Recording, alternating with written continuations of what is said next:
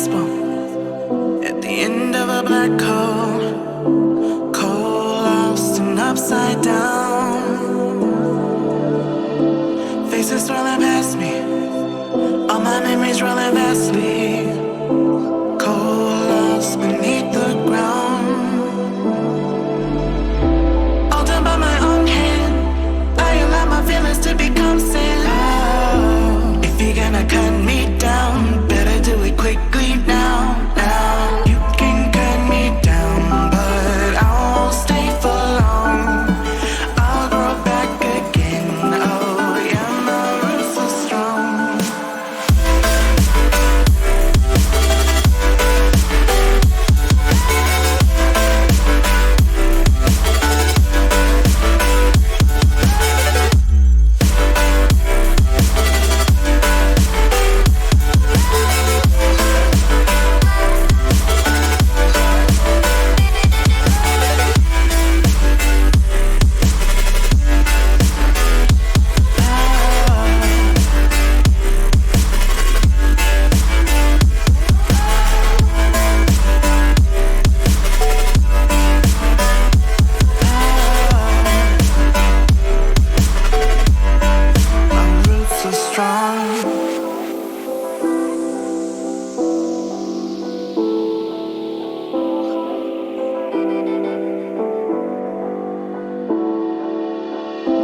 This is not forever.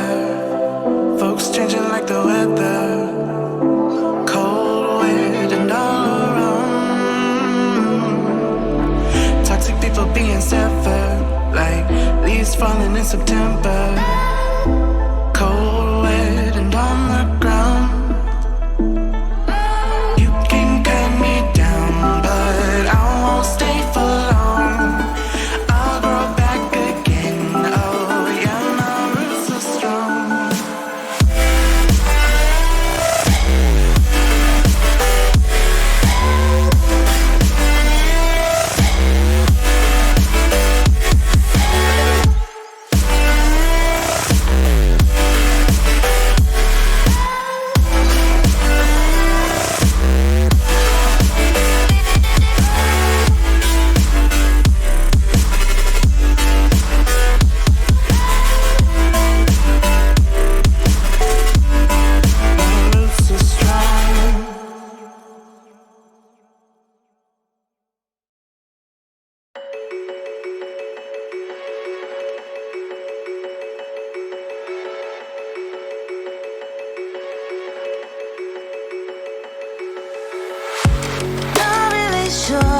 But my brain tells me I've been here before. Don't wanna draw any attention to all the crazy things that I shouldn't mention. Not really sure, but it feels like my feet are glued to the floor. Don't wanna open up my mouth, cause I'm afraid of what's gonna come out. Life is but a dream. This can't be happening. Wake up, scream. I'm in a twisted reality. Twisted.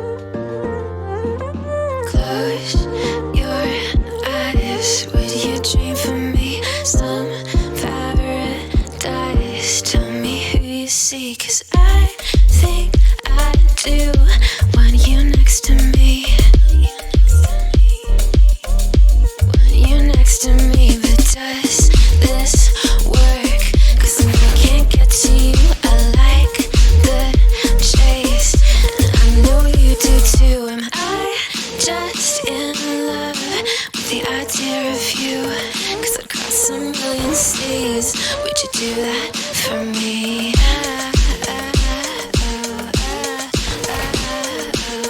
Yeah, I'd fly this whole world twice if I could be your paradise.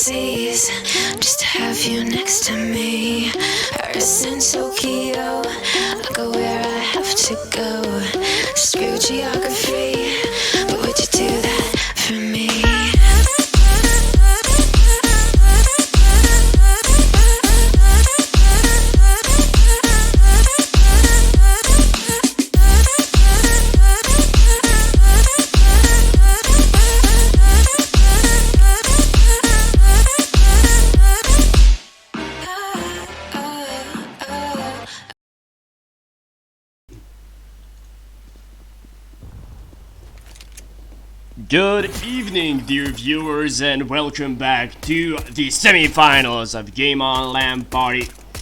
This is the Timechasers tournament, and this is the semi-finals. Timechasers against BlueArrow.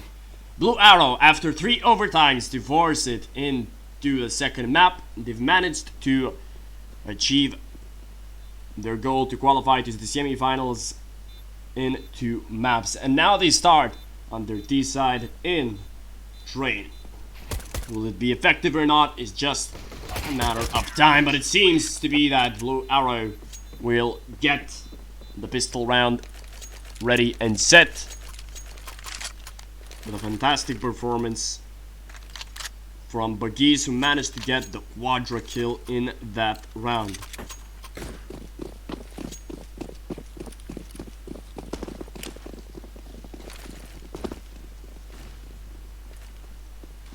So, round 2 on this first map.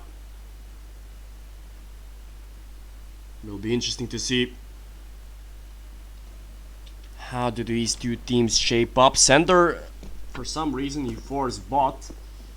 No idea why he chose that option. He needed to save up, as BlueArrow now they will find the bomb for themselves. Sedivo falls as well. This is a full eco, you should be expecting it. And Shadow will be the last person alive.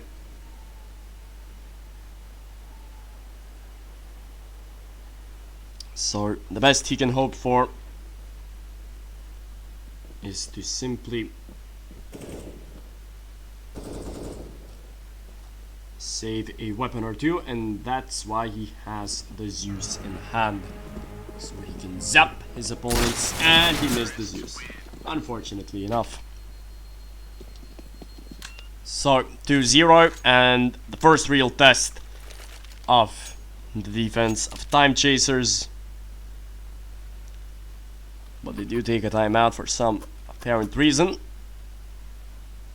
Whether it's technical issues or tactical, I do not know, but it's a timeout nevertheless. So back to this battle. It'll be interesting to see who qualifies to the finals. So far it seems that Bleiz is having themselves a fantastic day as they've won their first map in the semi-finals by the score of 16-5. And they're definitely playing well there, Team Bleiz. But they have new additions such as Brochas, and obviously the big name on the block concerning Timechasers is JL. And how will he perform will be the biggest question. If, of course, Timechasers qualify to the finals themselves, because so far they are losing. 2-0 is the score, and the first buy round coming in from Timechasers on the map Train, and the nades are working perfectly here for the CTs. Quite a lot of damage. Already 2 kills from the nades, and it would be perfect if Timechasers made this a flawless round for themselves. As only Bleiz is left, 1 versus 5. He gets the kill on Sidivo. With a USP in hand, he will be traded by Askew, who so far has been having himself a great LAN, and he's not stopping. Once again, he has 5 kills for his tally. Of course, it's only the first 3 rounds, but nevertheless, he's still pretty darn good in this tournament. And obviously, this will be the most important stage. They want to qualify to the finals, Timechasers. Not only that, they have set themselves to in need of winning this tournament. They want to be known as the best team in Lithuania, Timechasers, and now they are not playing as one. On another quick buy were the BlueArrow boys, and they've managed to quickly dismantle the opposition as BlueArrow gets themselves the 3rd round on the board. 3-1 is the score, and Timechasers have to eco. So far, a strong start from BlueArrow on their D side. Aggression is the name of the game so far for them. Sidivo got the 1 dig in, but won't have a chance to get the other one in. The new boy for Timechasers. Another kill, this time for Pokerface, who caught the aggressor as well as Shadow. So, interesting scenario is happening. Milomaniac burning from the flames actually. He's left on 36 HP, so they can do some real damage here. Milomaniac, he missed a couple of shots, but he compromised himself here. Askew, you have to get this kill, buddy, and he does. Very important kill there. It's a 3v1, all down to Bleiz. He gets the first one, will he get the second? Don't need to overpeak this one, Timechasers. They need to play it as a team. And Pokerface with a fantastic long-range headshot. And that's a full eco 1 by Team Timechasers. Not only that, they sort of break the economy of their opponents, which is also very good. 2-3 is the score now. Sender invested into an AWP, while his opponents are on pistols. And if you do see pistols, you could expect aggression. Sender will be the first man getting that early kill. As Timechasers are looking to equalize the score, while Sender is being very aggressive here towards Blue Train. He legged one of his opponents. Milomaniac left with low HP.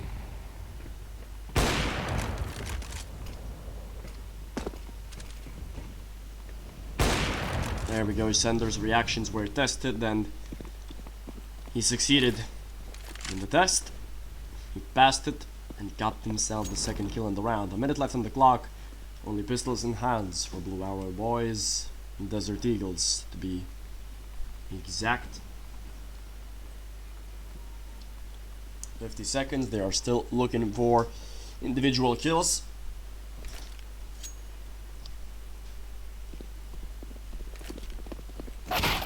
Running out bomb side B. Poker Face already with the early kills, but he will lose that duel to Advo, who managed to plant the bomb actually for himself, so decent enough for the individual leader on overpass. I will remind you that in Group C, Timechasers defeated Team BlueArrow in overpass and the score was 16-12. And if you have just tuned in, BlueArrow are coming in the semi-final after having played 3 overtimes in the same map, overpass, but against the team RDK.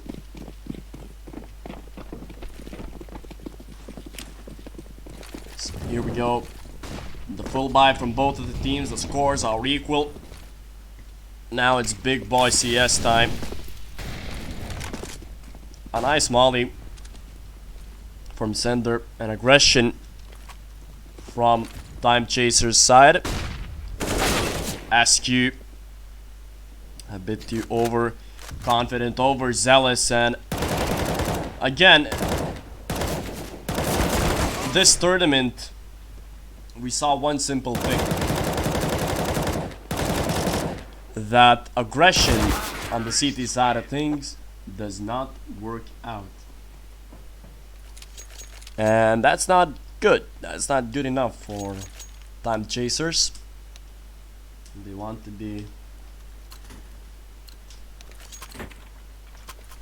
be the team to win it all, but their strategies of playing aggressively does not work.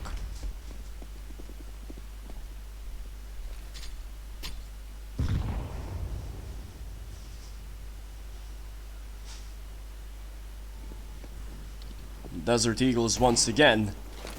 It has worked for once. Will it work twice? Yes, it will, as Askew will get the double kill here together with his teammate Sender. Actually gives away the AK to him. Ain't that nice. Shadow in the meantime will lose out the duel, as will his teammates. The WP of Advo will clear things out. It's a horrible flash from Askew.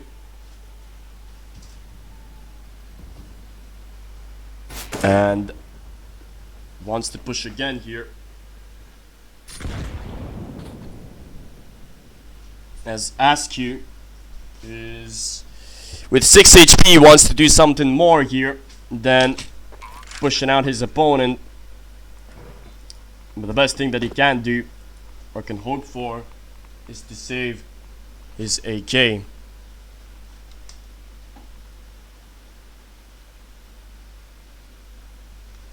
So it's a 1 versus 2 scenario for Askew. He wants to do something better for his team, but there's nothing that he can do apart from saving his AK right now with Kevlar. Hopefully he will manage to do so. And there we go, the bomb explodes, and it's a 3-5 scoreline for Team BlueArrow. So they have enough money to conjure up a buy here, Timechasers. And the thing is that they're playing CT side on Train, so they do not want to give away too many rounds. But the thing with Train is that if you do not have enough money to buy a proper utility, you're gonna have some problems. In the way that you cannot stop aggressive attacks. And basically that's the whole main problem of Train. Those aggressive problems from A main, or rather from B.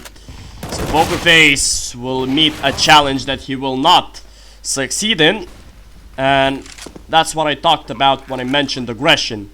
The bomb is planted on B and Timechasers have no way of handling it right now. So not good for them, but if you remember their campaign in their ESEA season, they were really good on train. Sadly, that doesn't translate today, as they are losing it by the scoreline of 3-6. They will hopefully manage to save 3 weapons, so that means that they can still invest into the next round. But other than that, they're not gonna have themselves a decent, fun game. So Timechasers, now they are in a big struggle. They need to do something proper for themselves. They need to start putting rounds on the boards, otherwise it looks like the first map won't be in their favor. Aggression from Sender this time around, together with his teammate Pokerface, and once again they're setting up for a triple man setup here on B. An interesting way of starting the round, as we see 3 men of the BlueArrow side going towards Ivy. And Pokerface together with Askew and Sender will have some troubles in dealing with the attack from B. They will trade 1 for 1. It could have gone way worse. Luckily for Timechasers, it did not. In the meantime, they're making short strides towards Ivy, Team BlueArrow. That's Loudly being the first guy in. His teammate Advo checking his behind. The smoke is down, as are the attackers on A. Sender will need to try really hard, and that's what he needed to do. He got the kill here onto the bomb planter, and it's left all down to Boostas. 1v3, but not for long, as Sender will put him out of his misery. An upper is a very important role to have in a map like Train, because on CT side it can change a lot of things, and it's so hard to counteract that upper on Train if you don't overextend him with grenades or just with sheer pace. You're gonna have troubles against an upper, and it's good that Sender has the capabilities of playing with a green sniper rifle, otherwise he would have some serious problems. Sender, 1v1. These are the battles that he's looking for. He's missed it and needs to back away here smartly.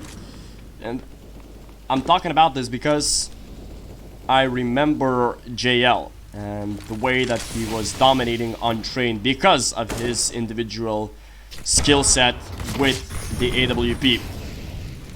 And Zedivo with a smart Molotov there, as Sender gets a kill, not with the AWP, but the nade will do. As he gets another kill in, Sender, I hope that he gave information for his teammate in where they can hide, but look at Bleiz, and he's actually gonna get that kill in. As Timechasers, they are finally starting to get back in the rhythm, or are they? As they're starting to crumble apart. 40 seconds are left.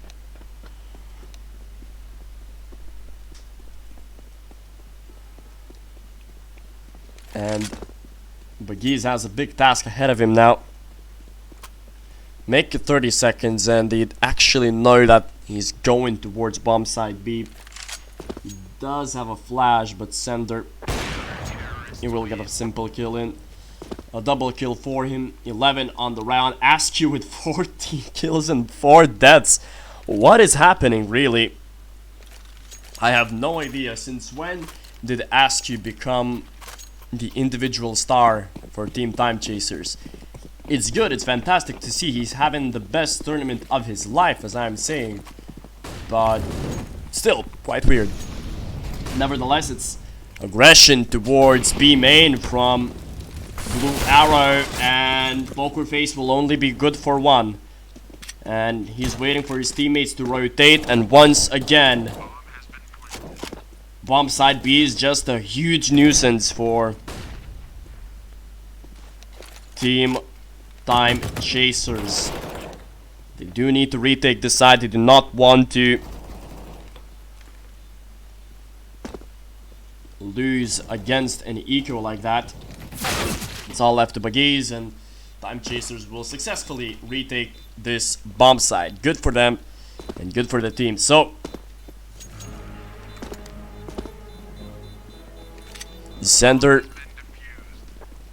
having himself a great game with the op. Poker Face, not so much. He's been quite of a nuisance here on bomb side B. Not a very reliable anchor there.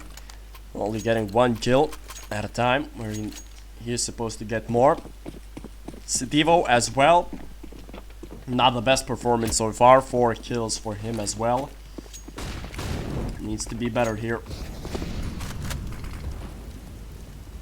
So the scores are equal. And the BlueArrow boys are with Desert Eagles here.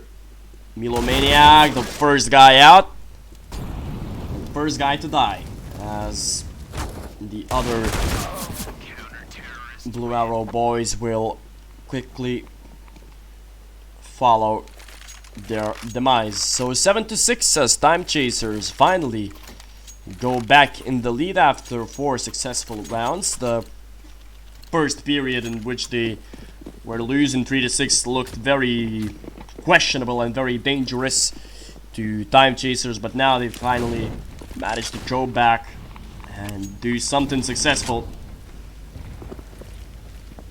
as Timechasers are looking to get even more rounds on their city side. Obviously 7 is not enough in order to win. Train loudly starting to push towards A main. Will not see anybody, sadly. We'll have to back away here together with Sedivo.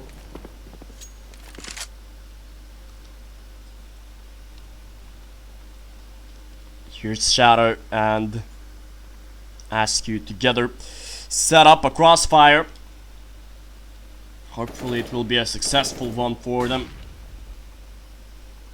as they are moving in towards bomb side A.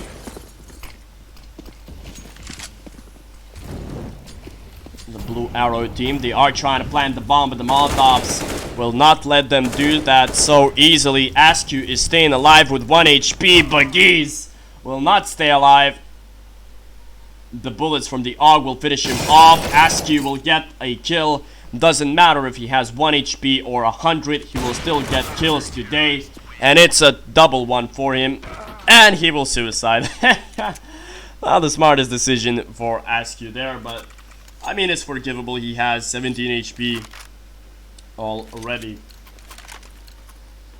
So 8-6 is the score. And this is the final round of the first half. Timechasers have clawed their way back in the first half after having picked up 5 rounds in a row, and they're looking for the 6th and final one in the first half here. The Molotov, which is burning and toasting their enemies alive here. Timechasers are showing off right now. And oh no, the nade almost finished off Bustas. He almost killed himself with his own HE grenade, but that wasn't meant to be for Bustas. He was finished off by his opponents. But Bleiz is having himself a great game, actually. 15 kills for himself, Advo with 11. But I'm still astonished by the stats that Askew is putting out right now. Jesus Christ, 18 kills and 7 deaths for Askew. It's something that we haven't seen before. Maybe he's a god at LAN, I have no idea. Maybe he's eaten something good, you know, something healthy perhaps, a banana or something. I mean, it's working for him, I don't know. You'll need to get an interview from Askew and ask him what kind of meal did he have for breakfast. Okay, let's stop talking about food and start talking about Counter-Strike. Sender completely missed the smoke, dear god. But Bleiz is even making fun of him in the chat, so yeah, they've literally wasted the smoke. Timechasers. Perhaps it is the, you know, the fatigue, I guess, setting in, because they had to play for what, 8 hours straight, as I had to commentate for 8 hours straight. They had to play for it. So yeah, the fatigue is coming in, and it's coming in fast for Timechasers. Sedivo will be the guy dropped. He was the bait, as they are pushing in towards bomb side B. Sender, you do not want to contest USPs in long range with your presky little Glock, as Poker Face will be in a 1v3 scenario. Oh, and he can be very cheeky here, Poker Face, but he decided to shoot a bit too early. Although he dinked his opponent, and now they are in low HP. Oh, and he finds himself with a nice shot there loudly. And that's another pistol round won by Team BlueArrow. 2 pistol rounds that they've won in one match. If it was 2017, you could have said that was game over. But with a new update in CSGO, that the second round, after losing the pistol round, gives you more money. That means that it is not that big of a deal if you lose a pistol round, because all of you know most definitely that if you lost a pistol round previously, you needed to force, and then it's potentially 3 rounds lost in a row. But now you can only lose 2 rounds except of 3. So Desert Eagles mostly in the arsenal of Timechasers, as they did plant the bomb, so they got that bonus money in, so they could buy Desert Eagles. Askew was annihilated there. Sedivor is still lurking around from Ivy. Sender trying to do something naughty, but he won't be let to do so.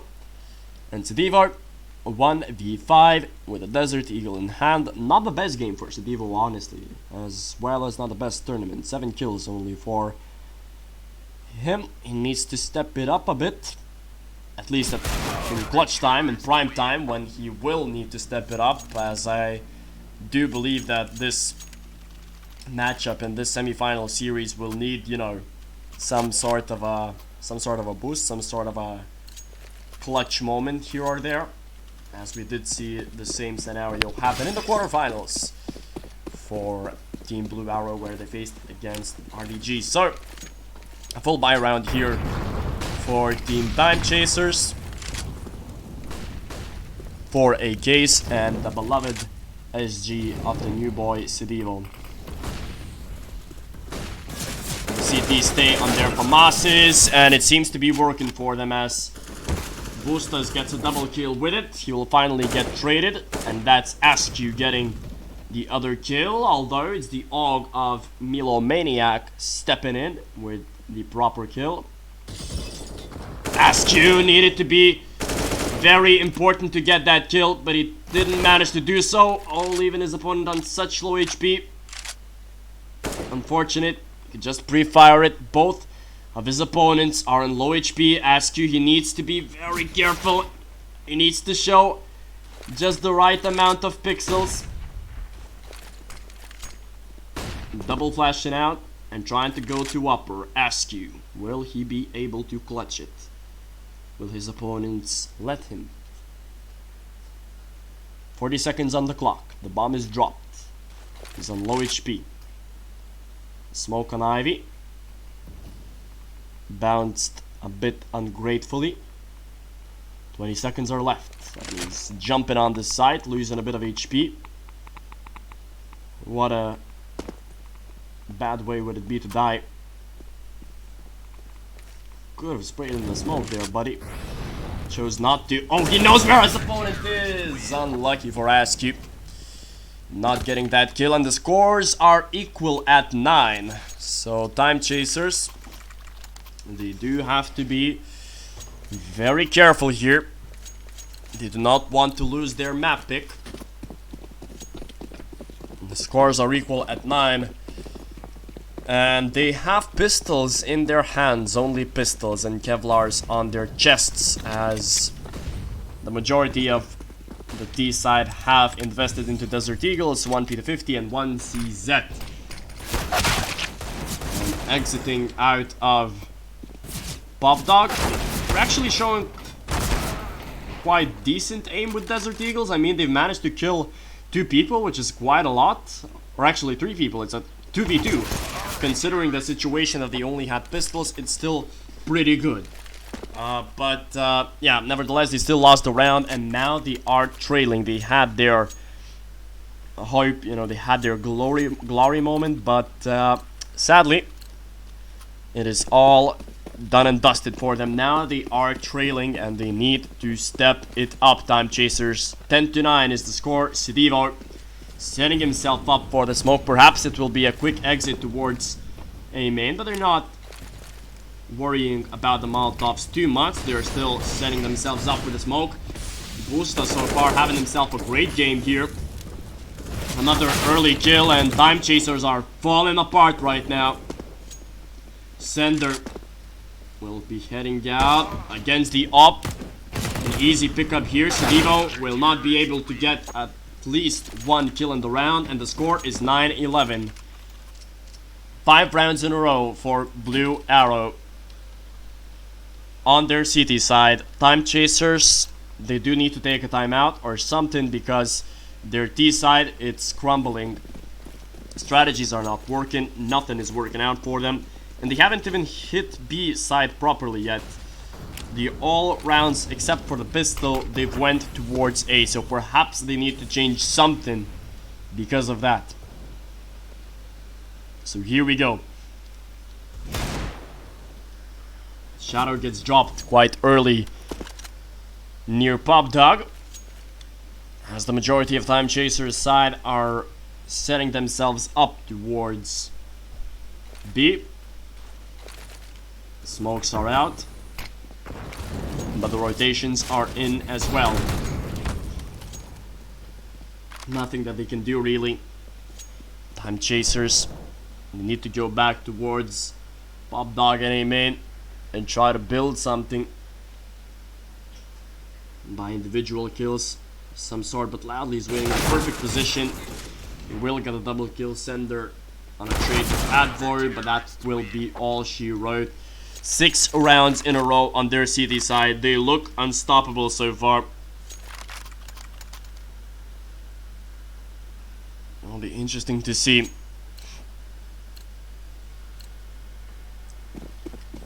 whether they are able to actually do something on the second half. Timechasers, they need to be very careful, they need to be assertive, they need to be dominating here on the second half. Pokerface is trying to do so. He was a bit too late in order to get the trade in. Now he needs to be even more brave, but he will miss those shots. His teammates get traded as well. Situation is looking dire for Team Timechasers. But Askew is here. He's already got a double kill in this round. His teammate finds another, and now he needs to be very patient here. Oh goodness me, he only has 3 bullets in his magazine. He changes into another AK. A smart decision from Askew, as Advor is sitting on the top of Red Train. A Molotov out, and now he's burning himself. Sender planted the bomb. Askew is still playing in the smoke. He needs to be very careful here. Oh, he saw his opponent. Oh, but he missed the shot. Now he needs to pick together with Sender. But still, they've managed to win this round. Finally, a first round on the board for Timechasers in their CT half. Luckily for them, they are playing fantastic. At least on the previous round. But now, the big boy guns are out. The double op system on CT side of Train. Perhaps the most unstoppable system that you can have. And perhaps one of the most hard systems to play against. And it is really a huge investment for the CTs. But perhaps an investment that will pay off, or will it? Pokerface with a beautiful headshot onto Bleiz, and one of the uppers is down. But Bustas has still stayed on the side itself. He's had some impactful frags, Bustas, which is good to see. Sedivo is once again dropped very quickly, perhaps too quickly, as Timechasers run towards bomb side B once again. Here's Bustas. The anchor on the side gets 1, gets 2, but not the 3rd. But it was definitely enough. And Askew and Shadow will have to cuss this one out. Askew! Oh no. Oh no, Askew. You should have gotten that kill. But he did not. Well, that's quite depressing. You have to be tilted after missing shots like that. Literally just one bullet would have been enough. And Timechasers, they are not happy right now. They are taking the timeout. They do have enough money to conjure up a buy of their own.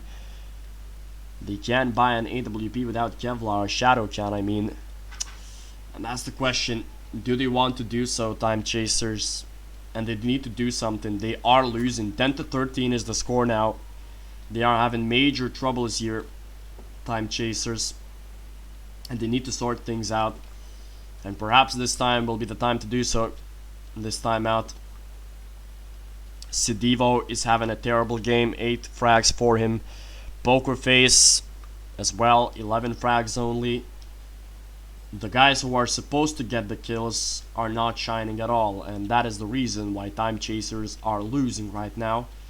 The rounds are being played very fast. Does seem to be chaotic. And Timechasers, they do not want to lose the first map. That's for certain.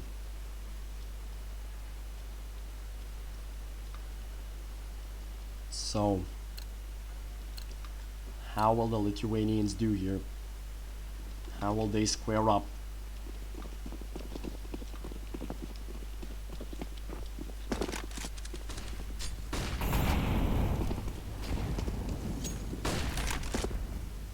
Shadow.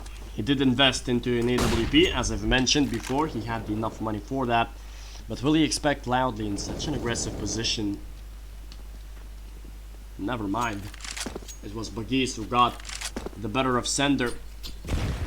That time around a Pokerface, he's tagged down to 22. Not good. For Timechasers, not good at all. And Bleiz, he has the better of Pokerface right now. They have hit a stalemate here. Timechasers, it seems that they will lose the first map.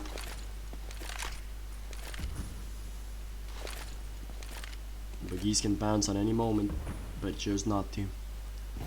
On B Heaven, Shadow got a very important trade frag for Timechasers. 40 seconds are left on the clock. You need to be precise here. You need to be lethal. Shadow shot a bit too early. Another trade coming in. It's a 2v2 scenario. Make it a 1v2 and it's all down to Sidivo. 20 seconds on the clock.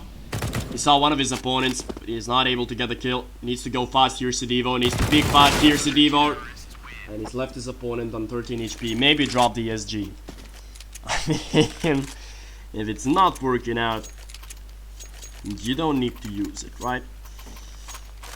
Not good enough for Timechasers. 10-14, and they are down to pistol, so they will have to play for overtime. Unfortunate for Timechasers, but what can they do here? A very difficult scenario for them.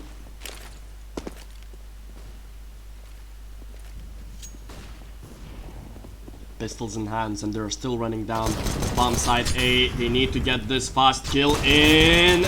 They got one. Pokerface is not aware that he has an opponent behind his back, and they're crumbling, Timechasers. And it's map point for BlueArrow. 10-15 is the score right now. A dangerous scenario to be in. Timechasers know it. They need 5 rounds in a row in order to force it to map. In overtime, Pokerface, he's got the entry frag for himself. Molotovs being used left, right, and center as Timechasers want to be aggressive here, but they are being pinned and gunned down by their opponents. BlueArrow is not stopping. But Shadow is looking for trades. He's hungry for blood, and it needs to be. Somebody needs to shine for Team Timechasers, but perhaps Bleiz will close things out. No, he will not. Timechasers will live to fight another day. 11-15 is the score. BlueArrow do not have enough money to conjure up a buy of their own. We're seeing a Western shootout so far, especially on A main. We'll see. That's gonna be the case. Will Timechasers force an overtime or not? It does seem to be a close affair, this one. Oh, what a deal shot. But Sidivo with a quick trade. And he listened to me. He actually did drop his SG, switched it into an AK.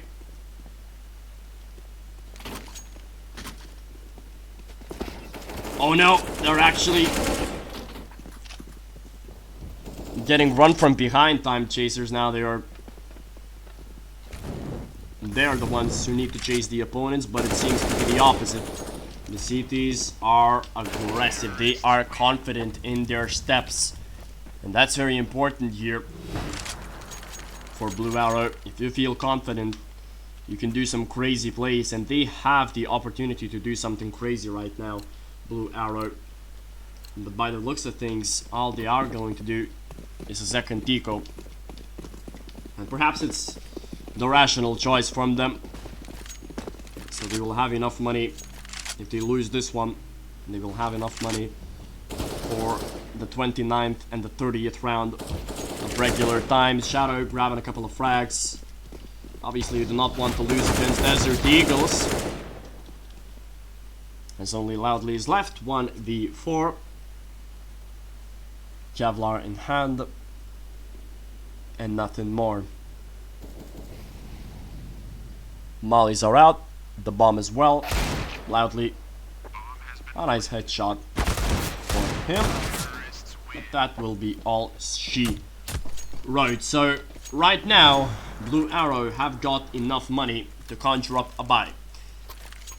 And here, if you are Timechasers, you need to ask yourself, what are we supposed to do right now? Shadow, he did invest into an AWP. That's good. But how do you strategize at this point if you're Timechasers? What did not work and what did? Perhaps the tempo of the game was a bit too fast. Perhaps something went wrong that you needed to analyze. They did not take a timeout. They are continuing to go by this aggressive approach, and why, I have no idea, because they've lost 2 people once again. They didn't peek with a flash, they didn't peek with a smoke or a molly, they went in raw, and they lost 2 people like that. It is unacceptable for Timechasers. They have something going on that they need to fix on map 2, otherwise it will be a sad performance for them on this LAN event. As Sidivo will get the 1 kill, but his teammate gets dropped. And you can already count the chickens for Timechasers, as they should be preparing for map 2, because Sidivo is on 9 HP. Sender is perhaps the only hope left alive, but the thing is that he's way deep in Ivy. In the meantime, there are only 40 seconds left, and he missed that fight. Sidivo 1v4, 9 HP, and we are going to map 2. 16-13 is how Train finishes. Advo, Loudly, and Buggies. Great players. 23, 26, and 23 frags. Definitely a great performance from them. SQ 27, Sender with 21, but such players as Sidivo had only 11. The new guy in Timechasers is not doing that well. So dear viewers, hopefully Timechasers manage to come back in the second map. And after a short commercial break, we are going to map 2. Don't go anywhere.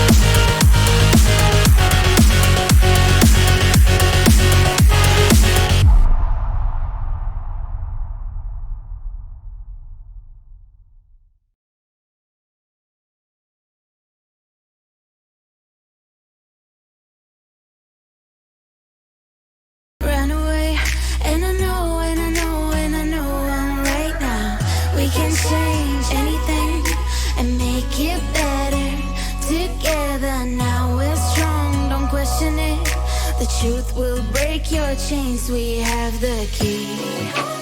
Open your eyes and see. We are the ones who know the answers, and they ain't never gonna hold us back. The sea is rising like we dancers. Imagine life without a purpose. Now picture everything you're fighting for. Now picture everything you're fighting for.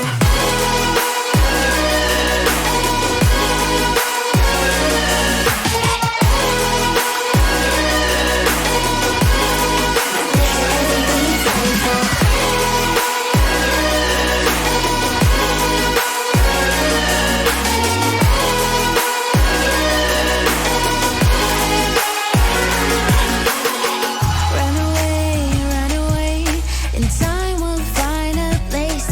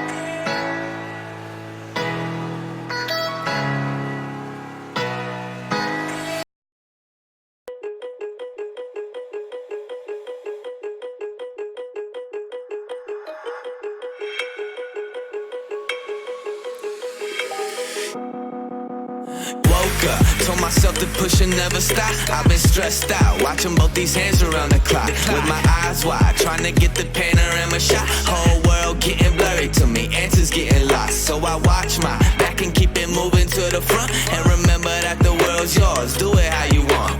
You've been waiting here for too long, think it's time for you to move on. Realize that there's real lies in these real times, so be strong. I've been waiting all my life, and it was right before my eyes. Watching all this time slip by, now I realize. You know I've been waiting, you know I've been waiting, you know I've been waiting, you know I've been waiting, you know I've been waiting, waiting.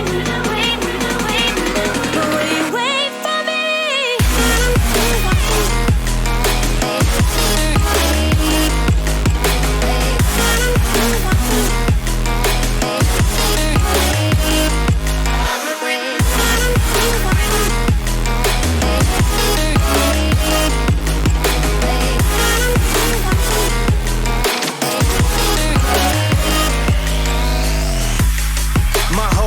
I'm forever grinding, waiting for my time to shine just like a diamond. But life is rough and I ain't with that funny stuff. I use it all as motivation, but it's hard to have the patience. Watching time fly by might be the hardest thing I have to do in life. Frustrated that I ain't where I want to be yet.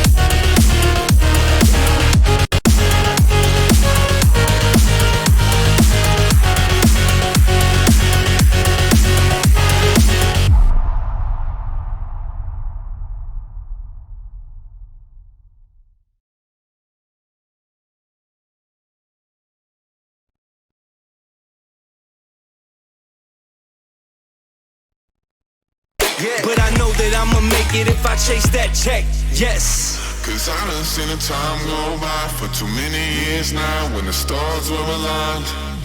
Cause I done seen the time go by. Yeah, I done seen the time go by. I've been waiting all my life, and it was right before my eyes. Watching all this time slip by, now I realize. I've been waiting all my life, and it was right before my eyes. Watching all this time slip by, now I realize. You know I've been waiting, you know I've been waiting, you know I've been waiting, you know I've been waiting, you know I've been waiting. But will you wait for me?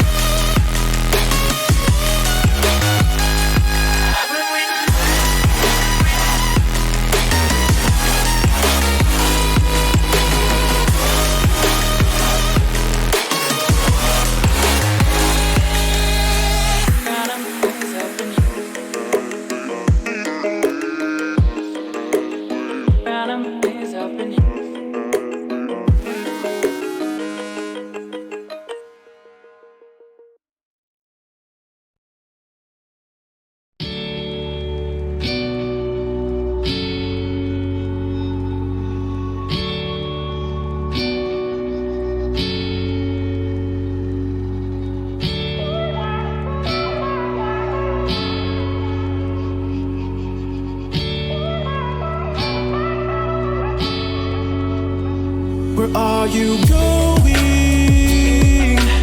Going so fast tonight.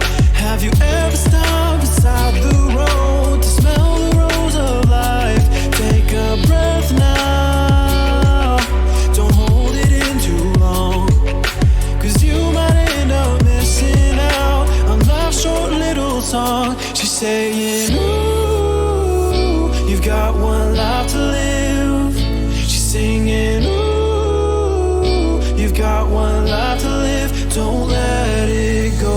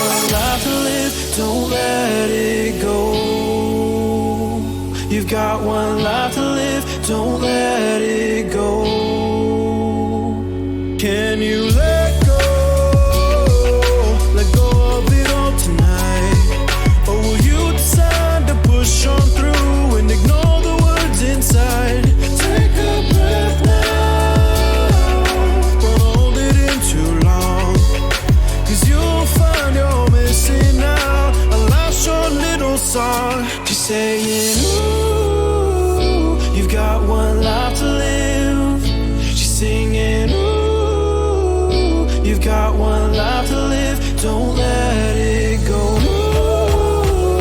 You got one life to live. She's singing. You got one life to live, don't let it go.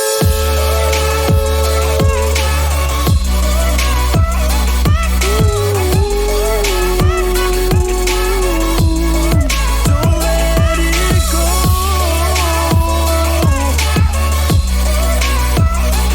Got one life to live.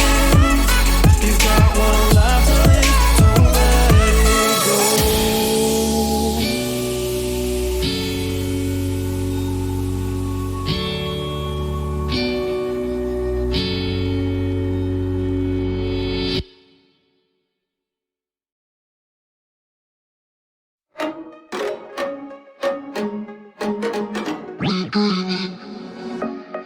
I've been dreaming. I've been dreaming. I've been dreaming. I've been dreaming. I've been dreaming. I've been dreaming.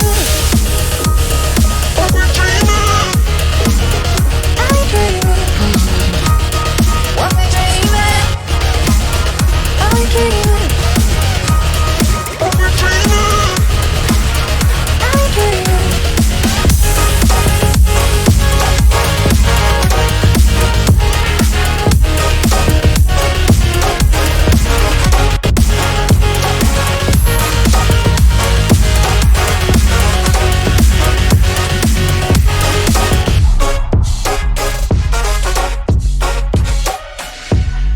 I've been dreaming. I've been dreaming. I've been dreaming. I've been dreaming. I've been dreaming. We're dreaming. We're dreaming.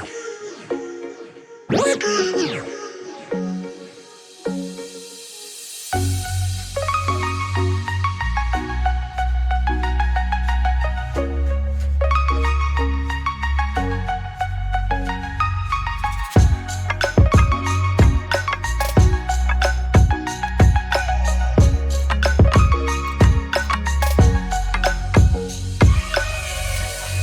I've been dreaming. I've been dreaming. I've been dreaming. I've been dreaming.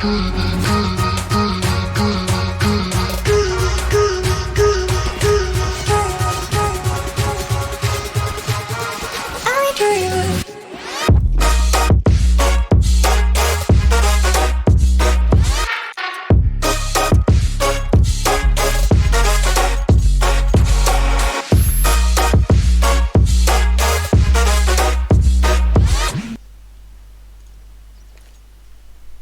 Good evening, dear viewers, and welcome back to the semi-finals of the GameOn Lan Party's Timechasers tournament, and you're greeted by me, Laisvūnas.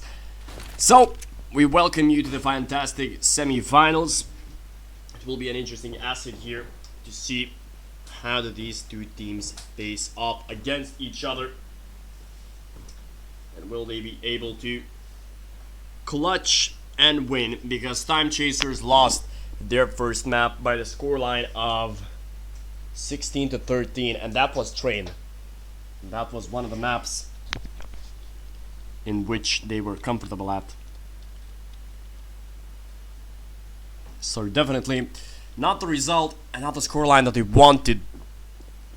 Timechasers, they wanted to finish this game and qualify to the finals in 2 maps, but perhaps they will do it in 3. So far, they're doing a good job.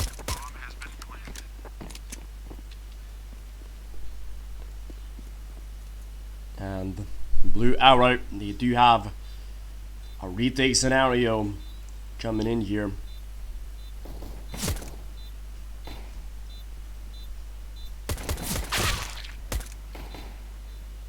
And they do get 1 kill back.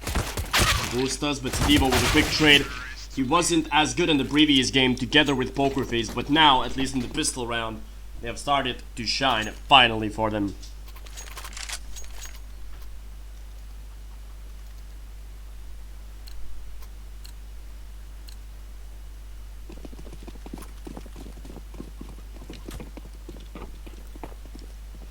here we go.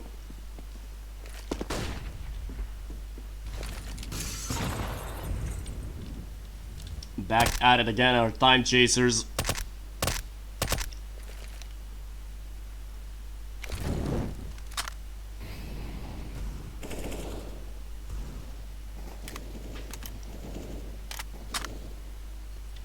And here we go. A simple eco round for the Timechasers side.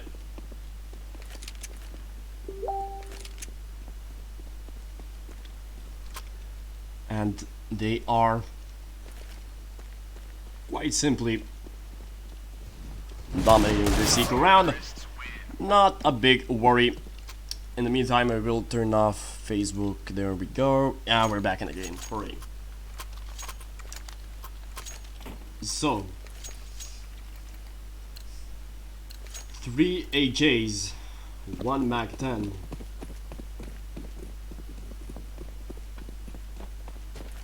For the arsenal of Timechasers, and we do see a full buy coming in from BlueArrow as well. 4 M4s and 1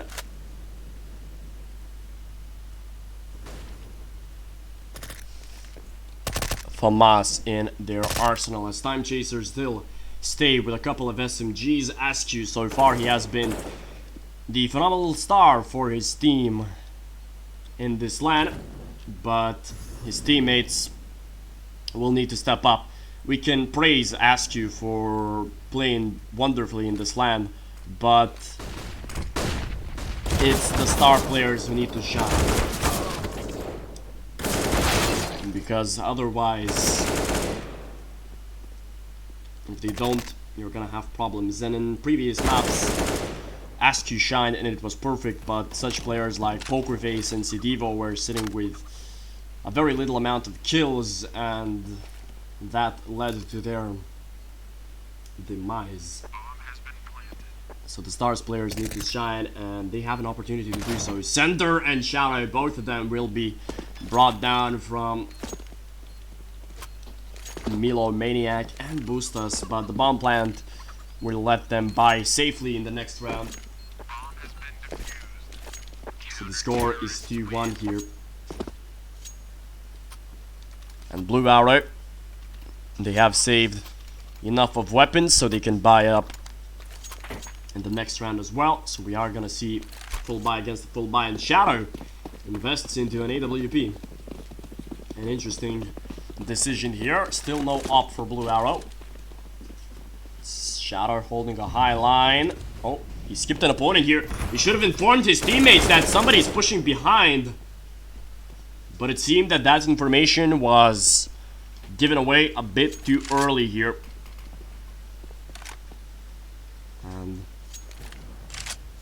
Shadow will get another kill for himself.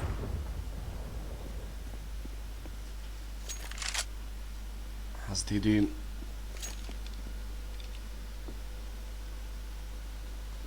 So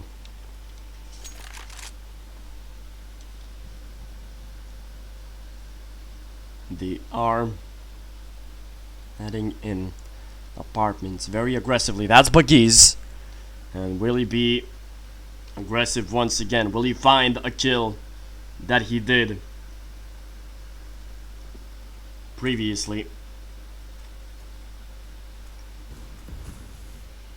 Or not? Pushing aggressively, it's Bleiz. He's still waiting for his opponents to push in banana. It's a 4v2 take on right now. Bleiz popped the flash here in middle and decided to back away, surprisingly.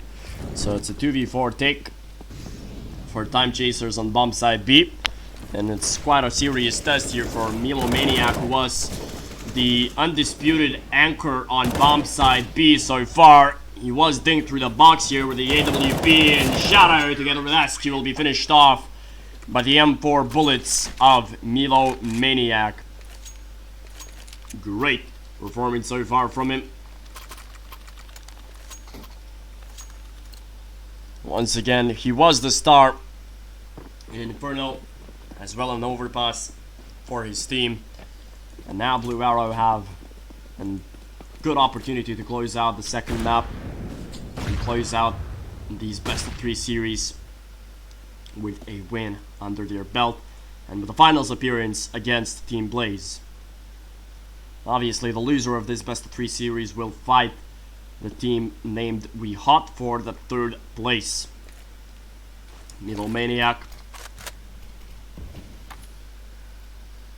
getting the first kill for his team.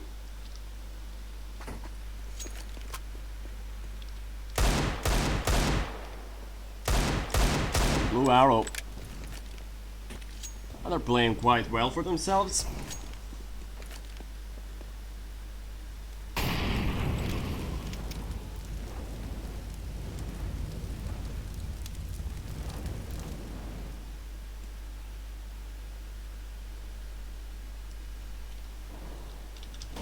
Poker face with a Glock in his hands obviously cannot do much. Bleiz will get a double kill as Askew is the only guy left alive for his team. Kevlar and pistol in hand. He does have a flashbang in his pocket. Sadly enough, he cannot do too much about it. He will be found by Loudly, who had enough of the weight and decided to push along. So BlueArrow, they go into the lead after winning 3 rounds in a row, and Timechasers now, they do have the opportunity to answer back. They do not want to hit a slump as they did on Train. Of course, Inferno T side is perhaps not a favorable side, but nevertheless, you still want to get at least 6 or 7 rounds. And by the looks of things, it ain't gonna happen because Timechasers, once again, they lose 2 people too quickly by my standards. They don't isolate the upper in Banana, and they are treated by the wrath of adverse AWP. Loudly, in the meantime, getting himself a triple kill. Perhaps a quadra is left, but Askew with a beautiful trade here. The one player who was actually ready to play this LAN is Askew for Timechasers. He has been phenomenal so far.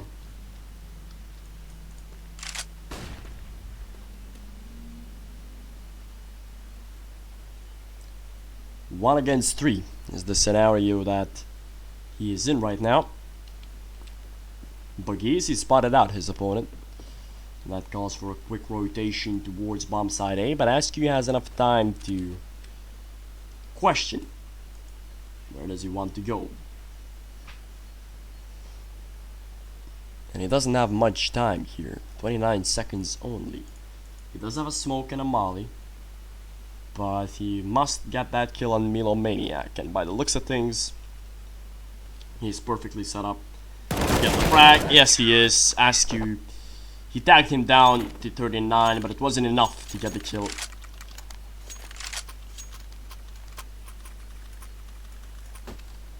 "4-2 is the score, and the situation is looking more and more dire for Team Timechasers, as they are on an eco round once again.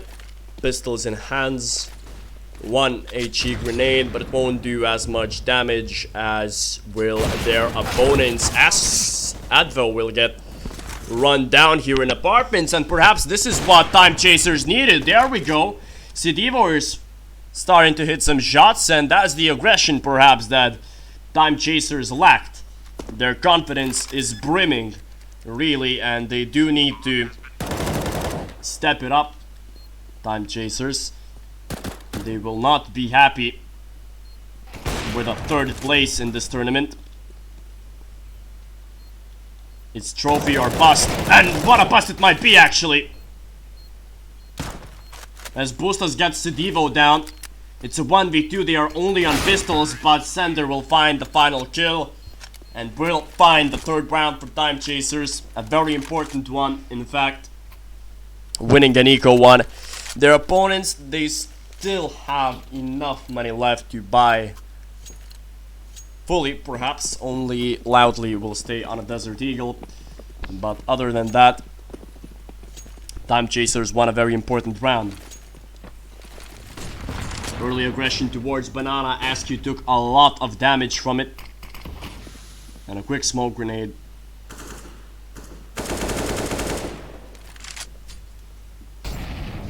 And a Molotov towards old car, but it's not gonna be of any use to the CTs, and it was a quick rotation from Loudly, but has decided to back away towards Library. In the meantime, it's actually Bleiz who's gonna get another kill for himself. A free one in middle. Sender here, together with Shadow, they are trying to make something happen for this team. Oh, and he's in the smoke here. That's dangerous if Sender is not aware of it, and he's turned his back away. Shadow was very fortunate here to get the kill in. 40 seconds are left on the clock, and they need to hurry, Timechasers. Not a lot of time left. And they have decided to go towards bomb side B. They do need to check every single angle here. Sender, he's not checking that angle. The most important angle that somebody can be boosted on the flower pot. Come on. It's a simple clear out angle if you're Timechasers. Especially if you're Sender. You're the guy who's entering. You need to clear out those important angles. So the smoke is still down on CT. Sender will need to be very important, but he will lose that aim duel, and Timechasers will lose another round.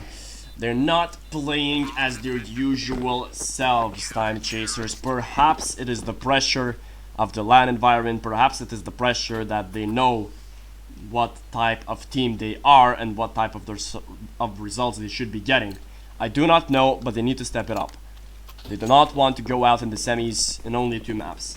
Especially knowing the fact that they've managed to win against this team in groups. So, yeah, they need to step it up, and Shadow is trying to take the role of the leader now with the first entry kill with his AWP.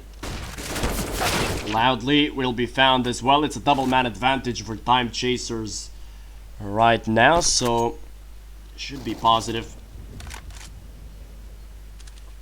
for them.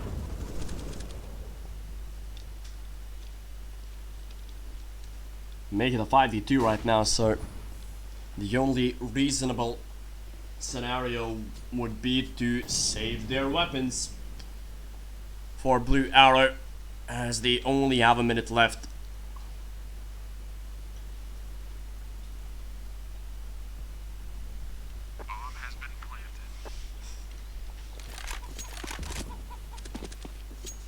So the bomb is planted on B. And in the meantime, while we have some free time, I can talk to you about our sponsors, and they are Hostinger.com. If you are looking for a website and you want to host a website of your own, whether you're a business or you're a simple individual who wants to create a website, obviously you need hosting for that. So Hostinger provides amazing services in that field. They have one of the best servers out there. Customer support is great as well, and I have a fantastic deal for you. If you use the code CHASERS, you are going to get 15% off of your first purchase. So go and do that, dear viewers, if you are planning to use that system. So 4-5 is the score. The bomb has exploded, and we're moving on to the other round. It is a force buy from BlueArrow. They do have a couple of pistols and 3 and 4s, but it might be enough for the CTs to do something naughty just like that. But the bomb, or sorry, the HE grenade didn't do a lot of damage there, really. Pokerface entering with a flash, trying to cross over to Boiler. Does so successfully, but doesn't find anybody in return. While Loudly sits very close here in balcony, will peek, but Sedivo is ready for it. He's having himself a better game, Sedivo. But the best game is when the team itself wins. Doesn't matter if you get 30 frags or 15. It's all about the team. Double man advantage for Timechasers. 50 seconds on the clock. Full utility. It's a round that they cannot give up unless Advo has something else to say about it. He's already got the first kill. A pop flash out. Peeking towards short. Information was gathered that Advo is the only guy playing towards A. So they need to play it fast here, Timechasers, but he's hiding. But hiding won't get you kills. Another round won by Timechasers as they will equalize the score. And BlueArrow, they will try to save their weapons once again. So in the next round they should eco. Hopefully we are going to see that, and the scoreline is 5-5. Timechasers are not seeking to hunt their opponents down.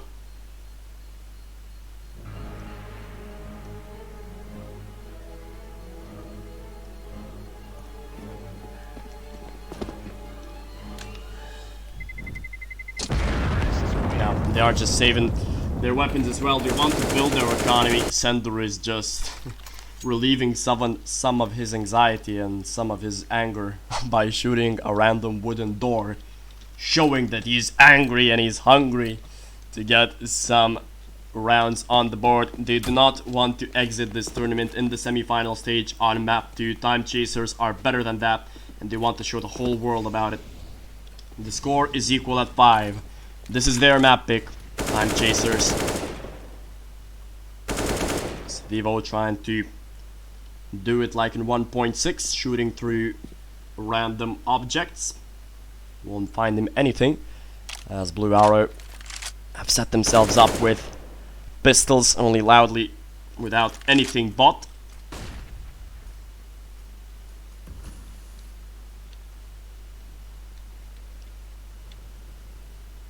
Milomaniac might get Sender here. And if he doesn't check this angle once again, I will be frustrated. He does not. Now he checks it. I was pretty lucky that they were full blind there, the opponents. So you can simply back away. Bleiz will get 2 kills in return, in Boiler and in Mexico respectively. And here we go. Stevo, or Pokerface, is actually becoming better with 9 kills so far. He was on 11 if I'm not mistaken after 29 rounds. So only in 11 rounds he's almost got the same amount of kills. So, and it clearly shows that on T side Timechasers look more comfortable, they look more confident in their play. And that's why they are heading back into the lead. The score will be 6-5. And Bleiz will be found by Askew. I will remind you, dear viewers, that the winner of this pair goes ahead to the grand finals, which will also be played in a best of 3 format, and they will face off against Team Bleiz. So, Bleiz obviously with a different roster than we are used to seeing. They have Prochas and JL in their roster, together with Kag and Musa. So, shout out. Once again, he takes the duties of the Opera into his own hands, and he has successfully managed to complete his duties. Great work for Shadow to get that kill. And Timechasers, once again, they have the man advantage. How are they going to use it? Stevo trying to get the control of apartments. One of the key areas of Inferno is to control apartments, and they do control that area. Milomaniac flashed in with the MP9, pushing in, but will not get anybody, as Askew is out there to save his buddy Shadow. And a double man advantage right now for Timechasers. Esports Advor peeking from a short. He might surprise Pokerface here in Boiler. No, he will not. He actually misses that duel, funnily enough. Nevertheless, Timechasers, it should be an easy cleanup round for them right now. Boostas will die, and Loudly is the only guy left. So, by the looks of it, dear viewers, if we move to map 3, the third and final map of this best of 3 series in the semi-finals will actually be Overpass. And if you only now tuned in, Timechasers played against BlueArrow in Group C, and they won on map Overpass by the score of 16-12. But BlueArrow played in the quarterfinals against RNG for Overpass, and they played for 3 overtimes. So BlueArrow is probably sick of that map by now, or they are pretty good on it, and perhaps today they have the best possible mentality for that map. So 2 ways to look at it. Definitely, you know yourself. If you have played one map for the whole day, it's 2 options. Either you hate the map and you don't want to see it anymore, or you are so familiar with every single angle that your performance enhances by a lot. So it's a 50-50 call to BlueArrow whether they are going to have the advantage on map 3 or not, but I'm speaking as if Timechasers already won map 2, and that is definitely not the case. But for the time being, they're doing pretty well. They're not losing eco rounds, which is very good and important, because in the group stage they looked as if they've won every single gun round, but they lost 3 eco rounds. No, yeah, it was 3 eco rounds lost against Team BlueArrow on overpass. That's why it, led to 12 round victories for BlueArrow, because economy, yada yada. So that's the main thing for Timechasers, is that they're not losing eco rounds, and that lets them build their own economy. And that's very important for Timechasers, because so far in this tournament, that was their main demise. Of course, I'm not talking about Train, it was a whole different picture, just a couple of players not performing well. But perhaps they had a decent smoke break or whatever, maybe they drank some water, maybe they ate a banana or drank some energy drink, but they're performing way better. And I'm talking about such players like Pokerface, 12 kills, he has the most of it now. Sedivo, also a positive KD for him. It's good, and it's better than it was. So, yeah, at least that is something that worked out for Timechasers. So, another eco round finished, another win for Timechasers, and now they will face against a double op setup. Bleiz and Loudly, not Advoy, surprisingly enough. He's had a bad game on Inferno, to say the least, and that's what I mentioned. That's why I mentioned the individual leaders. Advo is the leader of BlueArrow, right? And he's not hitting his shots right now, and you can see that quite obviously that his team is losing, right? 85 to score, but that might change quite quickly as BlueArrow find 3 quick trades in succession. A flash in, and how unlucky was Sedivo there. Literally had his opponent looking up into his crotch and had another opponent on his crosshair, but didn't manage to kill both of them or any of them. 6-8, and we move on to the last round of the first half, as again it's a very close affair between these two. Aggression towards Banana. Boostas with the AWP will not get a kill for himself, but it's Bleiz who once again successfully dismantled the attack on middle from Timechasers. So good enough for them, as Milomaniac takes quite a bit of damage here from the nade. They could have used a double nade actually, but they don't have it if I'm not mistaken. And talking about not having something, Timechasers do not have any members alive, it seems, only a 2v5 scenario. So by the looks of things, on paper, it should be a 7th round on the board for BlueArrow. So yeah, another very close first half. We saw the same first half outing on Train as well. So that is interesting to see. Askew is gonna get the 1 trade in, but it's 40 seconds left on the clock. Not a lot of time, and they need to hurry. He has the bomb, Askew, but does he have the time? He's moving also close towards apartments, and I do think that Advoy did not spot him, and it's left for Askew to clutch this. Okay, that's pretty radical. Sander will lose that duel, and Askew needs to be very fast here. He needs to plant the bomb as soon as possible. He will do that. Advo is aware of it, and it's all down to Askew. 1v4. What can he possibly do here, ask you? If he clutches this, then you can say whatever you want about him. Okay, never mind. Never mind, I didn't say anything, he didn't clutch it. And the first half ends in a scoreline of 8-7. A good half for both of the teams. The leaders didn't shine for Team BlueArrow, that's for certain. Such players as Advo are sitting at the bottom of their scoreboard, and by the end of the first half, he looked better. He got his shots away, he managed to get some kills, so if he starts getting his form back, Timechasers might be in trouble. But playing as CT is a completely different thing, and hopefully it will be successful for Timechasers, but they are using aggression towards second middle.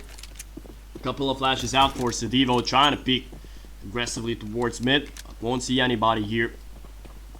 And a fast approach towards apartments. Shadow should have heard the jump. All he needs to do now is to be very patient with his aim, but he misses a shot that he must hit in the position that he is. He jumps back to pit, his teammate falls in it.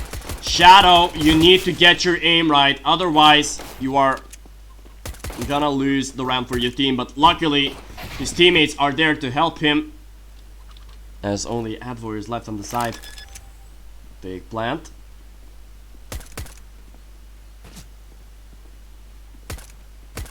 There's no way Advo wins it. Yeah, there we go, ask you. And the final kill of the round. And it's 9-7 on the board. Pistols across BlueArrow's arsenal.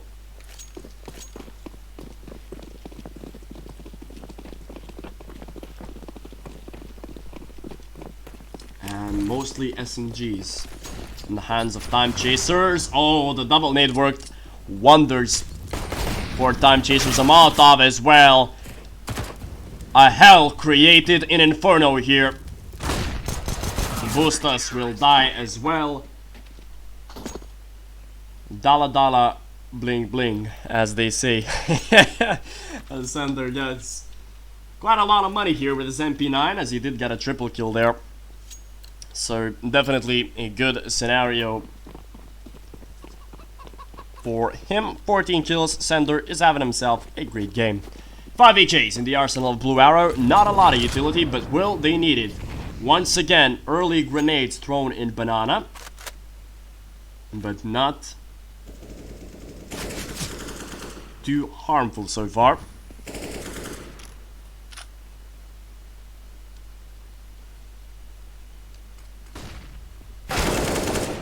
Advo will get the first kill here onto Poker Face. The flash didn't blind them at all, and it's a man advantage for Team BlueArrow.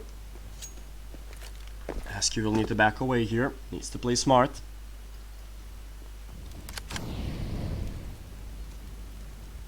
They are on SMGs, Timechasers, so if they lose this round, it won't be too big of a trouble. Sedivo peeks with his M4, needs to spray in the smoke, gets at least one. And Sender smells trouble. He thinks one of his opponents and manages to finish him off.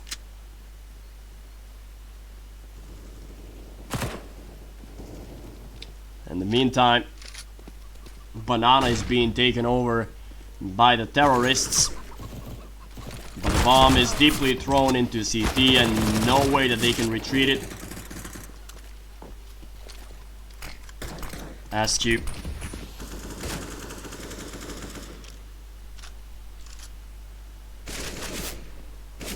Just chilling, as is Loudly, but he will be found. 7-11, as Timechasers have started their CT half quite well, 3 rounds in a row. Haven't lost a round with their SMGs, which is also good because they are building the bank while getting the kills with MP9s and UMBs. In the meantime, BlueArrow will have a Desert Eagle buy. 5 Deagles across the board. On in photo. Once again, deep grenades in the start of the round. Well played from Timechasers, inflicting some early damage onto their opponents. Askew.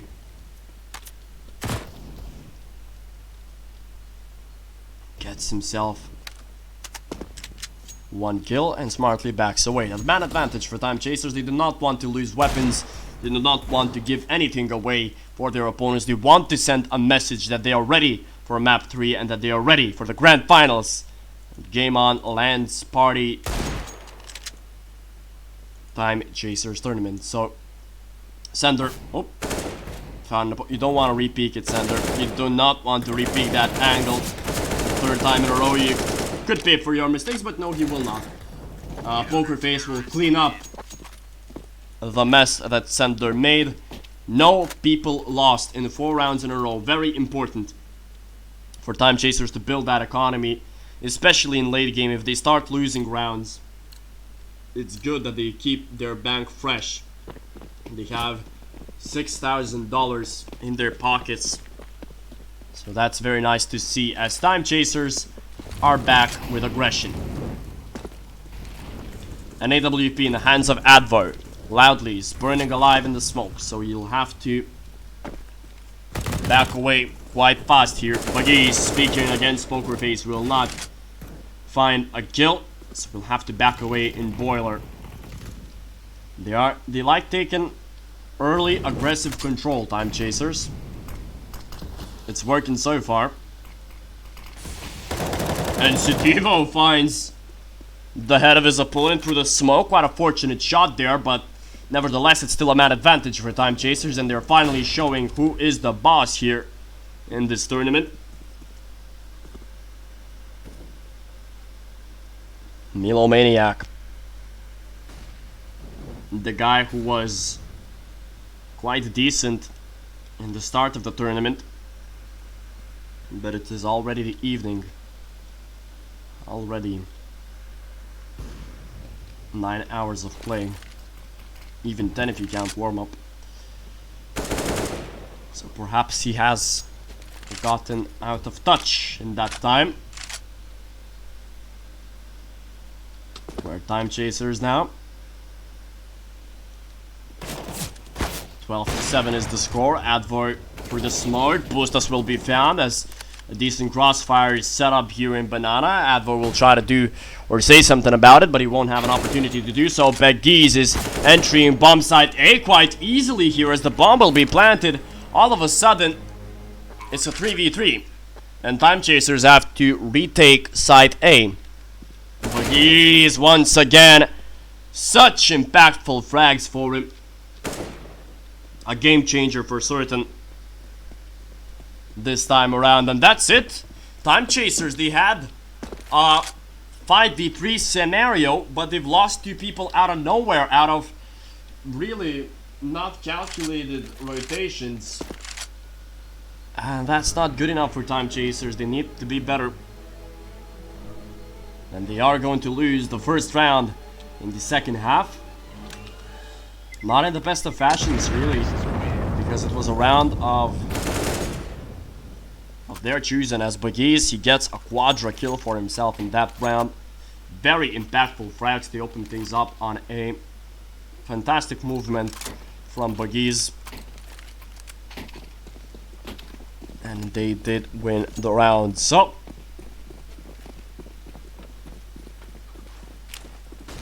12-8 is the score. 3 and 4s, 1 AK, 1 up in the arsenal of Timechasers and BlueArrow. They have 3 AKs, 1 Galil, and 1 AWP. We'll see what Advo has planned to do. He's shown a pixel of himself, and they are already running and gunning towards Banana, but Sender doesn't let them. As Askew with his nades and utilities manages to do so much work. Sender with a quadra kill. A fantastic performance by the new star of Timechasers. 22 frags for Sender, 18 for Askew. My god, I mean, all praise to Askew, really. He's playing very well. The utility usage there, without the Molotov and Flash from Askew, Sender perhaps wouldn't have got those 4 easy frags. But now Sender once again is chiming in It's a massacre towards Banana. And Timechasers are in front big time right now. 14-8. They have started to put their foot on the pedal. And they're trying to go towards map 3. Will they be able to do so? Just a matter of time to find out. 14-8. The buy is not the best from BlueArrow. Perhaps the last possible opportunity, a realistic one, I do mean, to win or to mount a comeback onto this map from BlueArrow. A flash out. Shadow missed another shot. Unfortunate. They do lack a proper upper. Team Timechasers. And it shows. Shadow missed a couple of very important shots here. Shots that he must hit. Boost us in a very sneaky position here. Got the one tap. And he will get Shadow as well, who missed 3 shots. Unacceptable if you're the upper. 3 shots that he should have hit. 3 shots that he missed. Unfortunate for Shadow.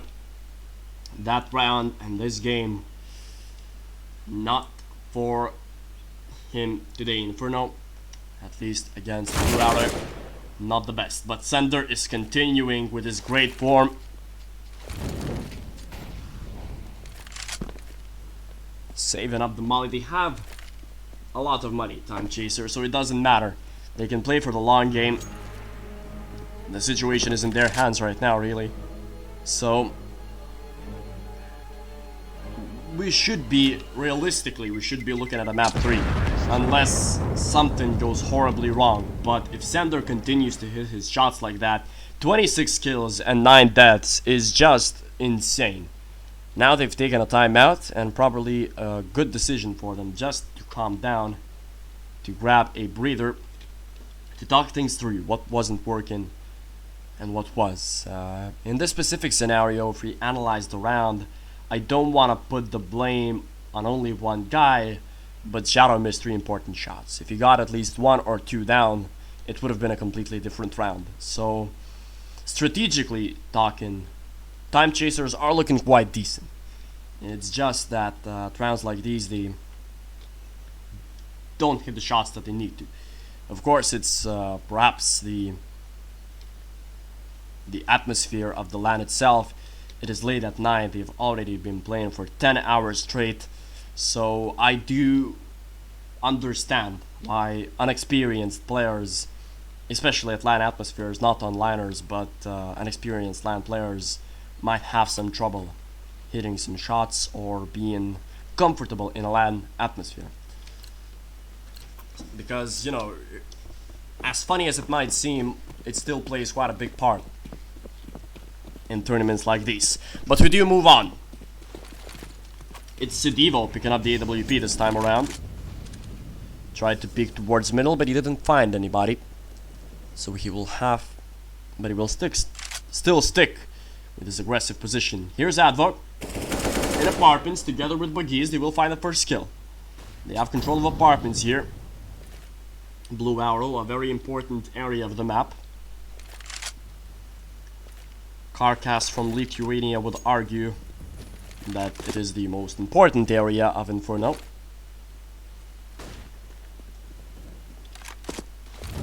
Askew throw the deep molly here. He needs to be very cool right now, but he only got 1 kill, although that Molotov might prevent a quick push towards B, but it seems that Sender will need to be the star man once again. But he will die through the smoke, unfortunately, and Pokerface is already rotating towards B. He's calling out for his buddy Sidivo to come here. Pokerface will take a bit of damage from that HE grenade, but not too much, although the Molotov will send out the message for Pokerface to push fast, and he needs to be great. Gets 1 kill. Sidivo is on the overlap, waiting for somebody to peek from side. Sidivo, you're not watching that proper angle, but it's a 1v1 for the new Timechasers boy. He needs to be fast here. A smoke grenade, and he's sticking it. Doesn't matter. Oh, really have enough time to stick it. Oh, just by a second. Loudly gets away with it. I could have tried to clutch it. Sidivo wasn't lucky enough, and unfortunately, he had to fall.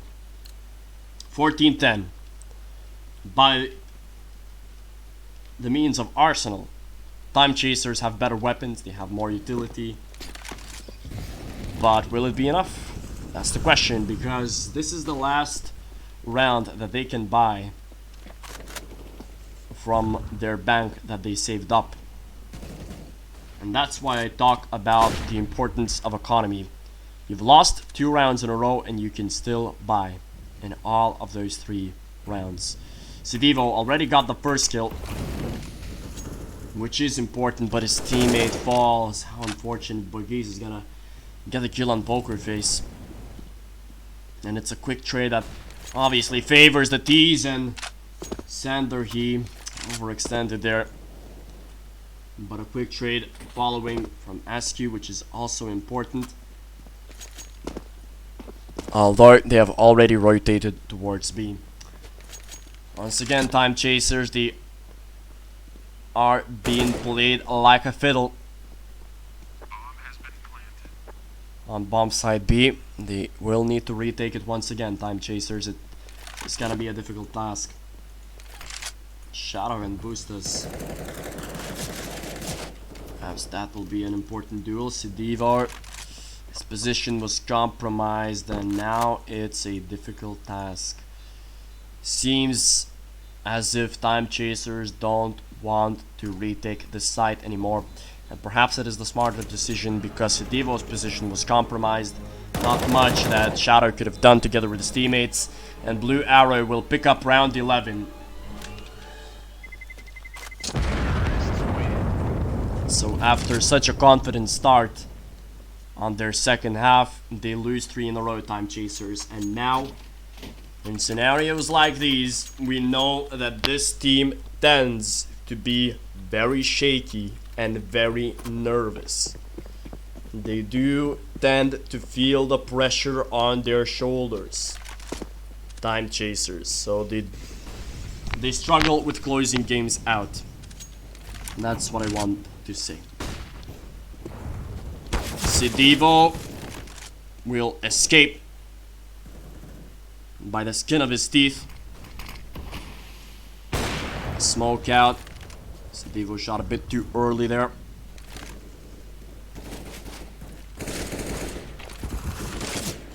And there's Poker Face grabbing the first aggressive kill from a short with his MP9. And that advantage for Timechasers. And what an important round this one is. Because if they lose it, Timechasers, they are gonna head onto an eco. So very important that they win it. Sidivo grabbing a very impactful frag here with the op. Dropping the bomb as well. 50 seconds on the clock.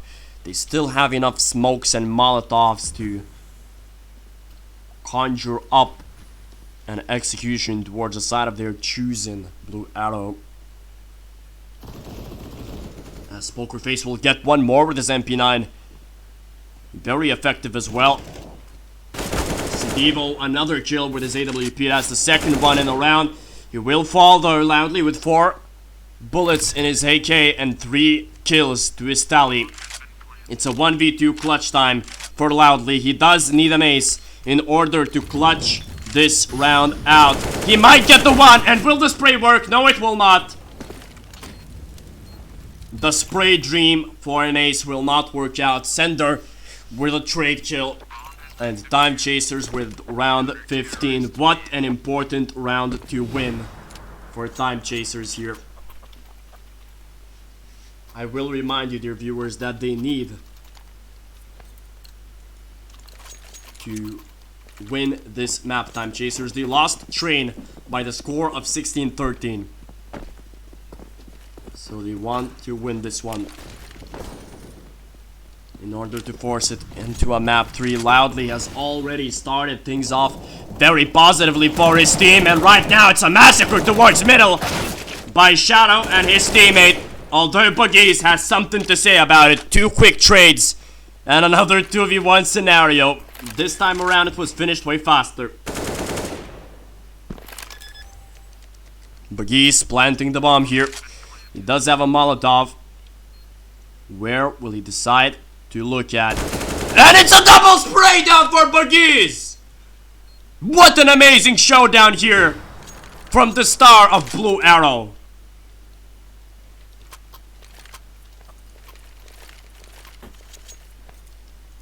There we go. They have managed to even take a timeout here.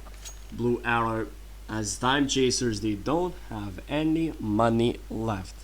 So that means that they will need to make an eco. And boy oh boy, do Timechasers have something on their hands.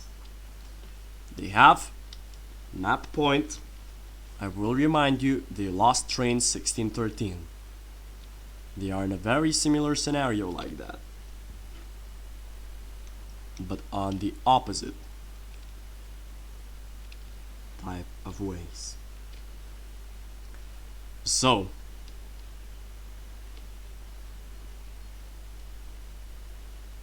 will be interesting to see how the Timechasers respond after this timeout, after this super important clutch from Bleiz, perhaps a game-changing clutch. Obviously, Timechasers were not that smart to check that angle,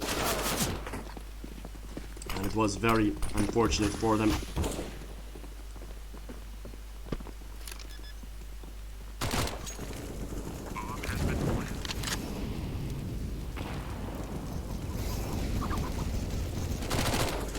As the bomb is planted here on B, nothing to be worried about here.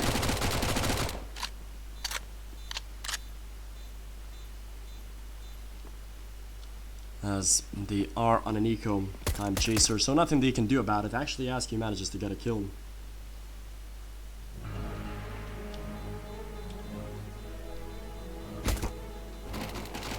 Askew gets another kill for himself with his USP. Saves the Mac 10. Won't find an AK to add to his arsenal. An interesting scenario now if you're Timechasers. They don't have enough money to conjure up a proper buy.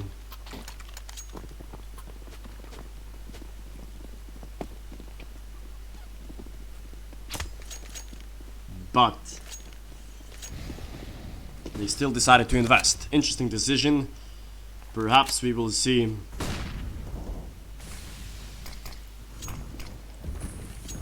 sort of a shining towards bomb side B as the bomb will be planted.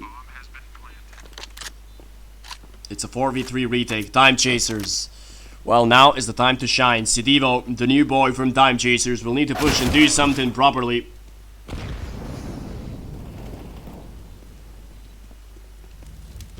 Advar with his Mac 10, a lot of HP. Boostas is burned alive here. They do not have a defuse kit, Timechaser, so they need to be very fast, and Advar will burn alive. And this is it. This is map point. We are moving towards map 3. Dear God, please tell me that Pokerface has enough time to defuse the bomb. Yeah. Okay, it got me scared for a bit, but Timechasers, they do force a map 3. 16-13. They lost on train. 16-13. They won on Inferno. So we will see how it happens here.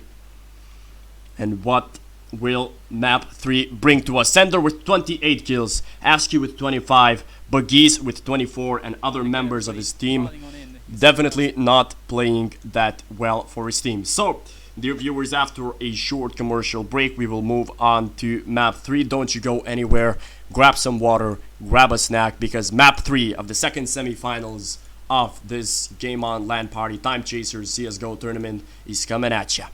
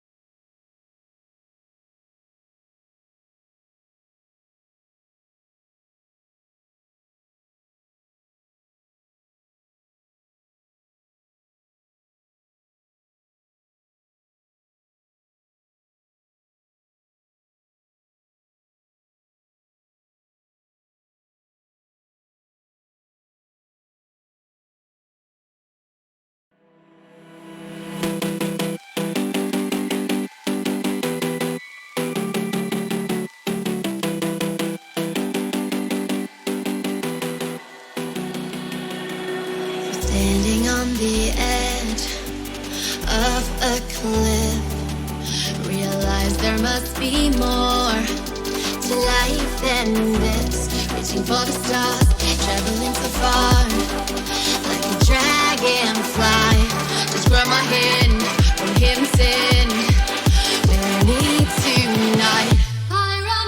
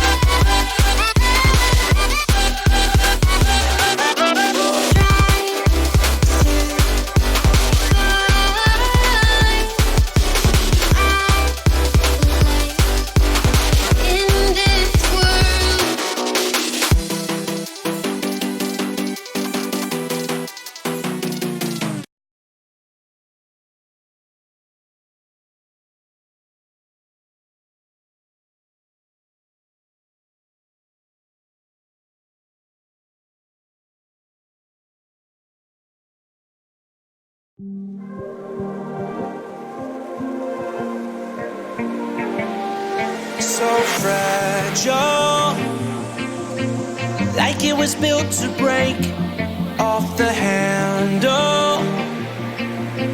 How'd we get to this place? We're leaving everything behind for new and exciting feelings, but I won't leave you. Will everything we know be lost and changed for something new? Only time will tell, but I'll be holding you. I'll be holding you. I'll be holding you.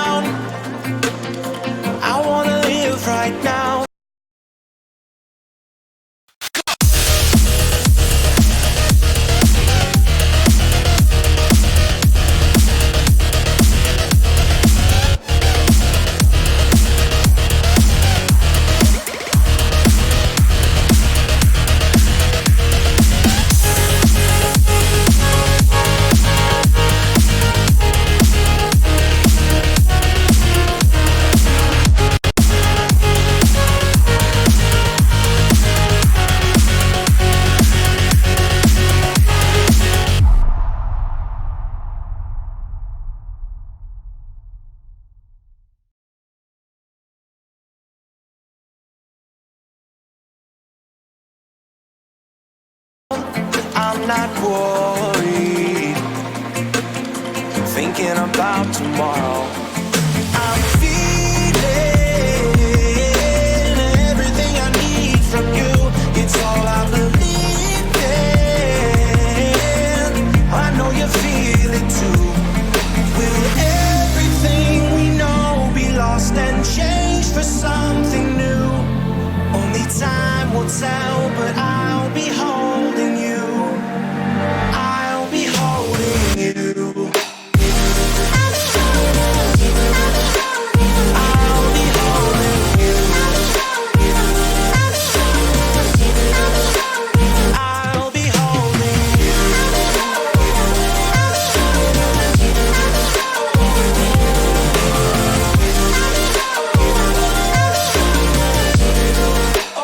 I'll be holding you.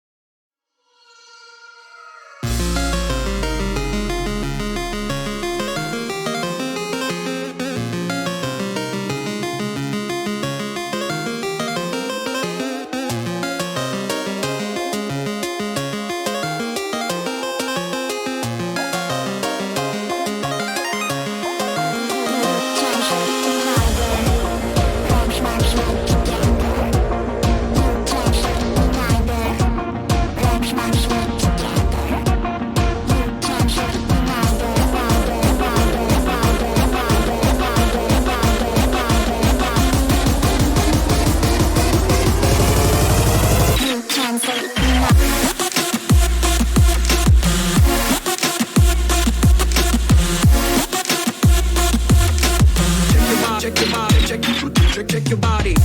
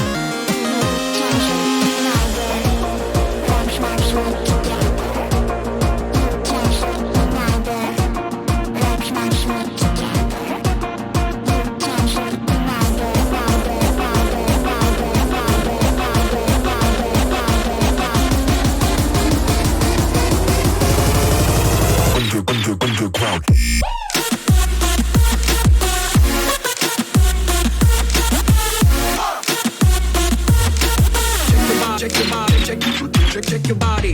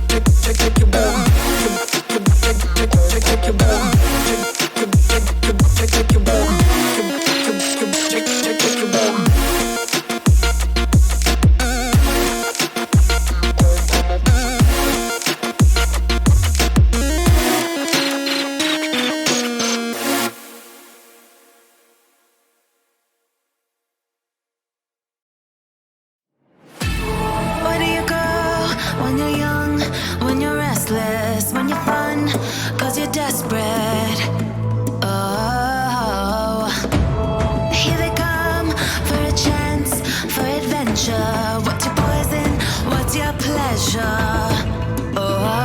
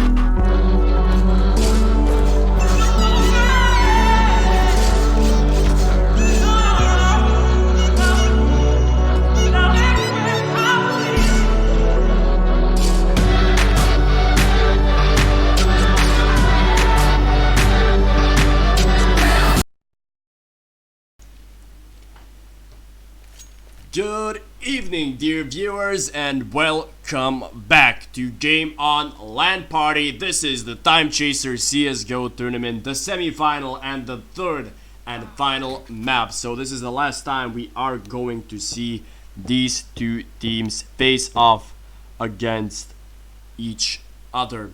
Team Timechasers facing off against Team BlueArrow, and we are starting the game with a bit of a technical issues. They do say that something is wrong with his headset, but it is questionable. He dropped out from the server, so maybe he's having some FPS issues or something like that. Yeah. He came back great with a -1 kill death ratio, sure. Doesn't matter. 10 seconds till the timeout ends and 10 seconds till we begin the third and final map of these semi-finals. The winner will take on Bleiz in the grand final of this tournament in order to win some beautiful medals, a cup even, and I'm not talking about the coffee cup, I'm talking about, you know, a trophy cup, and obviously the 250 euros as well.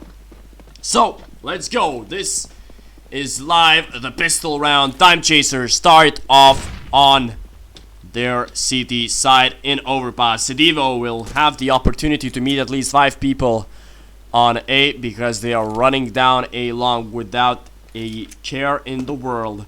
Shadow should spot all of them quite literally here, asking for Sedivo to run and help as quick as possible. He flashed his opponents, and it worked. Askew got 1 kill. Sedivo chiming in with 2 more, but he will fall. Although Askew is in there to help his teammate. Only Busas is left alive. 1 against 3. He's already got 1 kill. But will he have the cojones to get more? No, he will not. Poker Face blanked him from behind, and it's the first round for Timechasers Esports. So far things are looking good. As I mentioned before, the winners will take on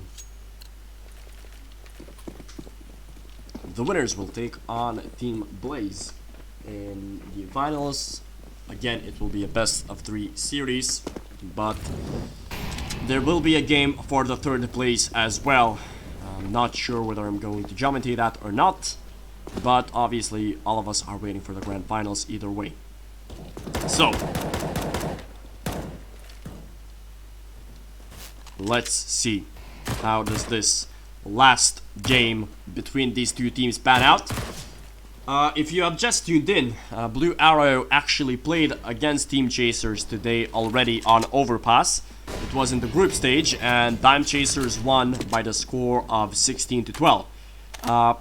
Moreover, BlueArrow also played Overpass in the quarterfinals, where they won after 3 overtimes. So yeah, they're probably sick by this map already, but as I've talked about it in Inferno, the main deal is that when you play one map for so much in one day, there are 2 options.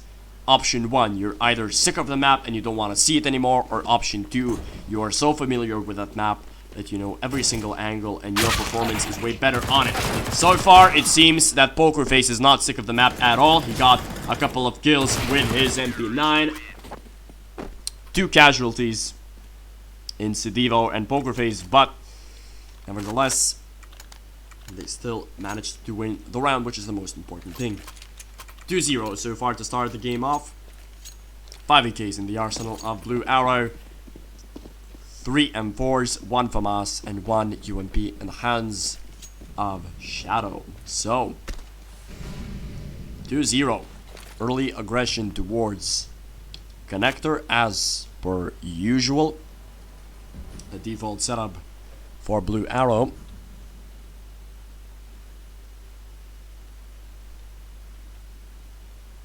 And Sender here, waiting for his opponents to peek out. Question is whether they are going to use a flash or not. Askew is going to pop one. And they do get the first kill together with the Shadow, and they back away. Smart moves from Timechasers.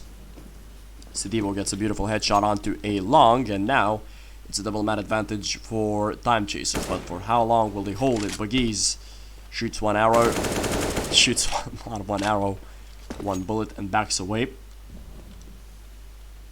Milomaniac here, pushing towards toilets. 40 seconds on the clock, so BlueArrow have to make a decision. Where do they want to go? And I wouldn't be surprised if that decision is bomb site B. Shadow, with the help of Pokerface's flash, manages to get this easy round for themselves. Timechasers, they completely dismantled the offense of BlueArrow. They had nowhere to go. So a great start for Timechasers on their city side. BlueArrow are looking out of sync so far, but perhaps it's not over yet. Deagles in their arsenal for BlueArrow. And 1v50 in the hands of Bleiz, and Bleiz has actually played a fantastic game for himself. Although, 2 quick trades in favor of the Timechasers side as they get the 4th round on the board. The Desert Eagles didn't cause too much drama there.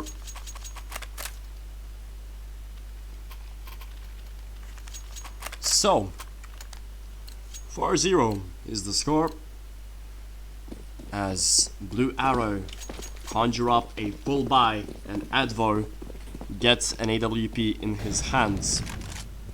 It'll be interesting to see how does he approach it. A quick trade, 1 for 1, loudly for Askew there. Shadow with a quick trade off on his fallen teammate, making it a 4v4 scenario. Bleiz will fall. Shadow with great positioning, although Milomaniac, even a faster trade from him.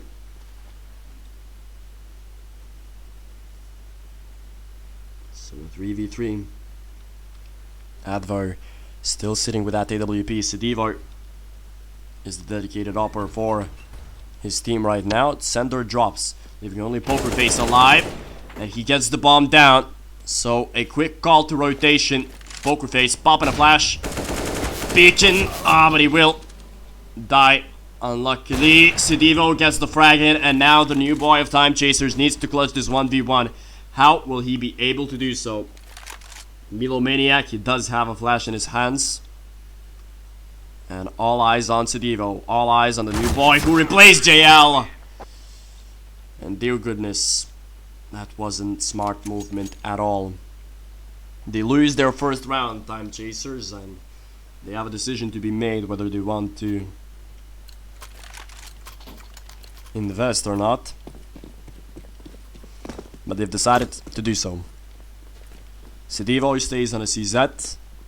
Sender will be taking over the Opper's duties, and he managed to do so pretty well, as he's already opened things up for his team. That's a double kill for Sender. He's hungry for blood, but he will miss his shots, and he will miss out on living. Sedivo tried to be a bit too cheeky, so he unfortunately died, and all of the hard work. And Pokerface, he didn't need to repeat that angle, but he decided to. And once again, the man advantage is being given away, and they don't want to peek against an opera once again. That's the thing. Timechasers over peaks sometimes.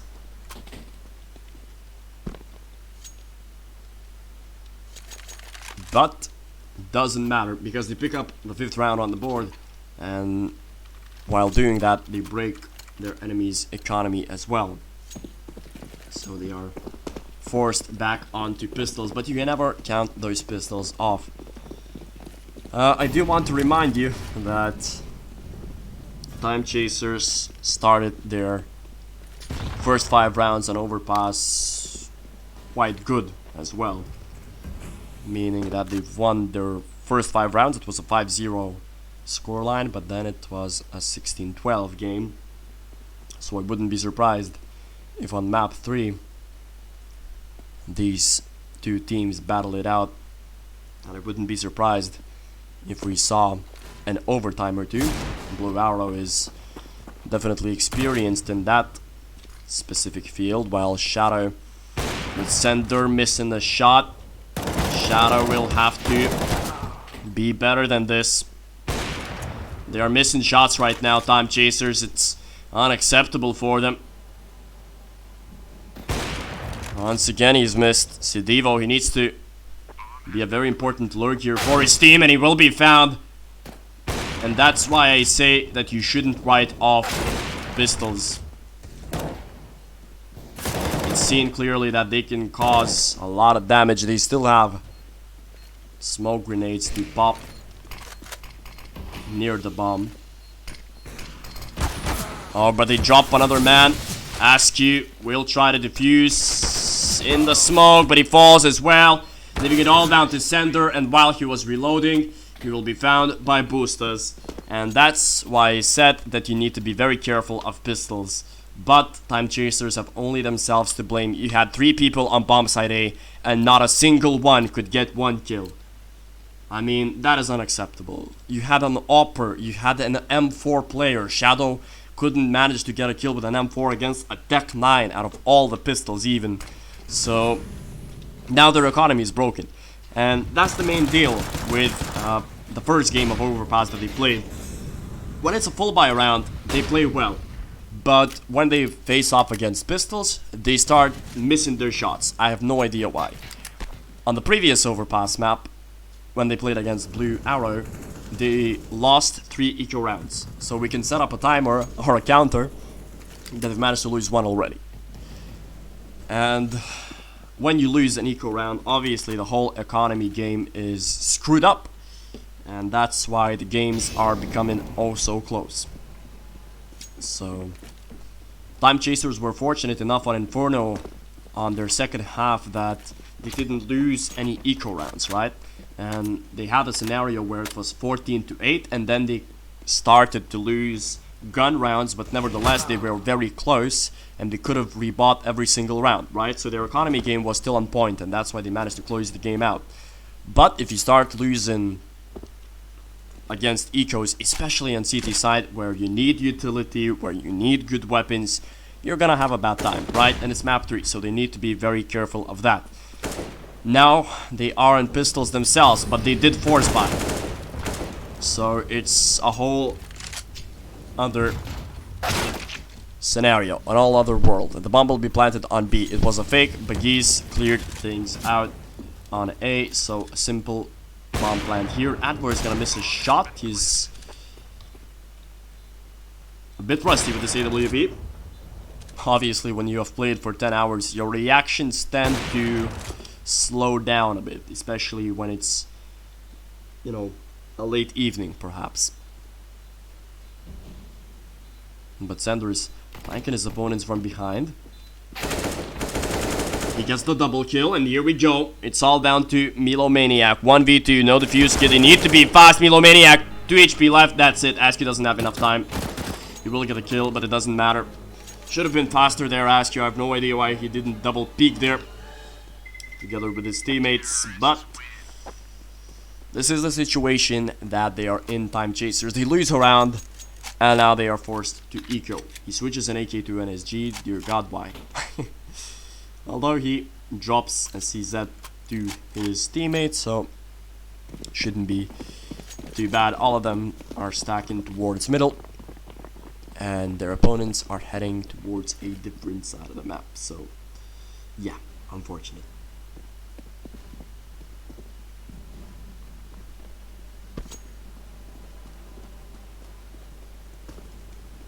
So the bomb is easily planted on B, and so far BlueArrow, they've, after having a rough start, a 5-1 start to be exact, they have managed to claw their way back in this T-half just because of the fact that they won against an eco, basically. That they've won in an eco. Pokerface has shown us a bit of a bug that still isn't fixed. CSGO, Valve, please fix. And you can still see Molotovs through smokes. And the classic smoke bug. And the thing is that they're dying a lot. BlueArrow, and it's not good for their economy at all, right? If they are gonna buy in this round, and of course they're gonna buy. Let's look at, yeah, they're not left with a lot of money, right? So if they lose this round, they won't have enough money to buy in the other ones. So again, economy plays a huge role in CSGO, obviously, but I just want to emphasize in what specific areas and when specifically and how specifically can it change a game with concrete examples. So moving on to round 10, BlueArrow have an opportunity to equalize the score here on the map 3, I will remind you. 2 SGs for CTs, interesting to say the least. Ask you with a very interesting angle to hold here. But Shadow will be found. A freebie given away here. And now they are in trouble. Pokerface gets one together with Askew. Those are very important kills to get. And Askew once again, he's chiming in with a triple kill. Don't know why he turned back or turned away. But nevertheless, he still got a triple kill for himself. And Askew, dear God, if anyone is worthy of praising today in this whole tournament, it's Askew 100%. 13 frags once again and 4 deaths. He's been so impactful. That's the best form I've ever seen Askew been in his life. Jesus Christ. So, however, we did see the same problem in Train, that Askew had good form, he got the kills, but the star players, they weren't picking up the slack. This time around, Sender and Pokerface are playing well enough. Hopefully that will repeat itself, but Shadow and Sedivo, they need to step it up. BlueArrow decide to force this round up. Mac 10s and CZs worked for one.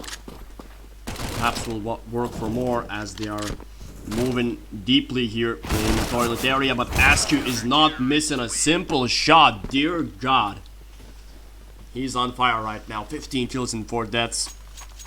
It will be interesting to see whether his form translates against Bleiz, who, let's face it, are a bit better than BlueArrow. They do have players like Proches, the same JL. I do hold them to an upper standard. No offense to BlueArrow, but just my 2 cents on the matter.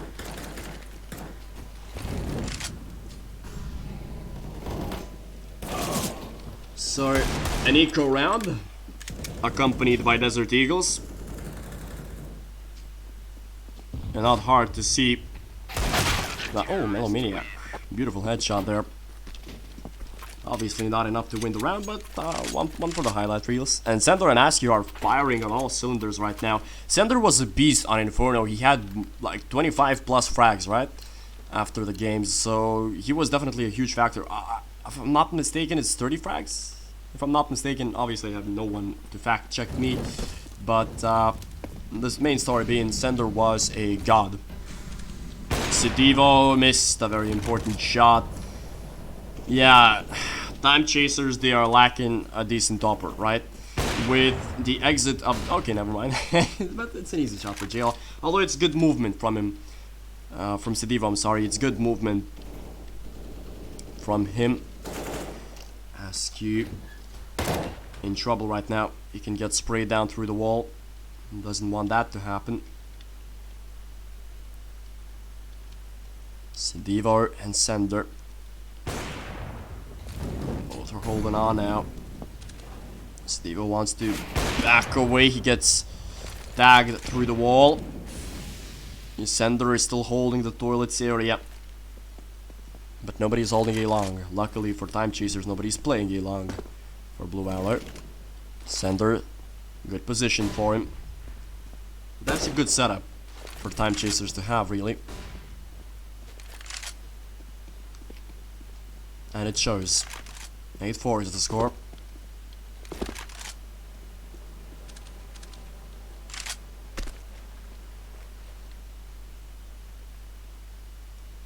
And for Timechasers, we have 27. Oh, what a shot there.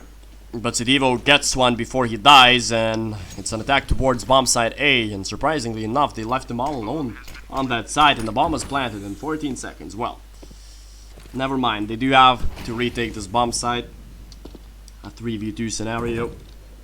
Boost us with Melomaniac. These guys can clutch. We've already seen that before in today's matches. I do believe that BlueArrow has been the most spectated team so far, but it's just because Bleiz had an easy road to the finals, let's face it. So Timechasers, perhaps they will finish the third map easily as well, as it seems to be the case so far for Timechasers, as they sit on round 9. 9-4 is the score, 4 rounds won in a row, but the bomb planted means that they can invest in this round, BlueArrow. They decided to, but not a lot of utility for them. 3 smoke grenades, only 1 Molotov, so only a couple of flashes. So they shouldn't be getting too much of map control here. Very important Molotov here, as is the nade, and Center is ready for the massacre.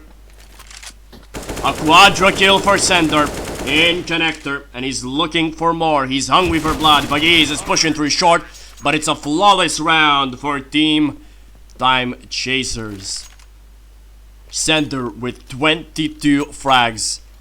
Well, he is definitely the brightest star of Timechasers right now in this line, together with Askew. And that is the main question that I will ask in the finals if Timechasers do qualify and do go further. Who will be the better star, JL or Sender, or even Askew? that would be hilarious if Askew had actually got more kills than JL, because we all know the situation, how Askew was picked on, that he didn't get enough kills, he wasn't as impactful. But if he had got more kills than JL in the finals, that would show. That would be very interesting. Nevertheless, it's the last round of the first half. 10-4 is the score. And only Melomaniac is left, but not for long, and Timechasers dominated the first half, especially Sander, 24 frags. He had a godly performance on Inferno, and he doesn't seem to be stopping. He's hungry for that trophy, he's hungry for that prize money, and he wants the first title for Timechasers. The first place would be such a great honor for them as this new roster. But yeah, I would love to see the finals between Bleiz and Timechasers. So much individuality there on the cards, drama and all that stuff. It makes for a good movie, really, and would make for a good finals. But Timechasers, only 5 rounds separate them from the grand finals. Askew still delivering, battling it even further against Bleiz. Not a lot of bullets left in his magazine. Sender trying to help out his teammate, trying to go forward here from connector. Shadow will drop the bomb as well, and Askew needs to find the kill very fast here, jumping out. It won't be enough. Sender will get the trade in. A 1v2 scenario here for Timechasers and for Sender. 50 seconds on the clock. He has enough time to rotate wherever he wants to, and loudly. He needs to be very quiet here, Sender. Yep, Loudly has already heard him. Yeah, not good enough. Loudly should win this fight. Oh, no. Okay. Sender, buddy. I have no idea why he decided to turn around. If he didn't, because he already got one shot onto his opponent, it would have been a 1v1. But you know, a life is not a game about what if questions. So we need to move on. As we are doing so. 2 Glocks, 2 P250s, and 1 Desert Eagle. Sender will get the headshot onto Advo, who is the individual leader for his team with 11 kills, but such players as Loudly have to step it up, really. Sender will get 1 more for himself. It's a guarantee by now that he will cross the 30 kill threshold once again for his team. So definitely a great performance by Sender in this best of 3 series. Perhaps the rock and the foundation for his team. Loudly still trying to do something here, sidestepping. Ooh, Sender, naughty shot. Will be found by Boostas at the end of the day, but damn, is Sender aim good or what? 29 frags for the guy. Definitely a good performance for him, but his team needs to step it up as well. 11-6 in the first buy round here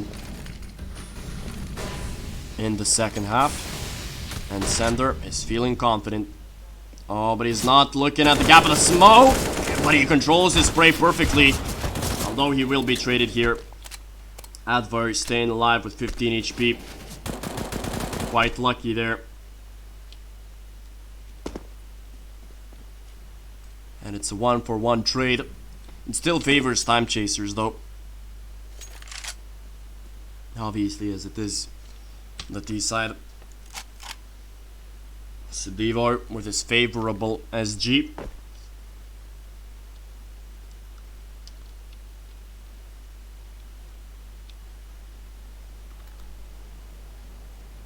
Here's Shadow. 50 seconds on the clock. Timechasers have a couple of smoke grenades, enough flashes to conjure up an execution of some sorts, and it seems that is going to be the case here.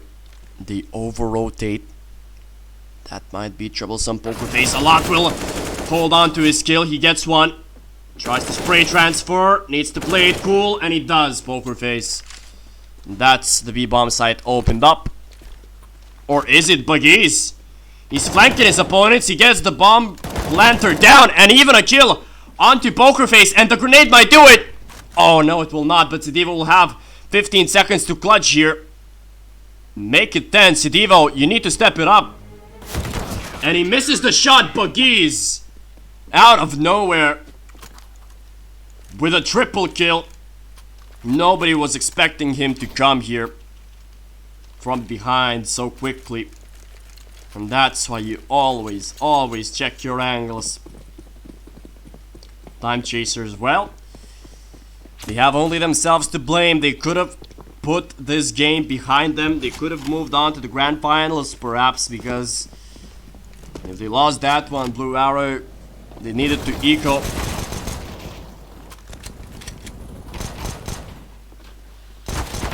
Oh, Sender makes it a 1v1 after a fantastic triple kill. He will get the bomb plant for himself. Or will he gets the quadra kill to win the round for Timechasers. There we go, Sender.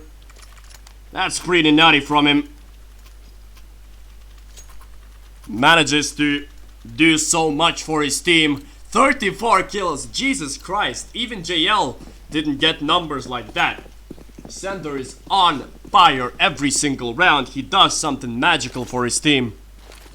A quadra kill to win an eco round. It's phenomenal from Sender. And he seems to be hungry for more. He wants to get the most kills perhaps in a LAN tournament in Lithuania. Especially at the semifinals, but Jesus Christ. Their aim was not good there. It's a 3v5. The bomb will be down on bomb site A, but they are scattered around, BlueArrow, and they are like, they're grouping up So it's very important to win these aim duels. Askew gets one. And they're running down the bomb site now. A double spray down, a very good one. Poker Face showing off his aim right now. A triple kill, almost a quadro for him. But his teammate will close things out. Timechasers on round 13 right now. They were a bit shaky on map 1, but they showed why they are worthy of the grand finals right now. They are a completely different team here. And I don't know whether it was undercover who motivated them, whether it was something in their water, or whether it was a good smoke or something. But Timechasers are playing way better than before. They're hitting their shots. Sender, I mean, look at it! Look at it! What Sender is doing! Jesus Christ! Beautiful from Sender. A triple kill once again, and he's only 3 kills away from the 40 bomb. So I wouldn't be surprised if Timechasers, you know, they put their eggs in one basket, because Sender basket looks pretty good right now and full of beautiful kills.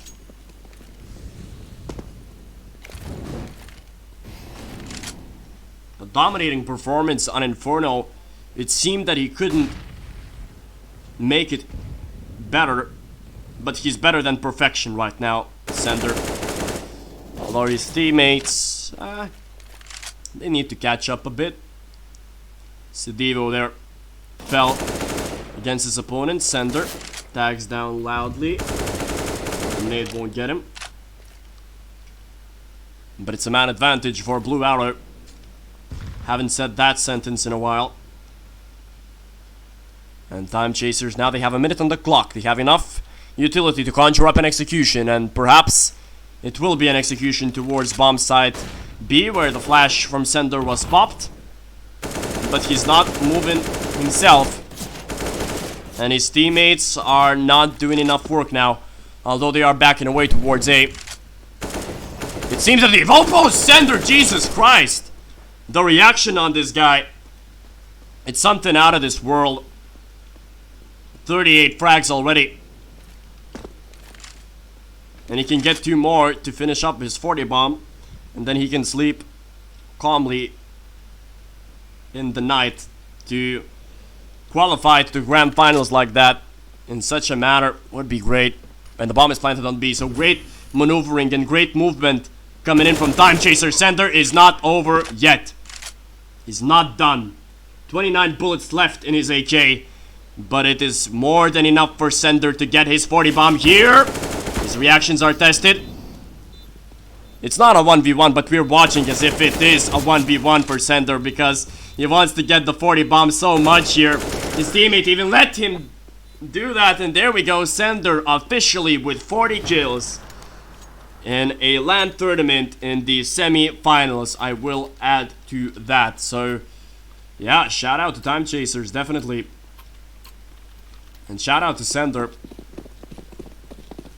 Performance of a lifetime for him. And he saved it up for the 3rd map of the semi-finals. A way to qualify to the finals, the grand finals of the LAN tournament in style. Hopefully, he has more tricks up his sleeve. In the grand final, where they face off against Bleiz. Now it's a massacre towards bomb side B. Askew has got a couple of his own tricks up his sleeve, but Sender is left. One of his enemies pushed behind, and it's a 2v1. Buggies, his position is compromised. Sender will take that battle, and he will win it. And Timechasers will win the semi-final series. They do qualify to the finals of this GameOn Lan party Timechasers tournament. They do qualify. Sender with 41 kills on Overpass. That is insane. He had 30 plus kills on Inferno, and he got even more on the 3rd map in less rounds on Overpass. A fantastic performance so far for Team Timechasers. Definitely they played a whole different game on overpass. They looked confident. They hit their every single shot. So if Timechasers play like that in the grand finals, I don't know how good Bleiz is with their new roster, but we're gonna see a fantastic finals, dear viewers. So after a commercial break, we will go and witness the grand final of this tournament. So don't you go anywhere. We will be right back.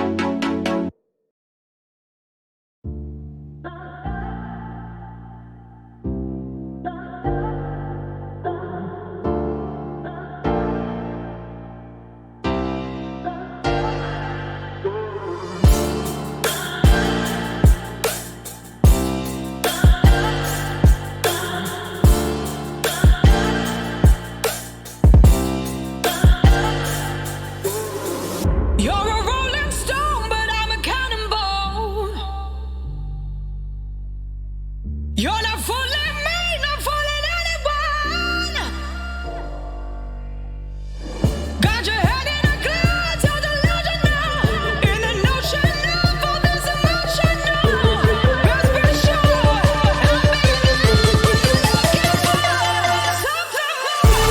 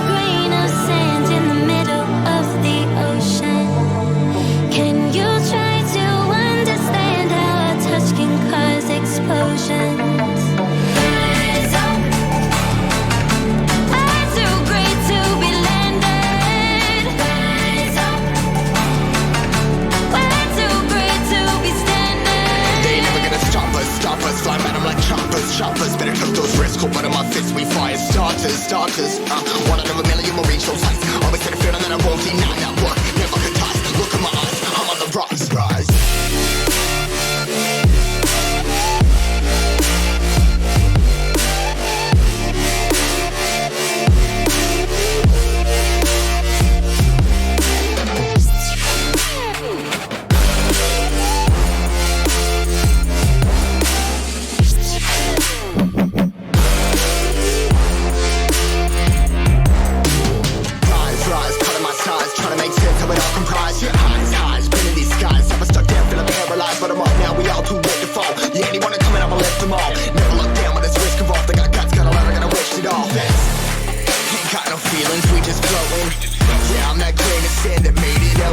A couple milli now, I'm causing a commotion. I've been coasting, hear my name around the world like an explosion. So rise up,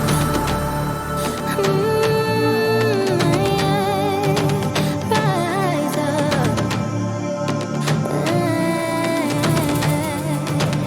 We are the apocalypse, and a pill that keeps us floating. As we fly above the stars, the night won't scare us falling. So rise up. We're too great to be landed. Rise up.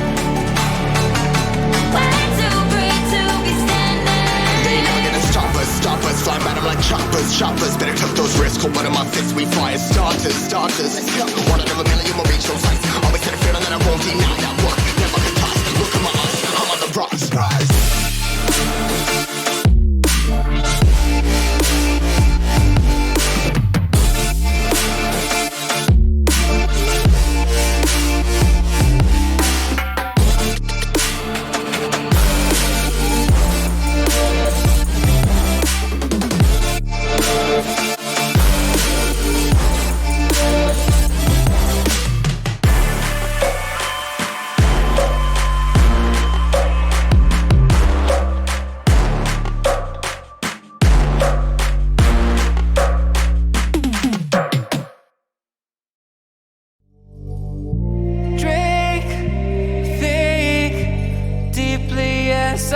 sink.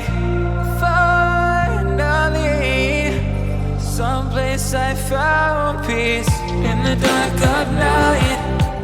Tabletops counting hours in the early hours. Stone cold inside, banging drop stanzas, never needing answers. We wander all alone, but we can't find the street lights go.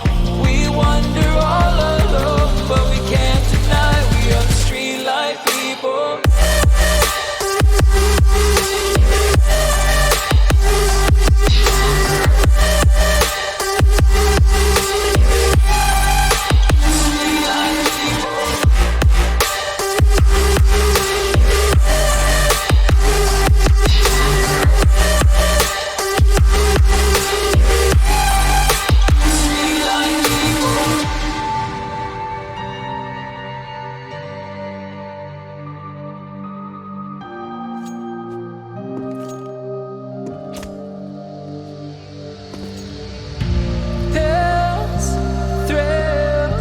Chasing whatever kills. For so long I forgot how it feels in the dark of night. Tabletops counting hours in the early hours. Stone cold inside, banging drop stanzas, never needing answers. We wander all alone, but we can't find the street lights go. We wander all alone, but we can't deny we are the street light people.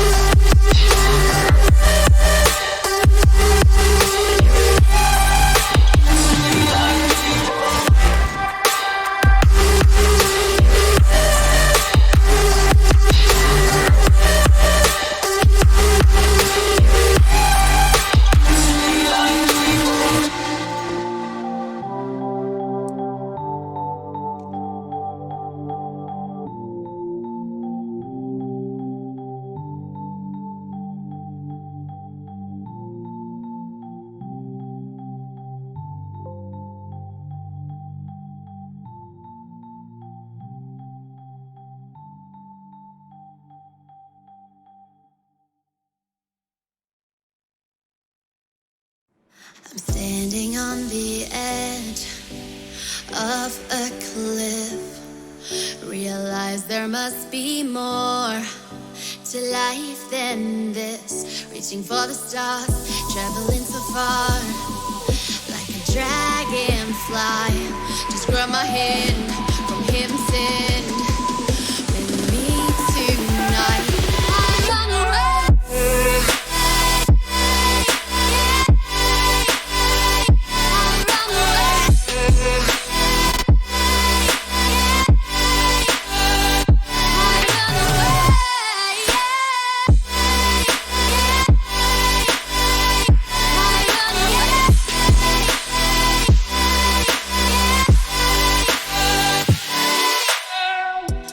We'll never forget the past, but what counts is our brand new start. Even if it hurts me or I get scared, just come take this risk now. We'll be prepared. I run away.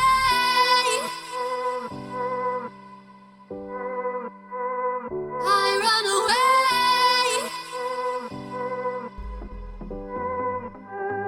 Reaching for the stars, traveling so far, like a dragonfly. Keep your secrets there, keep them everywhere. Just you and I run away.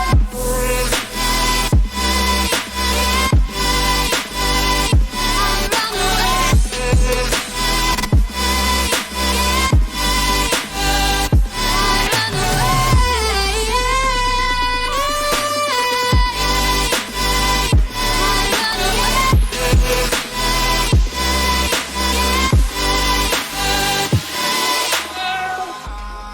Eyes in the sky, gazing far into the night. I raise my hand to the fire, but it's no use, 'cause you can't stop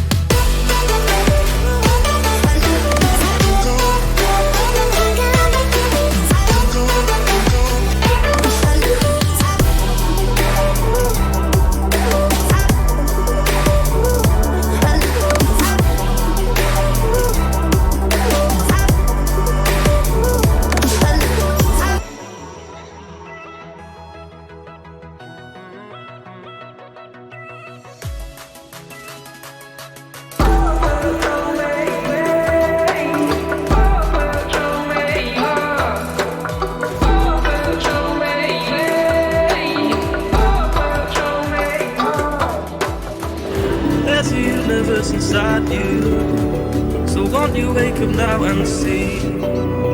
Don't hide away the things you're feeling.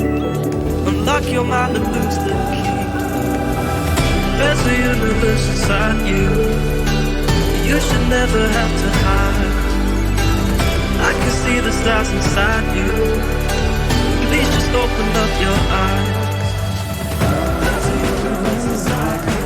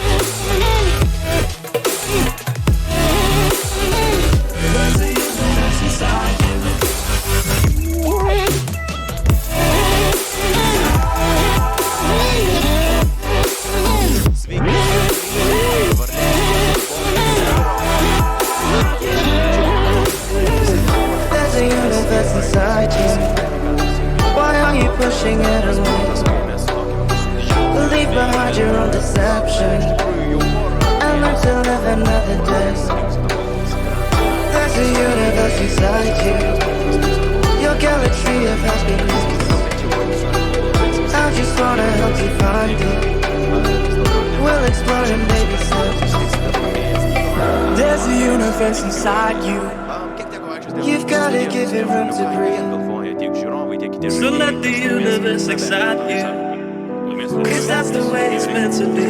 Ir reikia tikėti, kad lietuviai laimės.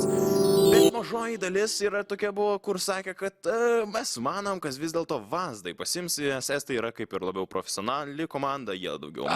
Na, jie daugiau pasiruošę tokiam čempionatui ir tiesiog turi daugiau patikės, dėl to jie gali pasimti pergalę.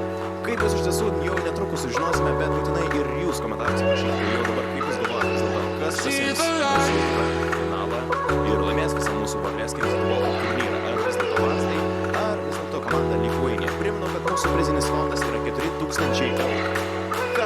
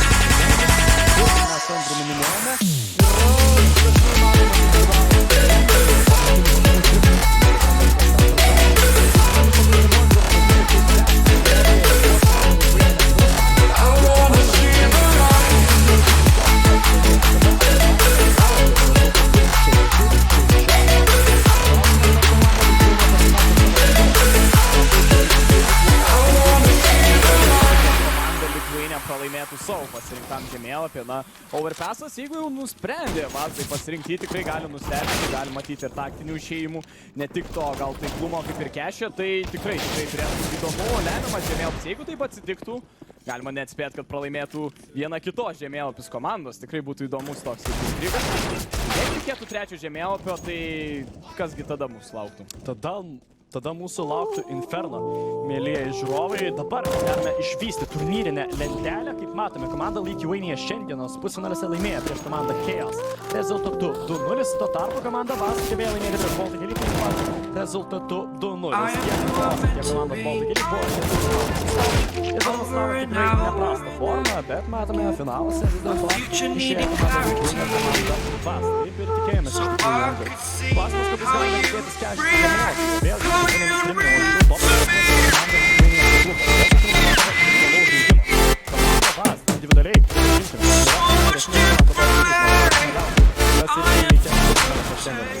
Tai bus labai įdomu pažiūrėti, vis dėlto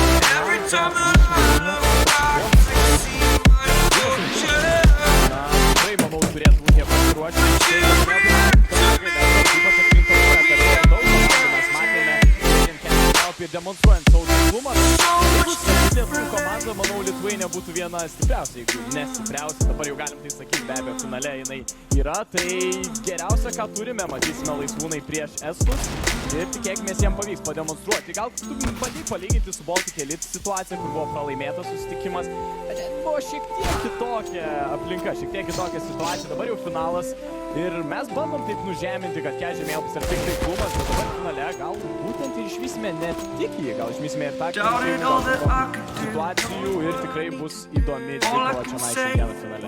Taip, reiktų pabrėžti faktą, kad komanda Lithuania nėra, šiais laikais yra vadinamasis miksas, tačiau jie buvo komanda, jie buvo faktiškai gera komanda, jie metų lygoje vienoje aukščiausiai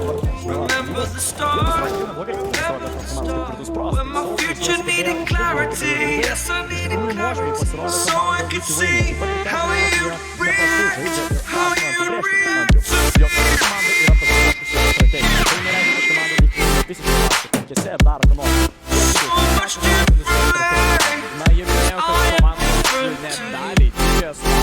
Ateinančios komandos.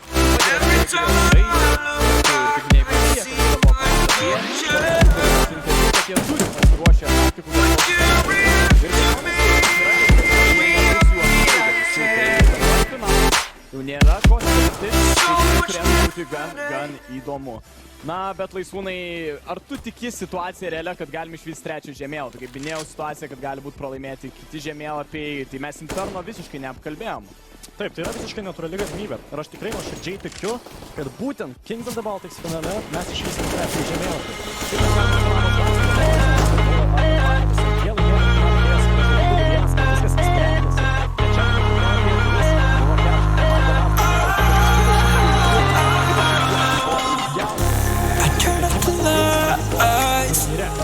I got off the wires when I close my eyes, disconnected and tired.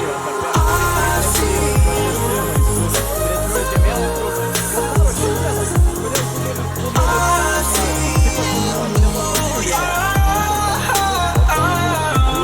and I know you keep asking me, flames and fire.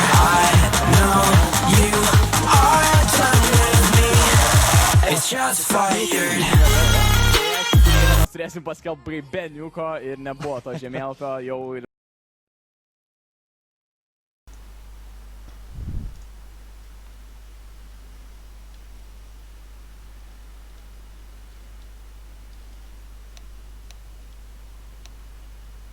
Good evening, dear viewers, or should I say good night, because it's already midnight. And you're greeted by me, Laisvūnas, and we're watching the grand final of the GameOn Lan party Timechasers tournament. So, interesting to see how will these two teams plays out. It is a best of 3 final series, dear viewers. This is for all the marbles. So beautiful here. It will be interesting to see how do these teams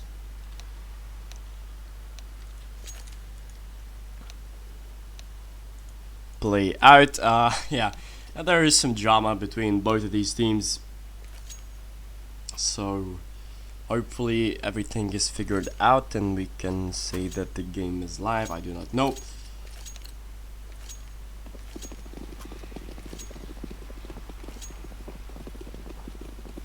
Yeah, I do think it's live, or it's live.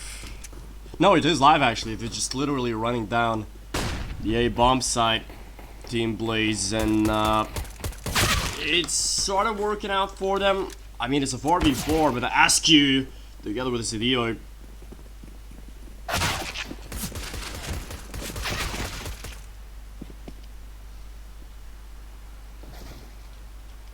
And it's all down to ask you. It's a 1v1 right now against Lime B. Who will prevail?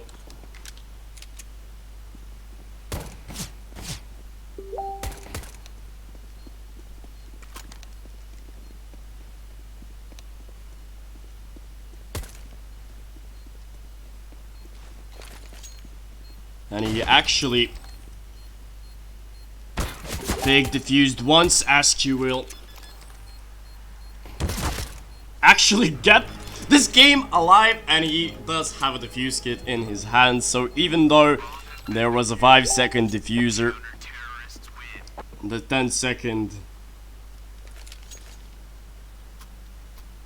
timer doesn't matter. Ask you with a triple kill in the first round on the board in this grand final. Dear viewers, will be interesting to see how does this new Bleiz team sets up.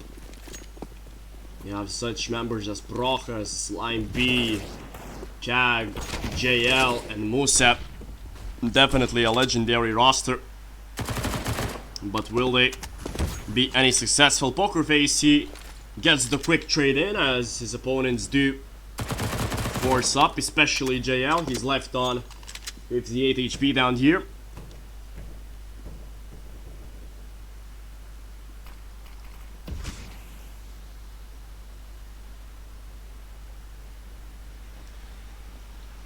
So here we go. It's a 4-on-4 situation. I do believe that I need to close down my balcony door, otherwise you're gonna hear a lot of car noises. But action is happening towards bomb site B, and Brochas together with JL. They were the two players investing into AKs, and it clearly shows why. They've managed to plant the bomb quite easily, and it will be around in favor of Team Bleiz.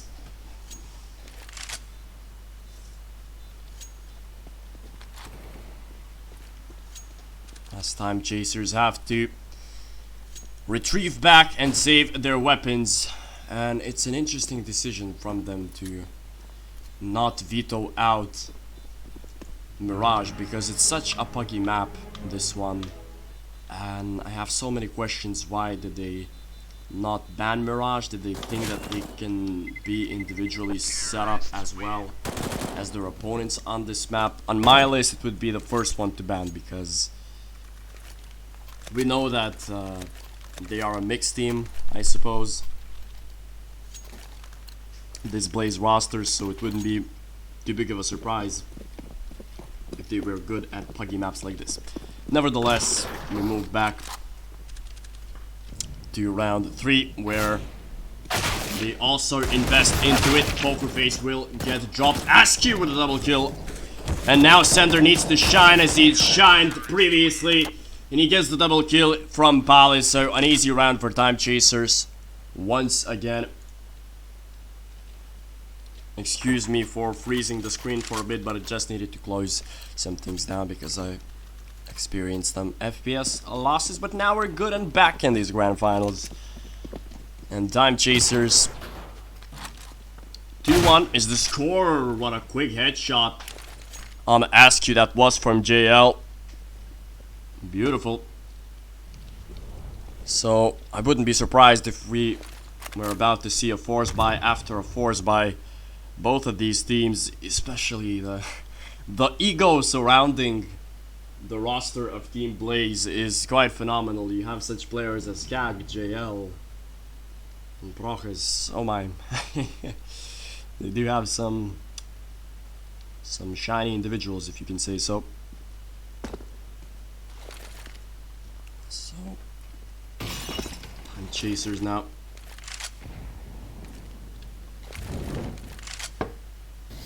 They are planning to call out an attack here towards bomb side A, where the majority of Bleiz members are headed at. Line B, aggressive in CT. His teammates planting the bomb in the meantime. That's Musa.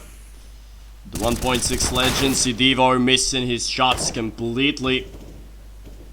And Shadow with a scout, not much that he can do. Pokerface needed to be bold here. But a quick trade coming in from Kag. And it's we're gonna see a Wild West here. I'm not even surprised. You're gonna see some crazy aim duels. It's all about precision and aim in Mirage, at least in this type of CS. So another force buy, unsurprisingly, for Timechasers. They're trying to take mid control for now. Shadow will be blind in Sniper's Nest. We'll move on to spot out another angle.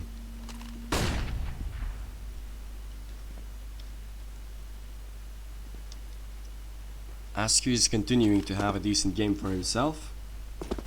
So far it's Prochas doing the silent good deeds for his team Bleiz. 5 AKs in the arsenal of Bleiz, and Timechasers still stayed on the same weapons. Pokerface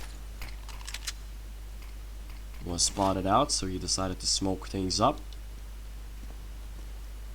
In the meantime, the majority of the T side are planning to split towards A.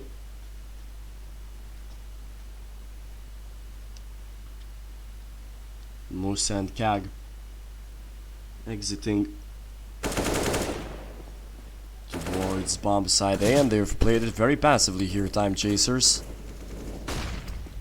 Sidivo falls already. Kag will fall as well.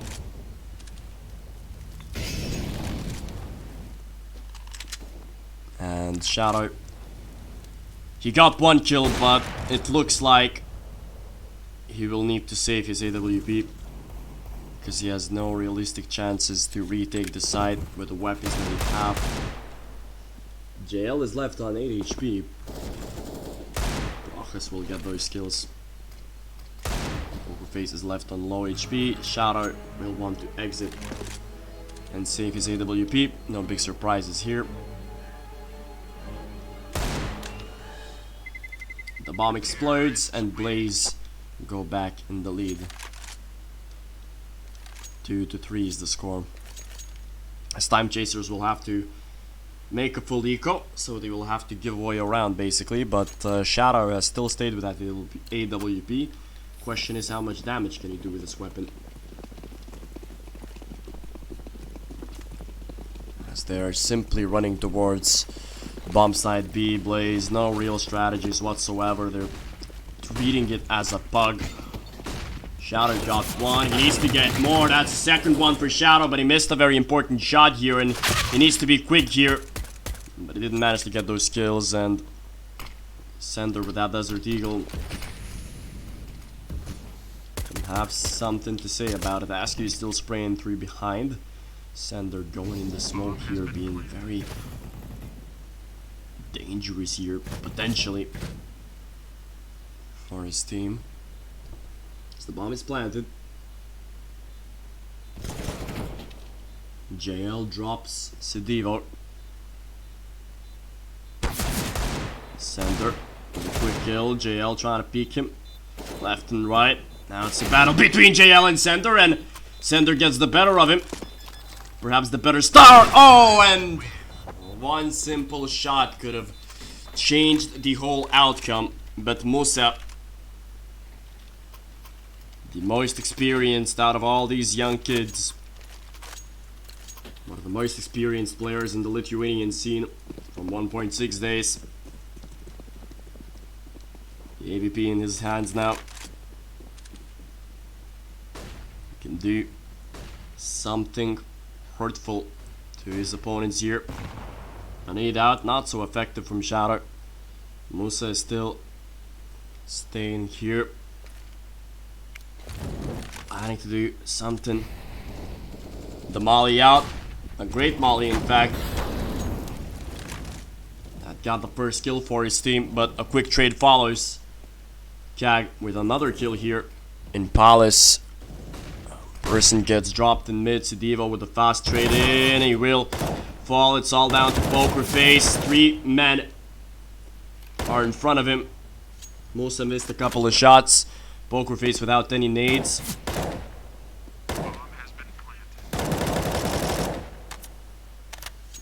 He won't get the kill there. And Line B will finish him off. So 3 rounds or 4 rounds in a row for Team Bleiz and Timechasers. They cannot handle the hot-headed aim of Team Bleiz. So they need to think before picking maps. Because if you're gonna pick Mirage, you should be expecting stuff like this. It's such an easy map to win for Pugs.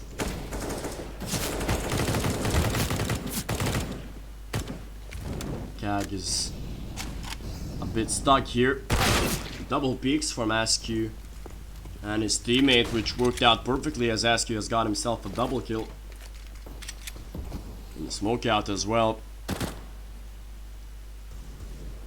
So things are looking positive for Timechasers so far, as they still hold the man advantage. Now Pokerface is trying to flank them from behind, but will he have enough time? Musa here. Oh, he will be found by Sender. He had his nade in the hand at the wrong time there. And they are pushing towards A still. It's Line B waiting for Askew to show. He's got that kill on him.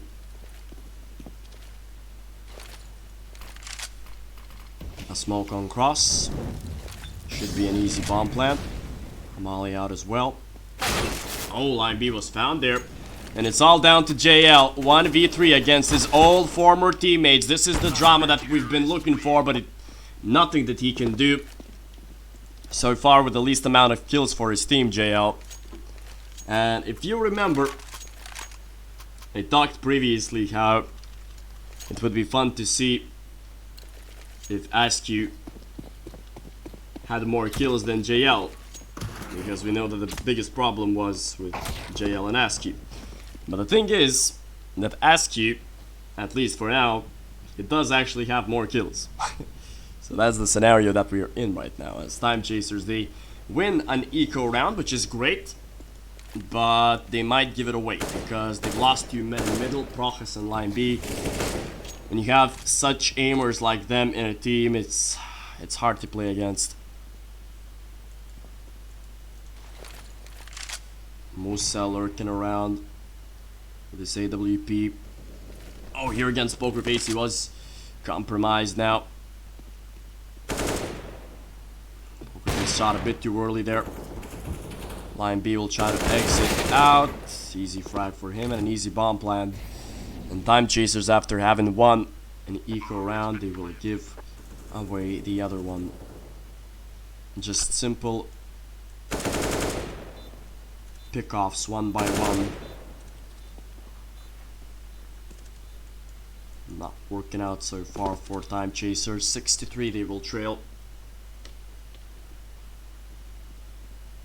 Once again, very questionable decisions to pick maps like these.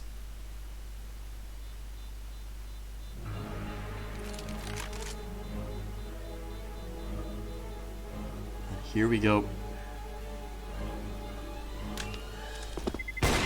Oh, Askew misses a horrendous shot there. Should have hit it. It doesn't matter. We'll go back. As Timechasers do take a timeout for themselves. They need to chillax a bit. And just wait and gauge the options that they have. They are playing for the trophy, for the prize, both of these teams.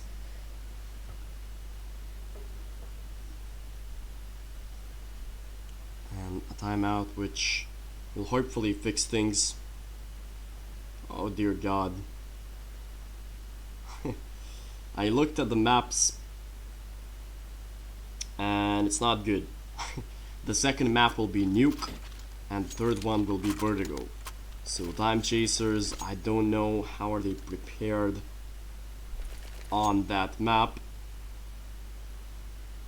but maybe it will work out for them. I have no idea. This is a very interesting veto decision because I'm looking at the information, and Timechasers, they banned both Train and Inferno.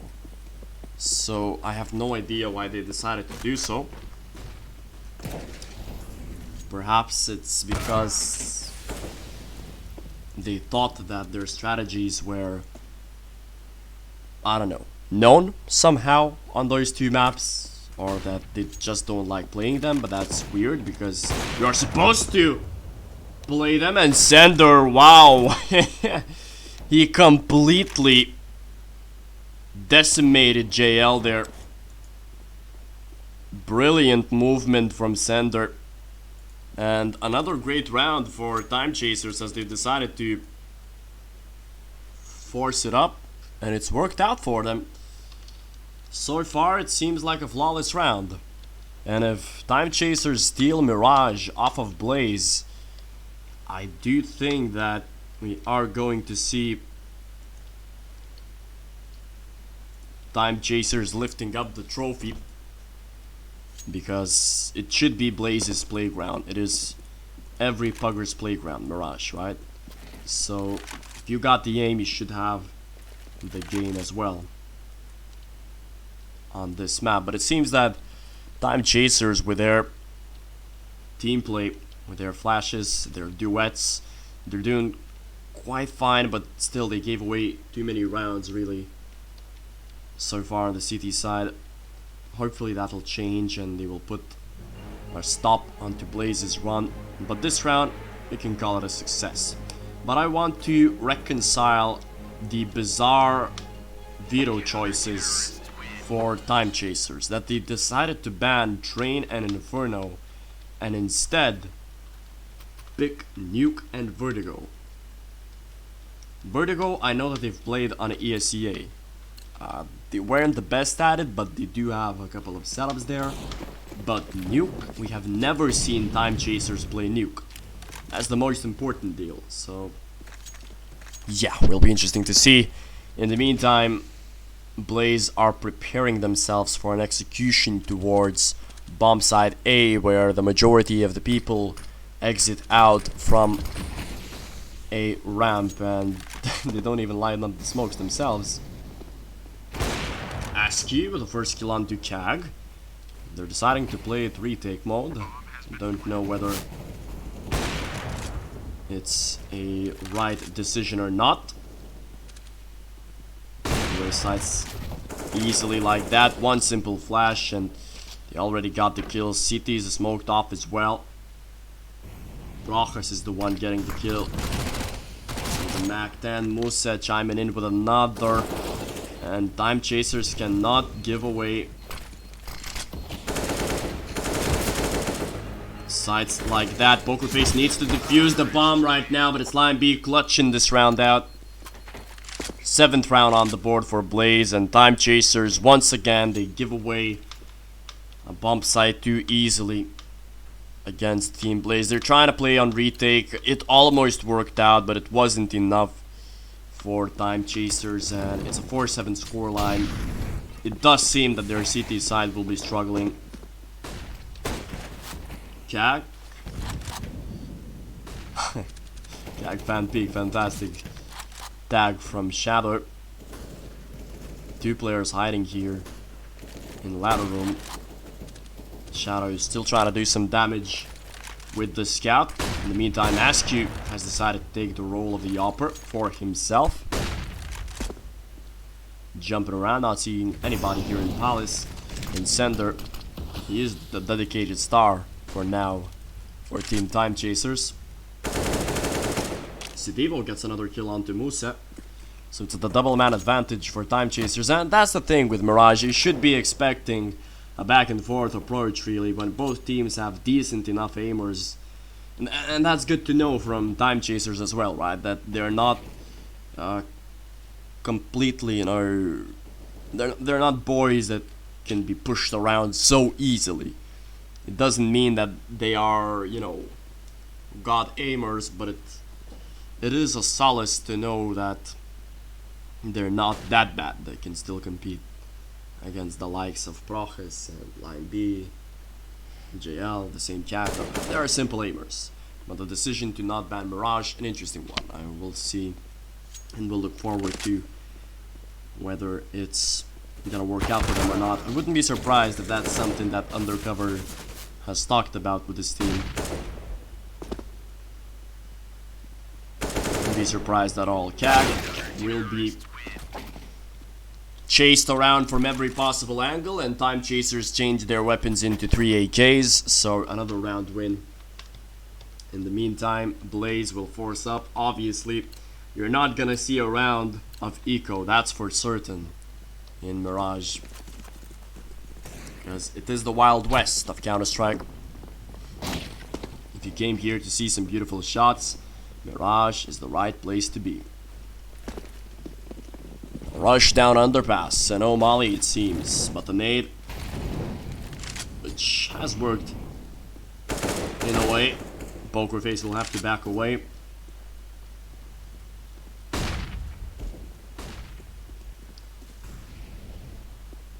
He does not want to give away the early man advantage here. Line B does know where he can expect one of his opponents, but Pokerface expected him earlier. Although Jack has made up some decent ground onto bomb side A, is completely gone completely unnoticed. Askew, dear goodness, you know that one guy is on CT. So far, for the love of God, are you going out with your knife? And Timechasers, they lose a round that they shouldn't once again. They lose against Ecos. Perhaps the biggest problem of Timechasers right now. And CAG is trying to close in towards his opponent. Proches will get the last shot in.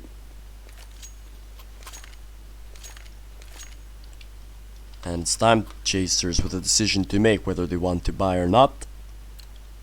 They can play for a safe 6-9. Potentially. Or they can invest in this round, but it seems that they are choosing the safer option here, just to upgrade some pistols. And Timechasers, yeah, they are struggling a bit to hold down their city side on Mirage. They're getting out-aimed, out-gunned. That is the biggest problem here, but the previous round they should have won, really. You must win against Ecos. If you don't, well, you're faced with the consequences. Sender, dear God, he has a golden opportunity, but he misses very important shots at the end of the day. Sidivo needs to shine, the new boy for Timechasers. There we go. That's a round for Timechasers. Yeah, Bleiz is just playing it as a bug, really. And Timechasers, if they want to be looked upon as a serious team, they must win against such buggers. Otherwise, because they're not even that good of buggers. No offense to any of these guys. But, you know, it's not Lithuania. You can lose against the pug of Lithuania because they're definitely better individually than CAG or Line B or in the same JL, just because they have more experience, right? So far, Timechasers are playing a good game. At least in this round, it's another flawless round, and it's a 7-8 scoreline after the first half. Not the worst outcome, perhaps not the best that they expected, but Timechasers still finish up the first half with decent enough Sender with 15 frags, Pokerface and Askew with 12. Askew and Sender still keeping up their good form, which is very nice to see.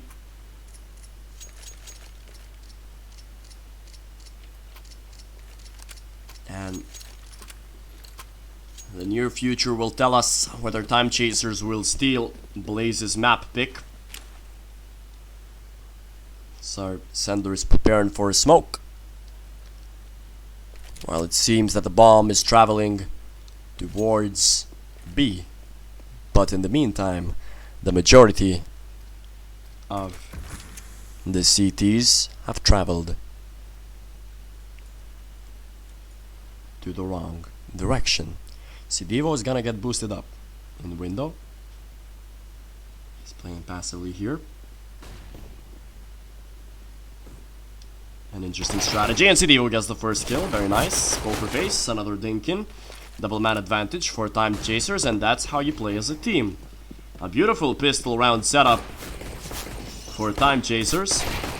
Askew with another headshot.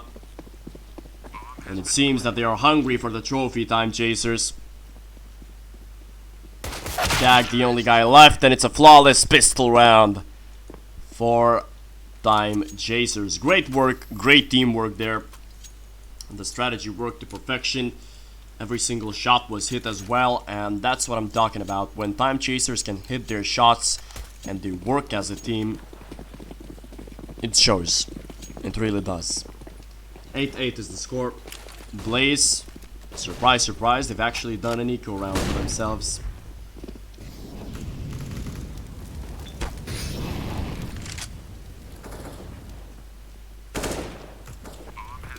The bomb is planted, it's a 5v5. They stacked the bomb side B, it was the wrong decision for Bleiz. And now they don't have a real opportunity to win this round. Should be a massacre. JL gets one kill for himself. He actually gets the other one onto Askew, but that will be all she wrote for him. Only 6 kills for JL and 15 deaths. And Askew 16 kills and 9 deaths. So I bet out of all of the 10 people in the server, Askew is feeling the best about himself right now. So another round, this time it's a full buy from Team Bleiz. It will be interesting to see how do they use their defensive strategies.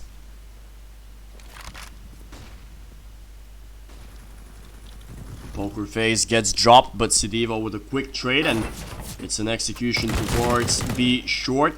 It's a split towards B from short in apartments. Sidivo will be found, so it's a 2v3, and the bomb is dropped as well. So it's risky to say the least. Sender, oh, he will be the only guy left alive. He was too close to JL there, and Bleiz, they win a round of their own. And the split wasn't too effective there, especially when the bomb planter in Sidivo died like that. They needed to close out window, otherwise you cannot have a proper execute towards the bomb site B, especially if you're splitting from short. But they did invest in this round, Timechasers, and oh, Sender, what a beautiful one tap there, and he's a monster. He's getting more kills for himself. But he will be found at the end of the days by line B, but the bomb is still deep in T-spawn, so they have all the time in the world to play around with Timechasers. They can still go towards B, and it seems to be the case as Askew is gonna hold down jungle, and he doesn't want to overextend here. It's a duel between Kag and Askew, and unfortunately for Timechasers, it's Kag who won it. And now need to be very aware of Kag here and his positioning. When he actually gets the kill onto him, a bomb plan as well, and Shadow with a Desert Eagle in hand. He doesn't need to overextend here. He will not get the kill, and it's all down to Sidivo. And he actually gets the clutch in with 1 HP left. Sidivo, the new guy in the Timechasers roster.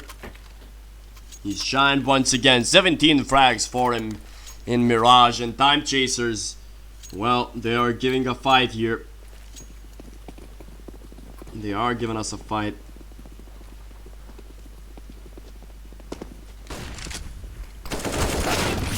Pokerface will get dropped quite quickly as they've decided to be very aggressive here towards bomb side A at the start of the round. And did they really need to do so, Timechasers?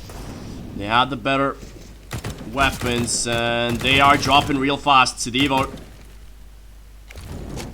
is stuck here. 6 bullets for him, but he got another kill for himself. He will drop and it's all down to Askew. 1 against 2 with a pistol in hands. Again, Musa. And he's the most experienced player out of all of them. So Musa, you can bet your money on this guy. His clutch ability skills are on the highest order.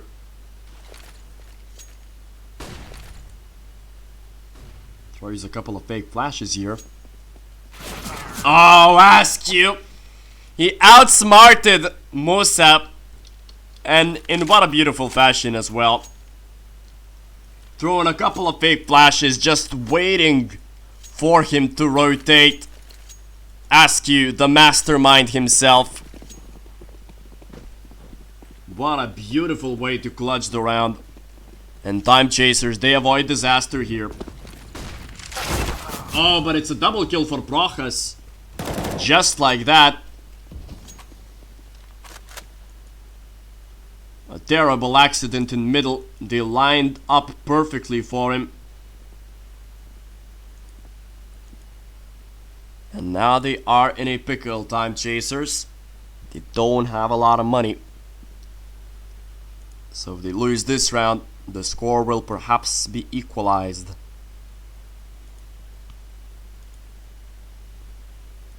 It's Timechasers. It seems that they're playing better CS than they did play on train.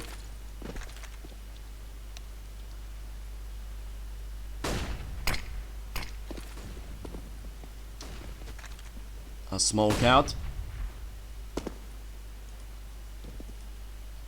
And a 3v5 scenario here for Timechasers. They're deciding to go towards bomb side A. It's almost worked out. But they're not accounting the player in jungle in Prochas. Sender will plant the bomb, which is great for the economy, but will only get 1 kill as Musep is quick on the trade here. And the Augs prevail.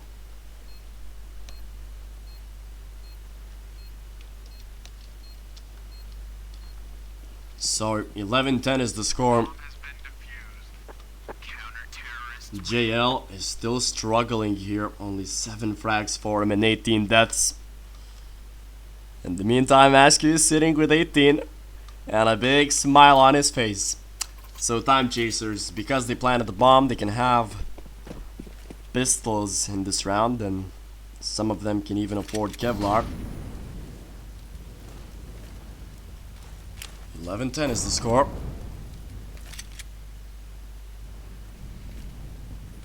Timechasers ready to battle here. The majority of them are moving towards bomb side B, where only Kag is waiting for them. He's spraying through the smoke. He's got one of them. The fake did not work out. Or did it? Yeah, Sender tried to rotate through underpass and he got into a choke point here. So the strategy now is at a loss. For Timechasers, we should see the scores becoming equal.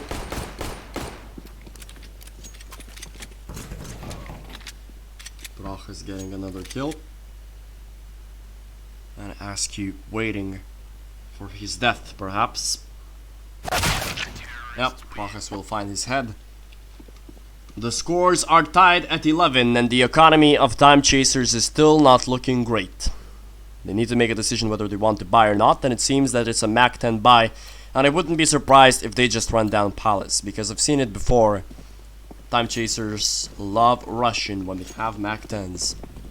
And they chose bomb side B for this specific occasion. Will it work? No idea, but a quick smoke onto the Molotov itself and a push out from Timechasers. It's actually not working out as intended. They're losing men. A quick rotation from apartments.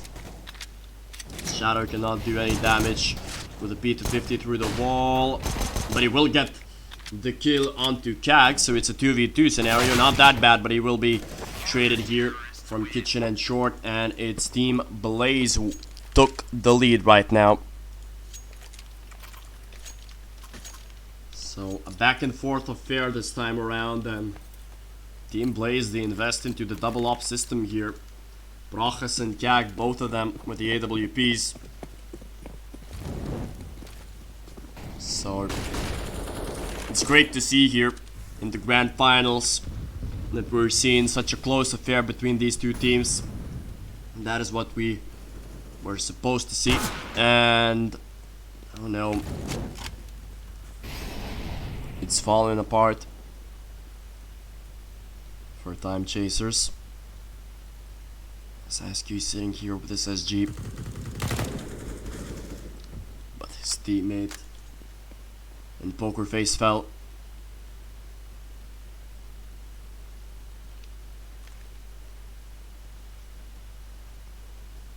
(11-12), and Timechasers still moving on. SQ will get JL. Devo here. 50 seconds on the clock, and a decision to be made. Which side do they want to push? SQ smokes connector entry,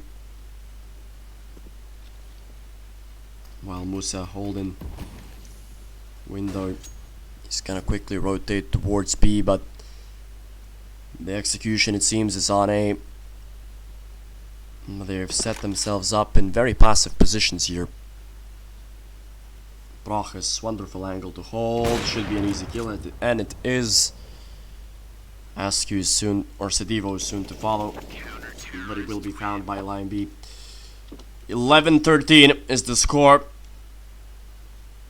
And Timechasers, they are in a bad scenario once again. They do not have enough money to conjure up a proper buy. So they will only invest into grenades. They will try to do something with those nades. Perhaps an execution towards B.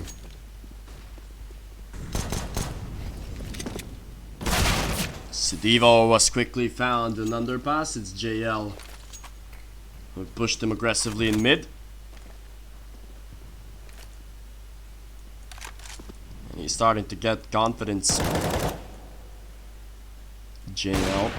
Kag there. An aggressive shot. He's gonna miss it. And Shadow with a quick trade there. Sender manages to get a kill with a Glock onto JL. And of all the weapons. And he retrieved the M4 for himself.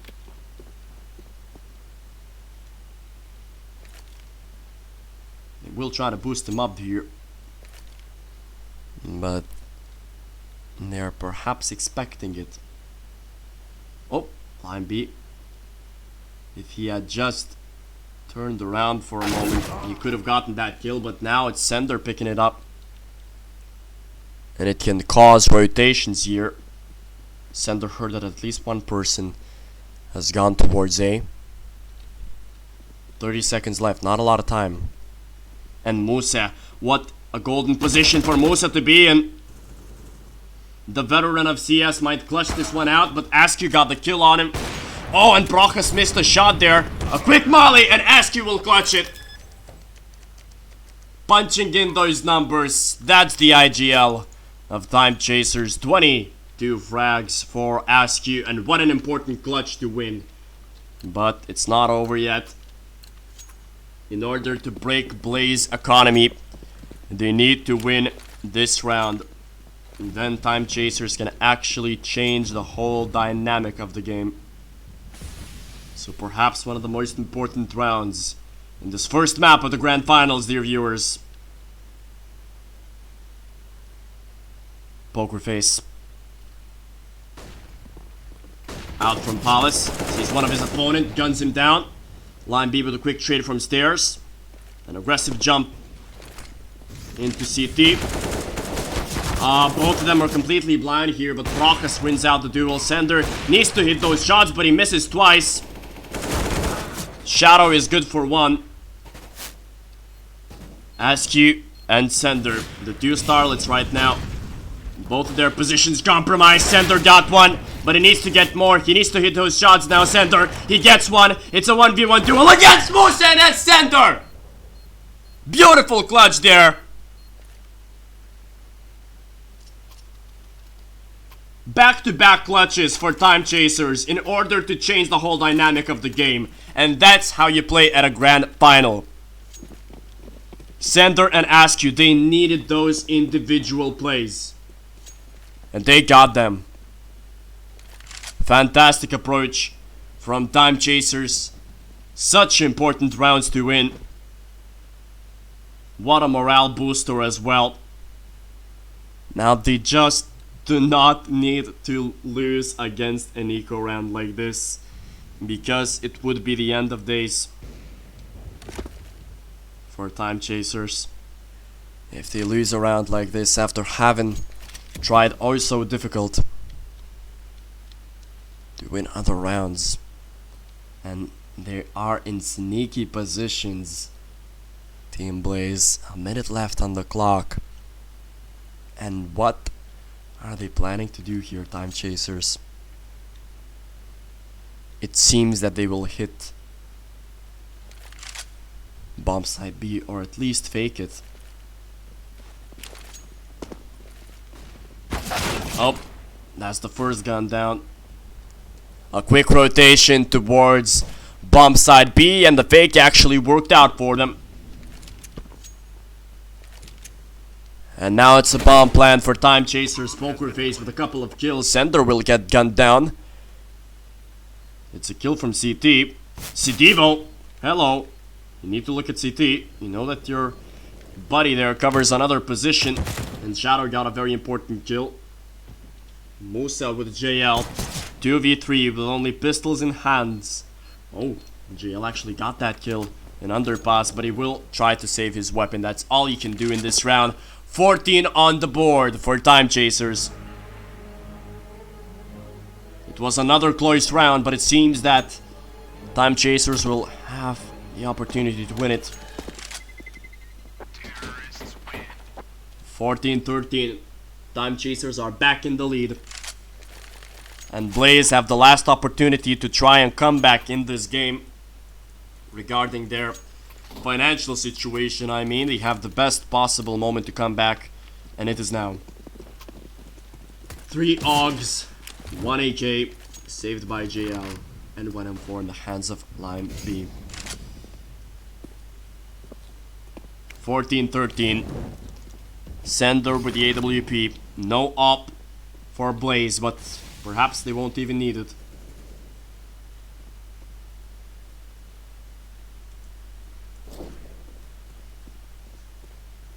Askew here. Together with Sender. Trying to get control of middle. Cdevo was quite good on this map as well, but it's not over yet, obviously. Perhaps one of the most important rounds to play out here, because it shapes the whole dynamic, because Timechasers don't have enough money as well, so it changes everything, as they are still on 0 loss bonus, so they will only get $1,400 for the round loss if they lose this Timechasers. What a bold decision. They're trying to force away rotations here, and they're trying to push towards B. Will it be successful? They've split it. Pokerface got the first kill in together with Shadow. Oh, but he overpeaked here. Didn't need to do that. And they must plant the bomb, and they must do it quickly. Brokas will be found quite easily there. Line B, though, does not want to give away this map. And it's all down to Askew. A 1v1 against Line B. One of the best aimers out there in the Lithuanian scene. He almost stood in for Lithuania, but it doesn't matter as Askew will close another 1v1. What a champion this guy has been in this LAN. Askew, what a fantastic game for him. What a fantastic LAN. Definitely the MVP. Together with Sender, I don't even know who I want to pick for my LAN's MVP, whether it's Sender or Askew. And perhaps the last round of this first map, it would be a steal for Timechasers if they won Mirage. And it's all down to a simple B push. But Kag, he might do something naughty. Nope, he made himself known.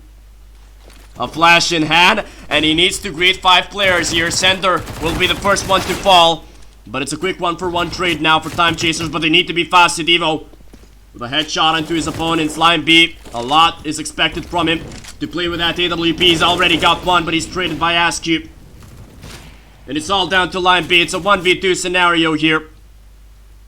The bomb is down, and it should be planted right now. In the smoke, Line B will get the kill. It's a 1v1. Sidivo against Line B, but it's Sidivo to close the game out.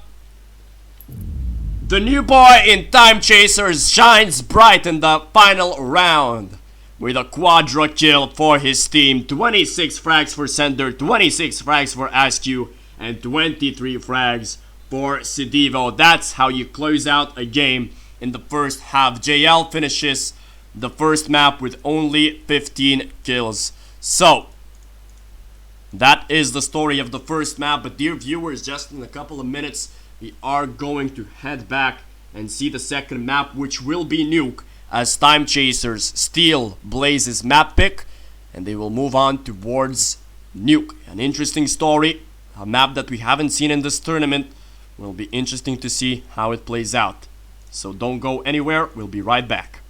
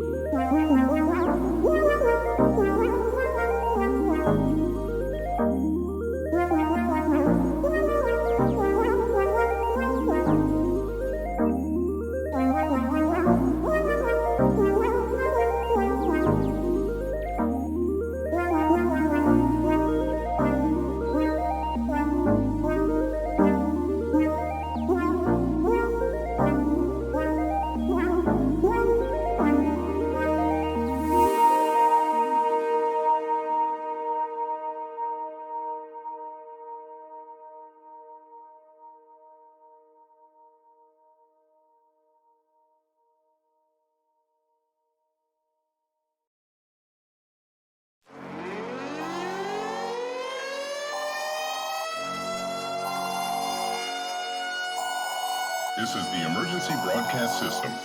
The CDC is advising that you stay in your home. We show up.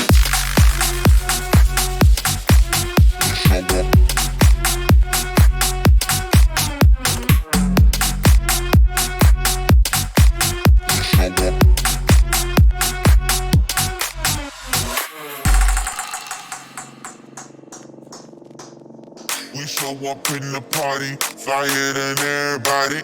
We show up in the party, flyer than everybody. We show up in the party, flyer than everybody. We show up in the party, flyer than everybody.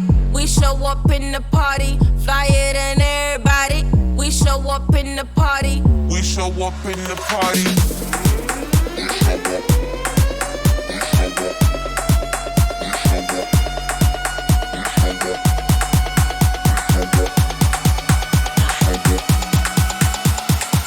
We show up in the party.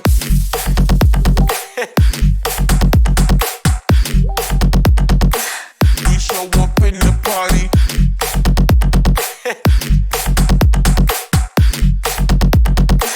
We show up in the party.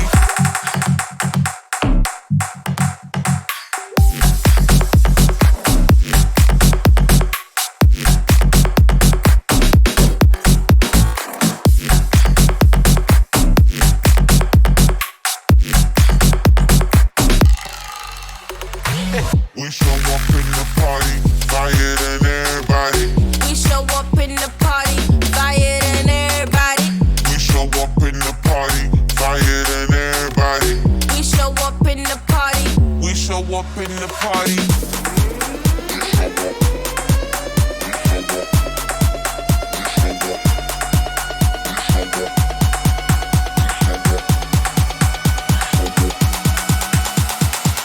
We show up in the party.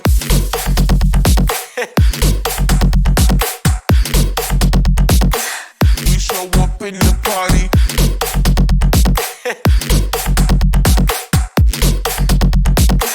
We show up in the party.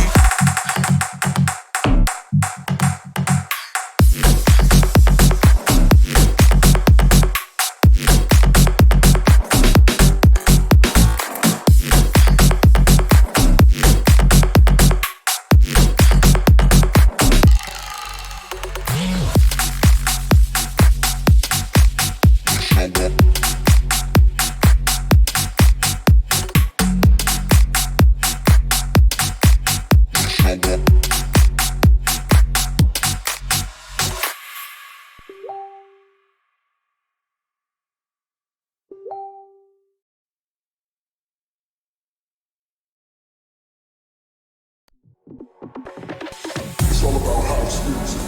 It's all about love. It's all about house music. It's all about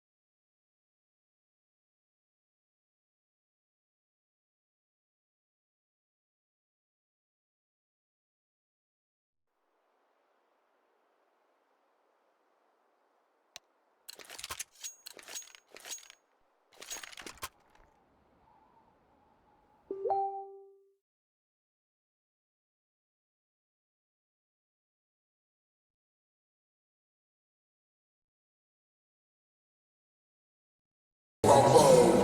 It's all about house music. It's all about love. It's all about house music. It's all about love.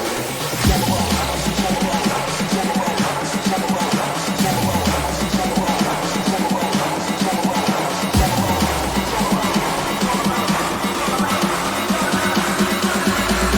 about house. It's all about house. It's all about house music.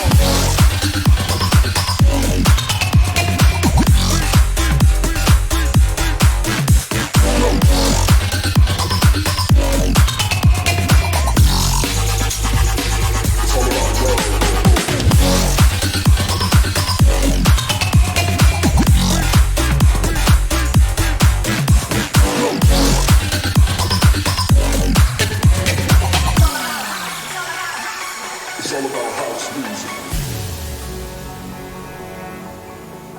House music. House music. House music. It's all about house music. It's all about love. It's all about house music. It's all about love. It's all about house music. It's all about love. It's all about house music. It's all about love. It's all about house music. It's all about love. It's all about house music. It's all about love. It's all about house music. It's all about love. It's all about house music. It's all about love. It's all about house. It's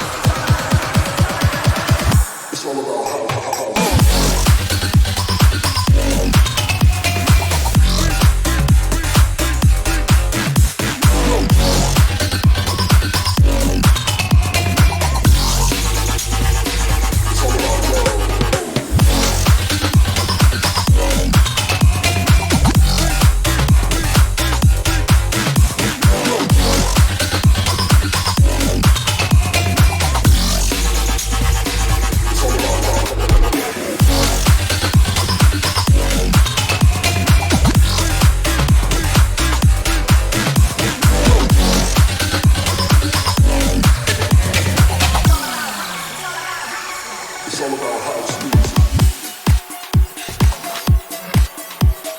House music. House music. House music. House music. House music. House music. House music.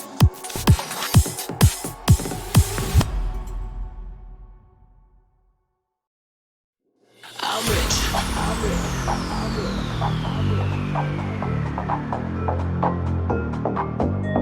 I'm rich.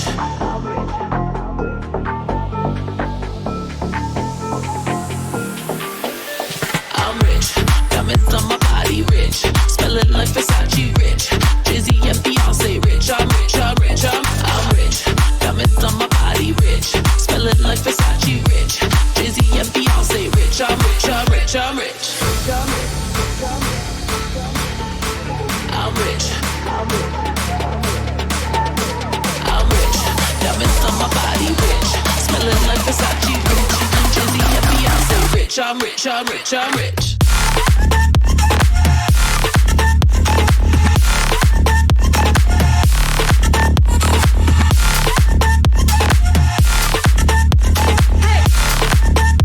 Say rich. I'm rich. I'm rich. I'm rich.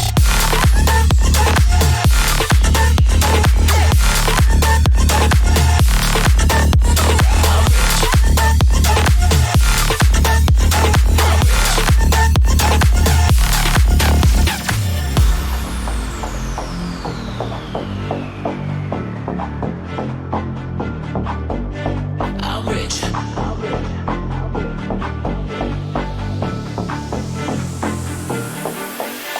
I'm rich. Diamonds on my body rich. Smelling like Versace rich. Jay-Z and Beyonce rich. I'm rich. I'm rich. I'm rich. Diamonds on my body rich. Smelling like Versace rich. Jay-Z and Beyonce rich. I'm rich. I'm rich. I'm rich.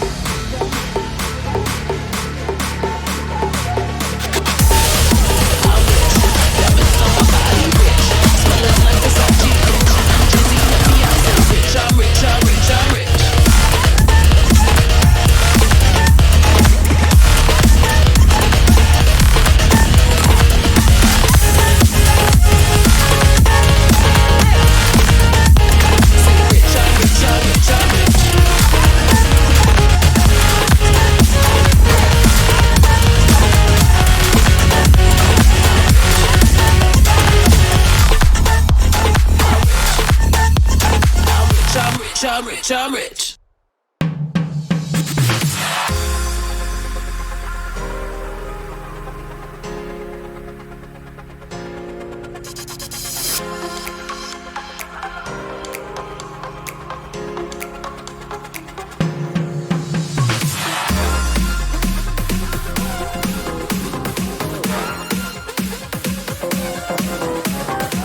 Daytime better come correct. Ain't playing at your best, then you will get left. If it don't involve money, then I don't accept. If it don't involve money, then I don't accept.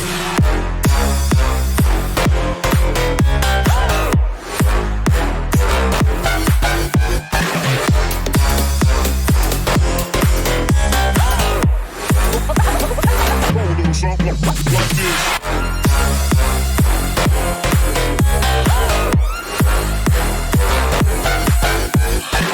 Daytime better come correct. Ain't playing at your best, then you will get left. If it don't involve money, then I don't accept. If it don't involve money, then I don't accept.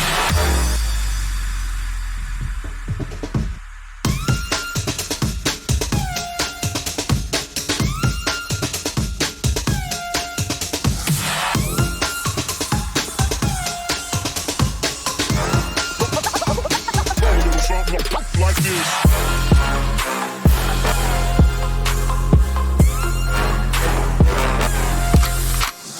Feel like you sugar, she virgin, I took it. She said we should hook up with boyfriend and booger. Don't know me, then look her, I be in the clouds. Full full of Henny, I drink and I drown.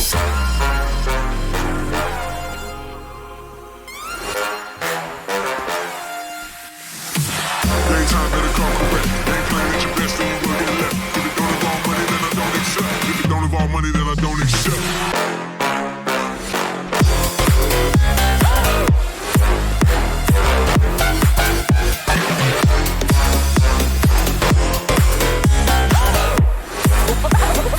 Roll a little something like this.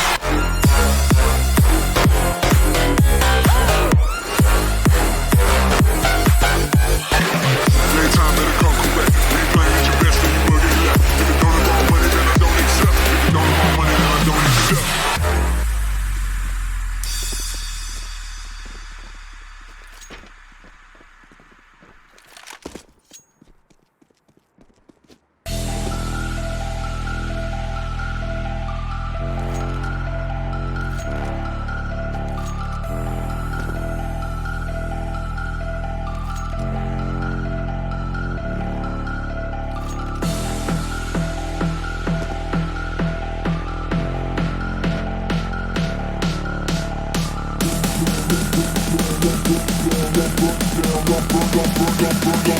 Fold it up, we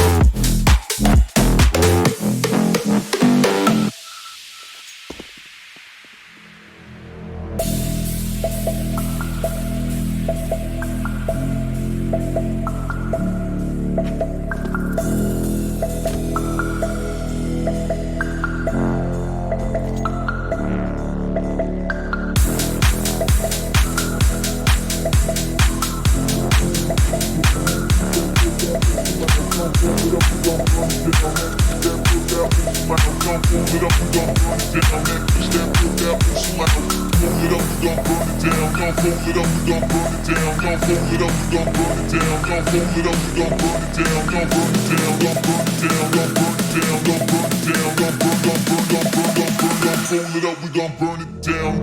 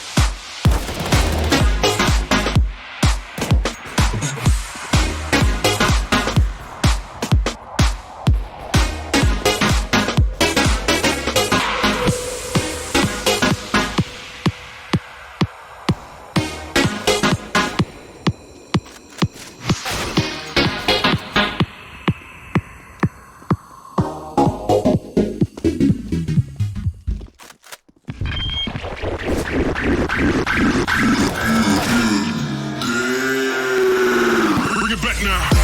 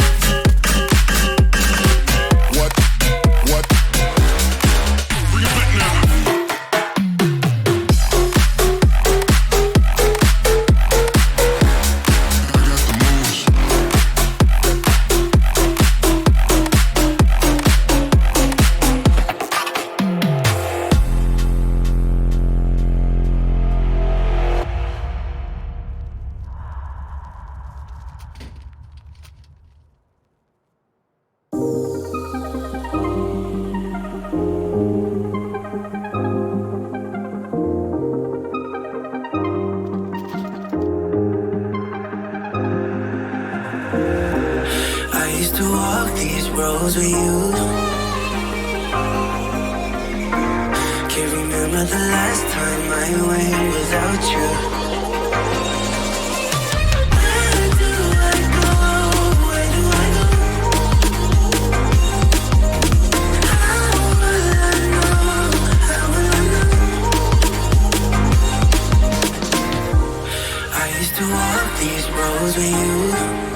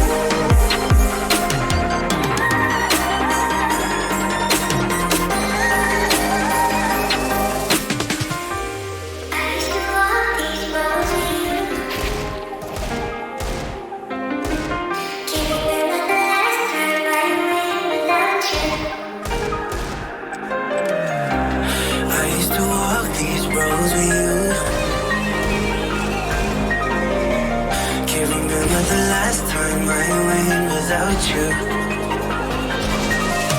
Where do I go? Where do I go? How will I know? How will I know? I used to walk these roads with you. Can't remember the last time I went without you.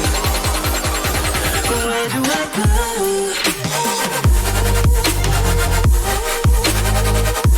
Where do I go from here? Where do I go?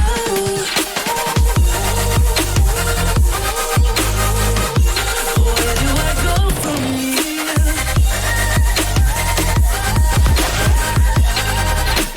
Where do I go? Where do I go? How will I know? How will I know?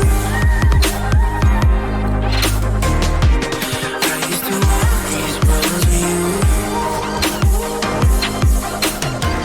Can't remember the last time I went without you. Where do I go?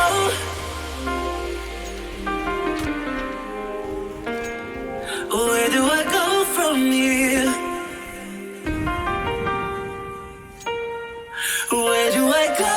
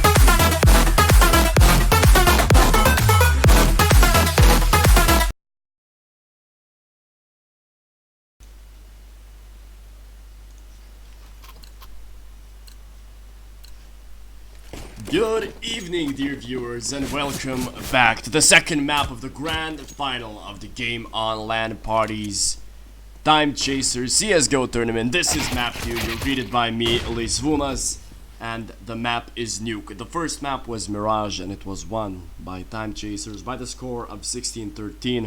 It was Bleiz's choice, and dear goodness, what shots are they giving us here? And Nuke, it is the choice of Timechasers, and only one map separates them from the grand final victory. And hopefully they can achieve it, achieve their first land win as this roster. Oh, Sender still manages to get a kill back up against his opponent, and that's the main deal, that it is so late in the evening and Sender is still hitting shots like that. Fantastic from him. After a 5v2, it's all left onto a 2v2 as they've got those kills one by one, but both Sedivo and Sender are left on low HP.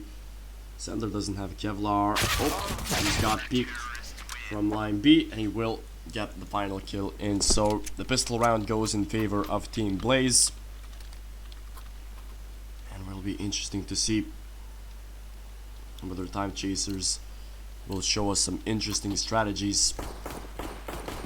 But yeah, it is so late in the evening, I wouldn't be surprised if we see a different performance, especially considering that we had such a long break between the first and second maps, so that the teams are definitely a bit in the other state of mind, perhaps, after having been so high on their fantastic performance in Mirage. Timechasers, especially at the last 4 or 5 rounds, they can be a bit, you know, a bit tired and all of that stuff. Hopefully that will not affect the performance of the game. It was a full eco round, so no big worries there. 2-0 is the score here, and Timechasers now, they are going to buy the full weapons for themselves. It's 4 AKs and 1 SG. Let's see what are they gonna do with their full buy. On their T side, they have enough utility to conjure up an execution, but they do not have enough smoke grenades here to make something out of this attack, so they will have to rely on aim, as they went for outside control, and Shadow is gonna miss the first battle against Kag. An important one to win here, but Timechasers are dying one by one. Not a good outing for them. And they are not playing as they used to. JL getting another kill for himself, and Sedivo is left in a 1v3 here.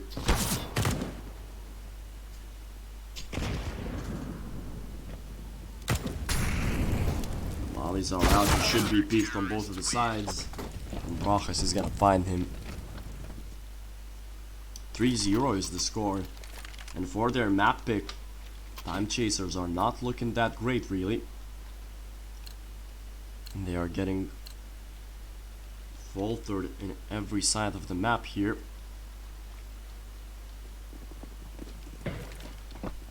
So 3 Desert Eagles and 2 P50s in the arsenal of Timechasers this time around. Kevlar as well, smokes on outside. And this is the most difficult part, it seems, for Timechasers, because they lose many rounds on their choice of map, and then you can only question, why did you choose to play Nuke, really? And you could have played Inferno, and you could have played Train and all those maps, but they decided to ban those, and hopefully it will start using some proper strategies in this map. Just a matter of time now. 4-0 is the score, and perhaps for the first time, Timechasers do actually have a proper full buy. But so far, it goes in favor of Team Bleiz, as they are just flushing out their opponents. Finally, a trade kill coming in. Tag was put out by Pokerface.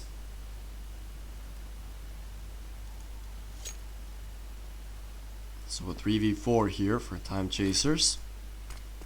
A pop flash into ramp. It's line B holding that angle, but JL with the off angle of his own got that kill. And it's a 2v4 scenario. A tricky one to be in for Timechasers. How to handle this map. Shadow missed his shot sender on the trade, but it won't be enough as Bleiz is gonna put an end to his life there. So far, Timechasers look as a completely different team, and once again, fingers can be pointed at the map choice for Timechasers. If you don't feel as comfortable on Nuke, why should you pick it? A molly down in radio, and line B is checking that angle pretty well. And look at JL, he's being so aggressive here. He was baited a bit with his SG in hand. He didn't need to overpeak it, Shadow. Didn't need to even repeak it. But finally, Timechasers are starting to go towards somewhere and try to plant the bomb, but it's Kag and Bleiz setting up those kills for themselves, and the HE grenade of Musa will get the kill onto his opponent, and it's all left to Askew 1v2. What can you expect from Askew? He played so well in those other maps. That's the biggest mystery to me. They could have just picked Train, really, or even Inferno, because they're so good on those maps. Manages to get one, and now it's all up to Bleiz. A 1v1 clutch against Askew.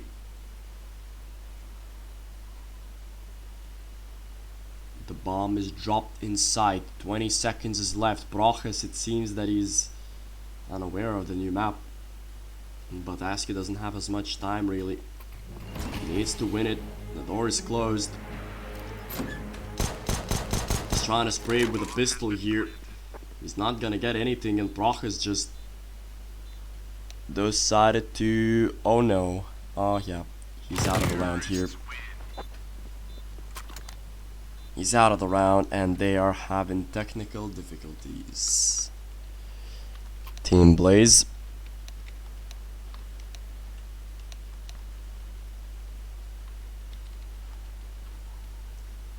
And yeah, we're having troubles here. It seems that Bleiz is... yep, he's out of the server now. He's out of the game. And yeah, some sort of problems. Some sort of technical problems here. So in the meantime, I will just play some music and rest my voice.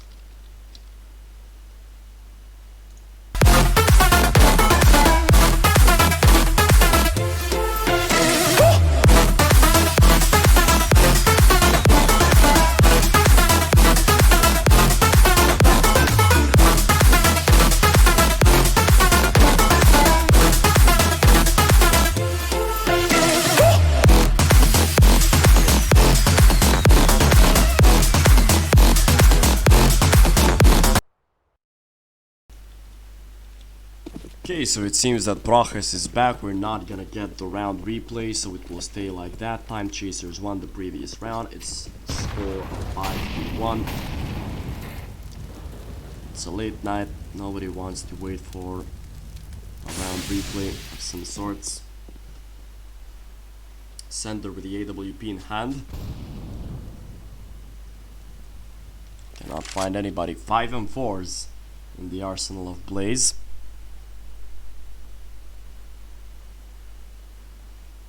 And Timechasers are playing this one out very passively now.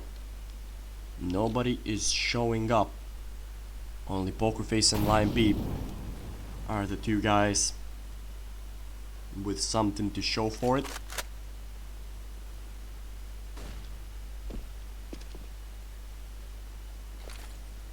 As it seems that Timechasers are starting to take control of ramp. Gotta go towards B there. They only have 40 seconds and Line B is getting oh so close, but it seems that a rotation is happening towards A. And they do have some troubles there in the name of CAG, JL, and literally every other player. No angles are closed out, so yeah, it should be a massacre, and it is. Timechasers lose another round like that. Didn't close out any choke points without Molotovs or smoke grenades. They've decided to raw peek at A, and it's just not working out for Timechasers at all. It seems that they are unaware of this map, or they're just not as comfortable on Nuke as they are on Inferno or Train or any other map of that sort.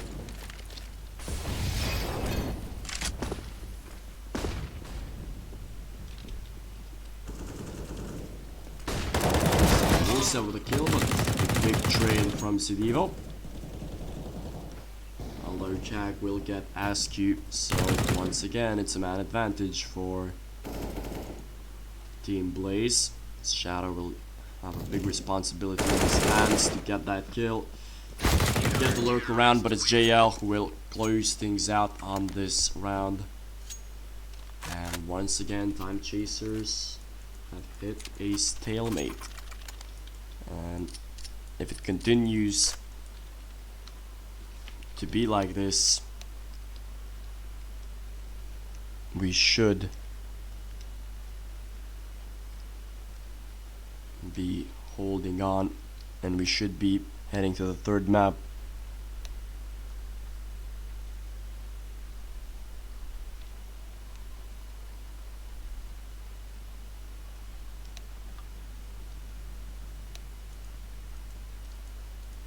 We are going to see whether this timeout helps Timechasers or not.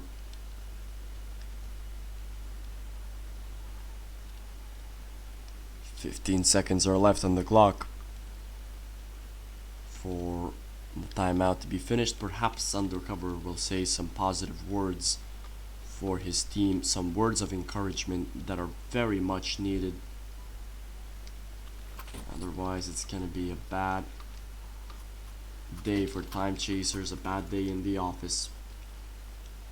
They've decided to invest half of their money, so we are going to see 3 Desert Eagles, 1 Mac-10 and 1 AK in the hands of Askew, the guy who is in form so far in this event, but not on Nuke. 4 kills for him there.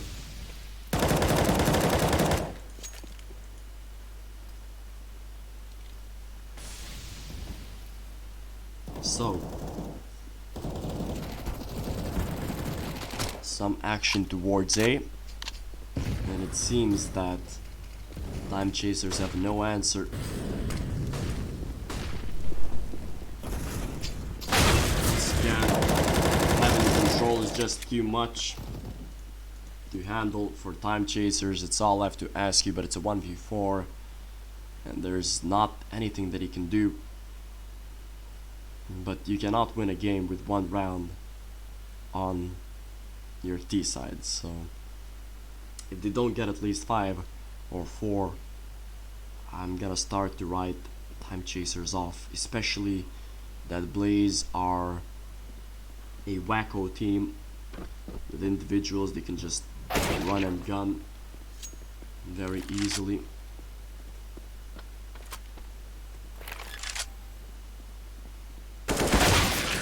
running down heaven was Musep, and he got the kill, the headshot onto Askew, and that's the thing that I want to talk about.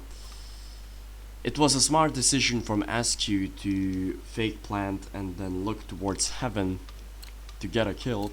He should have got the kill, but because he does not know the map as well as he knows others, his crosshair placement is all over the place. So maybe, just maybe, they needed to practice a bit more on this map, individually even, in order to do something here. JL is having himself a stroll, 14 kills. I will remind you that before that, JL was bottom fragging on Mirage, but on a map like this, where he feels more comfortable individually, because not everybody feels comfortable on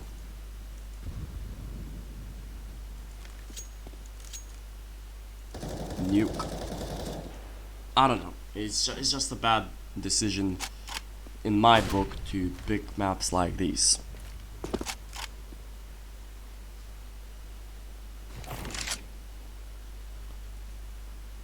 So Sender will call for another timeout here as Askew will be gunned down by JL. He's hungry for blood, he's looking for more.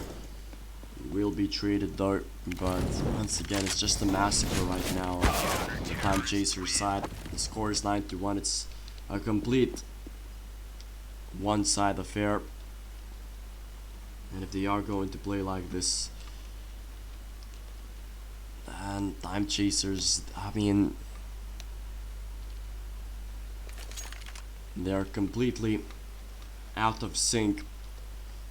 They played so well on Mirage, but now it's a completely different team, because I don't know whether they got on their high horse and they thought that that was it, or when they won Mirage, or because they are not familiar with Nuke, perhaps, because I'm gonna write it off on that. I do believe if it was Inferno or it was Train, then when you are in a situation like this, it would be way more easier to just get out of the fluke. You would know specific strategies, you would know where you want to go. Even in the pro scene, a map like Nuke is being avoided quite heavily, just because it is a difficult map to play, especially on the T side. So Timechasers, they've perhaps dug themselves this hole where they could have won the grand final. I'm not saying that they won't win it, but by the looks of things, they're getting hammered here. Pushing towards Secret. Perhaps that's what they needed, Timechasers, is just a bit more aggression. And it's working out for them now. But the Desert Eagles are not hitting their shots. Doesn't matter. They have the SG for that specific job. Oh, and Askew will be found as well. And how unfortunate, it was a 4v2 scenario here, but it seems that it's left on a 2v2. The bomb will be planted on A, but Kag is on Heaven. And it seems that his steps weren't even heard. And I mean, come on. Just don't play Nuke, ever. They're completely unaware of the map. They didn't even hear Kag coming from Heaven. Both of them were stuck in one place. It's just a bad view. It's just a bad view. It's just not good enough from Timechasers to be playing like this. 10-1 is the score. And once again, if they are going to only have one round on their T side, then they can wave Nuke goodbye.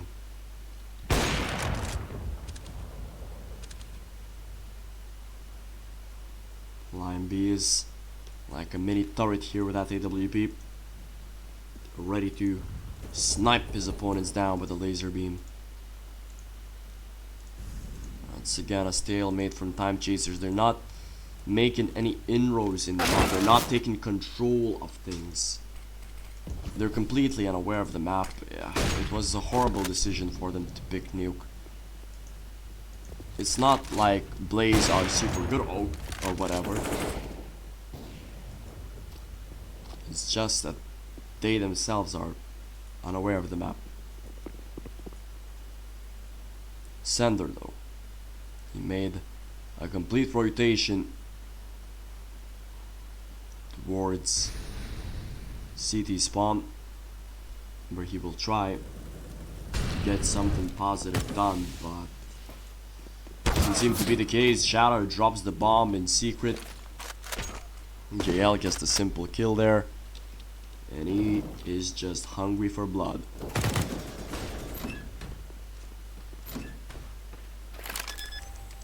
So bomb is planted. 2v3 situation. Pokerface is jumping back around to save his teammate. There comes the molly. Sender's position is compromised. He is not able to clutch it against Musab. 11-1 is the score, and it seems that the decider will be Vertigo. Jesus Christ.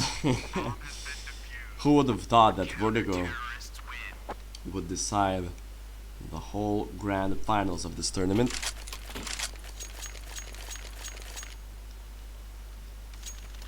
$11-1 is the score here.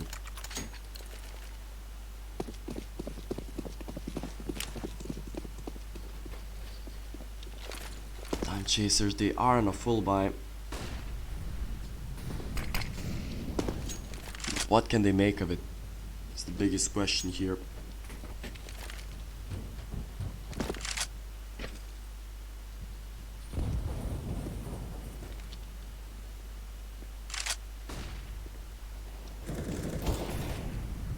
Sender gets dropped.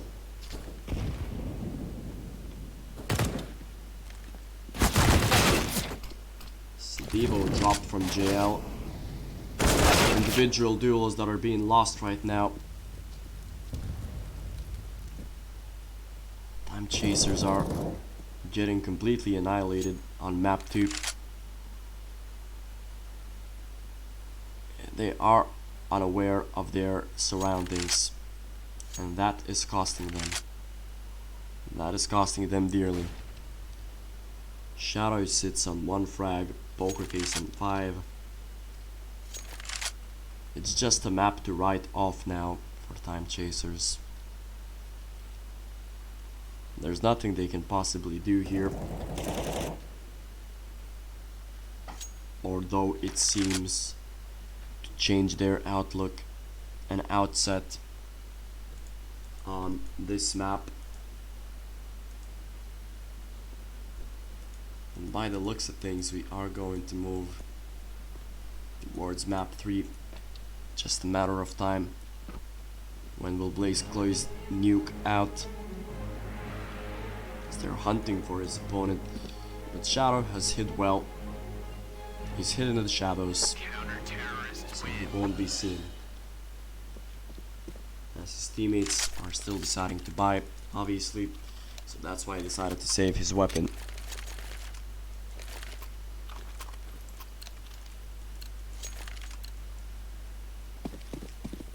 12-1 is the score. Timechasers, it's not even a contest at this point. It could have been a 16-0 even. Askew, just literally unaware of the map. He doesn't know that his opponent can see him while he's looking through the wall. It's not good, it's not what it's supposed to be. Timechasers trying to get at least a second round on the board. Trying to make it a bit more competitive.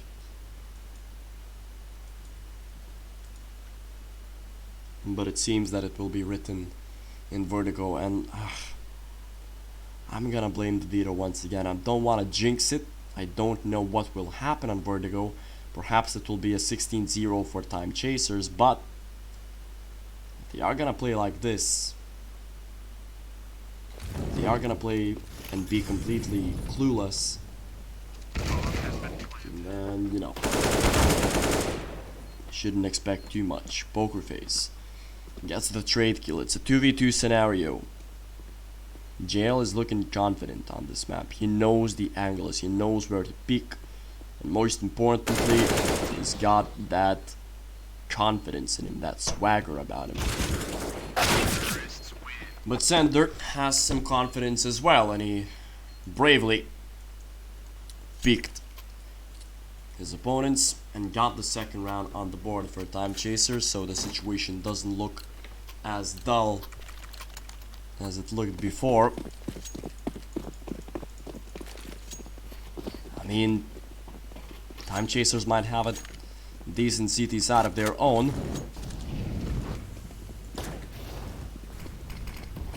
Poker Face sitting it outside. Sedivo waiting for the push of line B. Shadow. Again, crosshair placements, right? What are we talking about on this map? They do not have proper crosshair placements. And that means they are unaware of the map.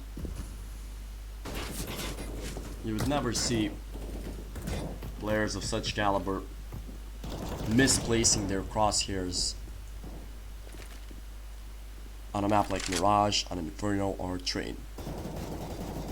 But it is way harder to play on T side of a map that you completely do not know, that you do not know the angles from, where can you get peeked from, and all that stuff. Sender is the only guy who is still trying, it seems, in this game, or in this map. And they do need to forget it. Timechasers, and they do need to move on. 5 Kevlar, nothing more. This team Bleiz will just run down radio, the majority of them. A nade that won't do any damage. Prof is just starting to massacre people, but Poker Face and Shadow have an answer of their own. And the others rotate towards A. The bomb will be planted. It's a 2v3 scenario here.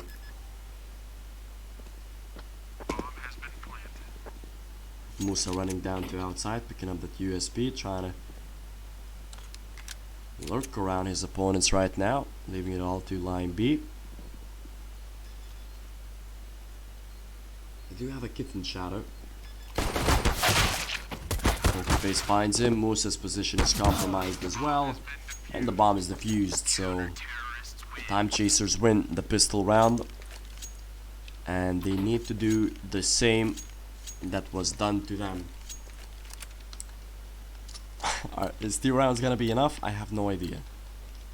It would be quite comical if it were enough for Timechasers to win Nuke. I mean, it would just show how teams are completely unaware of the map, or perhaps it should question the whole existence of the map if you can win a map with only 2 rounds on T side, so that means it is completely C decided, right? They did upgrade their pistols, Team Bleiz, but they are getting massacred with them. Rojas find the kill, quick headshot coming in from Sender. JL now.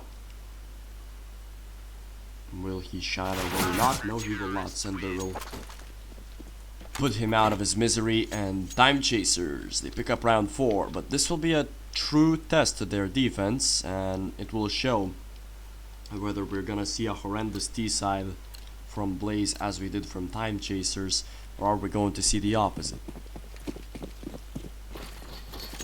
The first buy round for Bleiz. A couple of smokes here on outside. And outside control is very important, obviously, in this map. If you cannot win outside, you cannot win the game. In Nuke, it'll be interesting to see where do the people go. It seems that they've gone into secret without too big of a hassle, really. Just a free entrance to Secret, and perhaps that will be costly for the Timechasers team. They're moving out towards bomb site B, and once again, not one contested area from Timechasers. Cag will be brought down to 7 HP. A nice attempt to transfer the spray. Sidivo jumped in the vents at the worst possible moments. And again, not good enough. Pokerface will get the kill with a nade. It's a 2v3 now.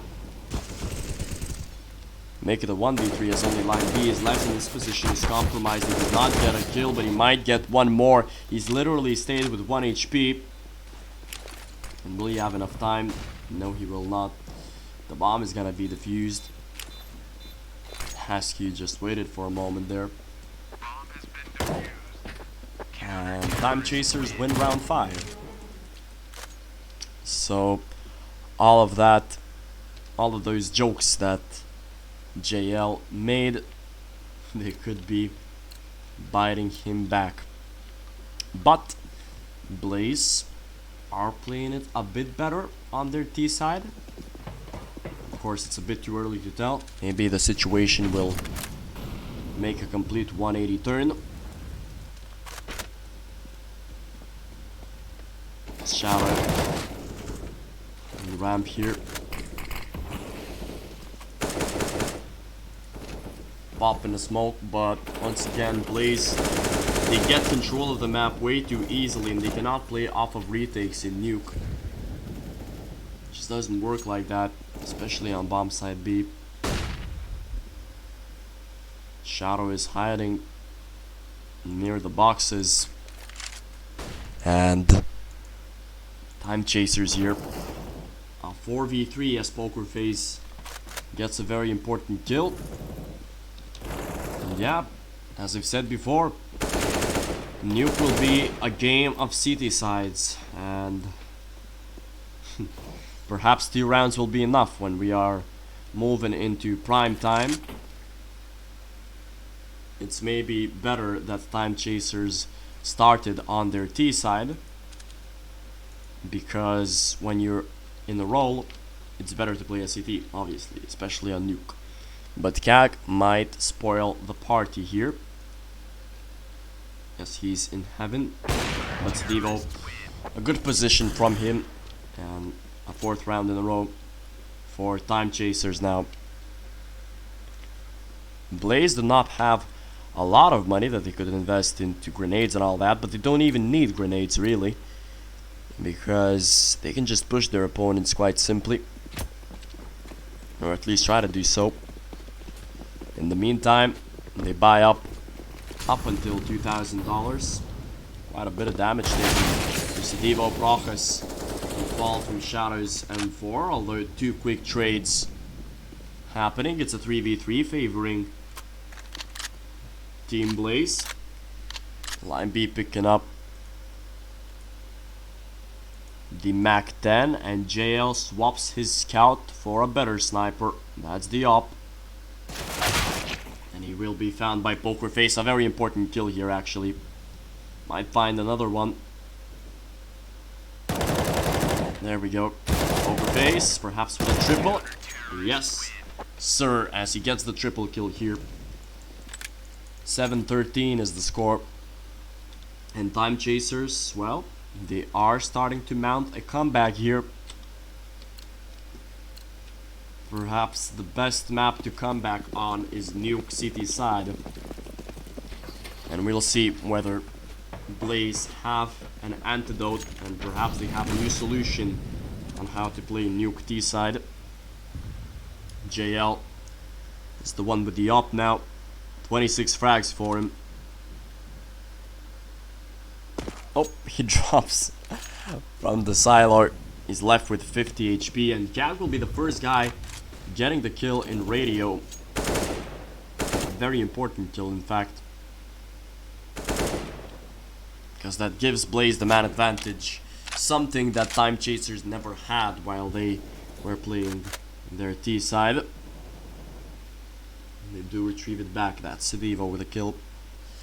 Although it seems that they will exit towards A main. It's Kag with the AWP this time around, looking towards outside, and he might be the guy with a kill, but that's the nade that completely obliterates him. Although line B took up the position of sniper. Timechasers have the man advantage, make it a double one now. Musa trying to exit from the hut, will be greeted by the shots. Line B the only guy left here, trying to clutch this one out with the open hand, jumping around. They're baiting, it seems. I have no idea why they are not peeking.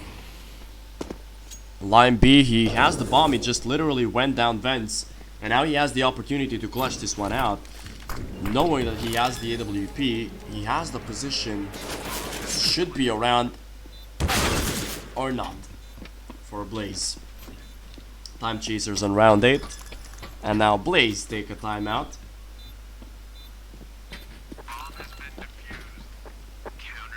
8-13 is the score here. Bleiz have some things to talk over, because Timechasers are starting to chase them.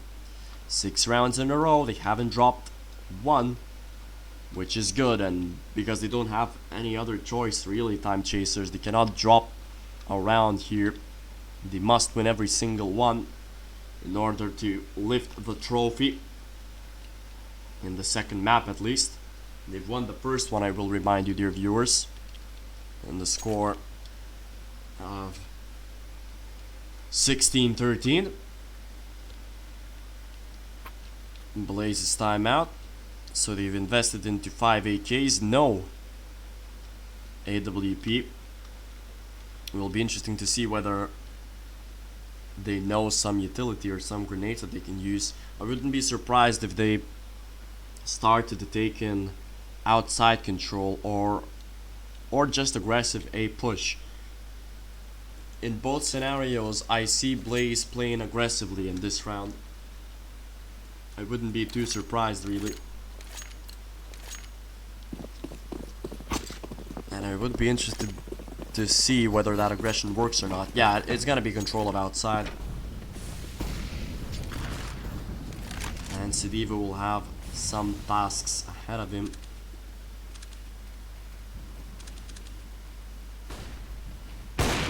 So it's a smoke wall here, and they are starting to head in secret. Send over the smoke out. Bleiz are still exiting towards B side, and once again outside control was given away way too easily. They are playing it on a retake, it seems, but will it be enough really? Now they're going up the ladder. Bing bang bong. Shadow will be found by JL. That's the bomb plant into the man advantage for Team Bleiz. Timechasers, they have no other option but to try and retake this side, but it seems that they've given up on it. 14-8. Bleiz do find the magic formula to win a round on Nuke T side, and it will be the first one for them. I will remind you that Timechasers only got 2, and Bleiz now are looking to close the second map out and leaving it all to Vertigo. Timechasers, they have enough money to conjure up a buy in this round as well, so no biggie really, economy wise. Just dropping some weapons to their teammates. And there we go. Move on to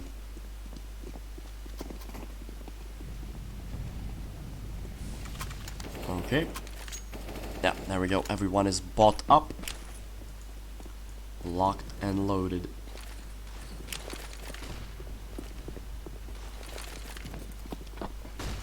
A nade and a flash out. As they try to take control of outside once again Bleiz, as it did work out previously. So they're looking to chime in. When line B, he gets the double spray down. Quite fortunate that they line up like that. Oh, line B with the final bullet of his AK. He actually gets the headshot through the hut. How fortunate is he? And Brochas, he sees the side of the bomb, but it's a 1v2 clutch. And it's very possible that he can win it, but he will not. He gets peeked from 2 angles at the same time, and Timechasers are on round 9. So, a timeout being taken by Bleiz, the final pause that they will have, as they are going to have some discussions in how do they want to approach this round as well. JL, 28 frags for him, but the majority of them were in the first half, where he just annihilated his opponents one by one. But this time around it's a different story, obviously, and perhaps now he understands the bitter life of playing T-side on Nuke. But Timechasers, yeah, they didn't look as good there. I'm still favoring Bleiz. Well, that's just a rational thing to do, right? They only have 2 more rounds to win. How hard can it be?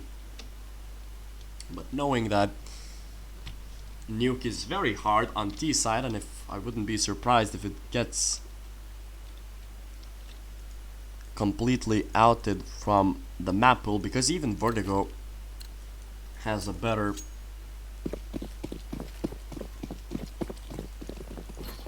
balance than Nuke does, really. Nuke has always been the most CT-sided map.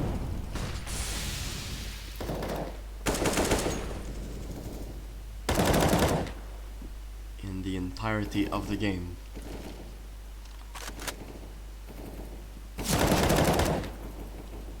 Kag is lucky to stay alive here with 5 HP on his bar. Musep looking for something, and outside line B, he cleared and went towards B, and he has gone unnoticed, it seems. And Kag picked up the first frag deep in radio. That was Shadow who went a bit too aggressive here. Askew with the AK in hand. Prochas will find him, and it seems that Bleiz will find round 15 on the board. Sidivo with a very important trade, but Prochas is not stopping. Sidivo and Pokerface here, they have to clutch it. They don't want to give it away.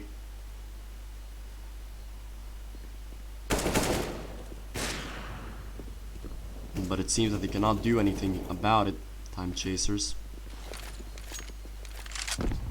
A nade out, it won't kill Kag. That's it, they're playing for overtime, Timechasers. 9-15 is the score.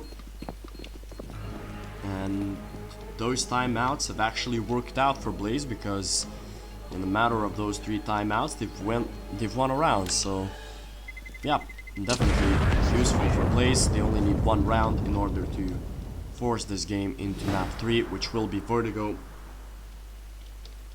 And the final map of this story. 15-9 is the score.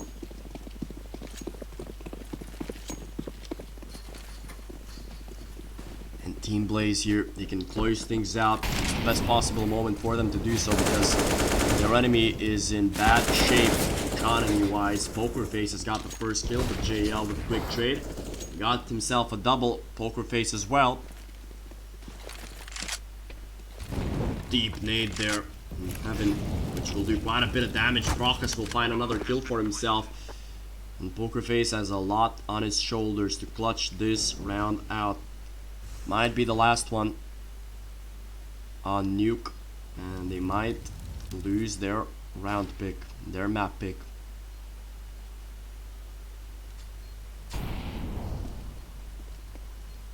Pokerface will drop, as will Shadow, and we are moving to map 3, which will be Vertigo. Dear viewers, JL finished with 30 kills, Brochus with 20, Sender with 20 as well. So everything will be decided on the map Vertigo, the third map and the final one in this grand finale. And in this whole tournament, we will see how this will end. So dear viewers, this is gonna be a long stream and it's gonna finish on 3 AM basically. But you know, we have to decide a winner one way or the other. So yeah, if you are still stay tuned, then until the third map.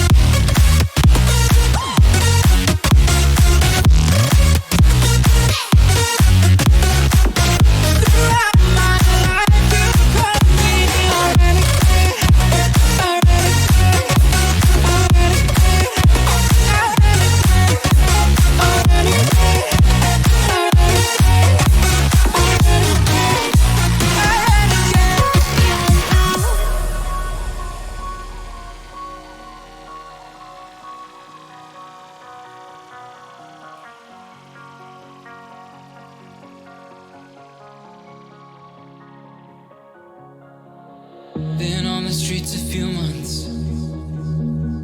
I'm trying to pick myself up. I may be living alone, but I still believe in love. And although my flaws had dragged me down on the coldest night, I'm still kicking around. And then I saw you back before my time was shortened. No, throughout my life you've called me a renegade. Throughout my loves you said we could start again, but I'm a renegade of your love. But I'm a renegade of your love.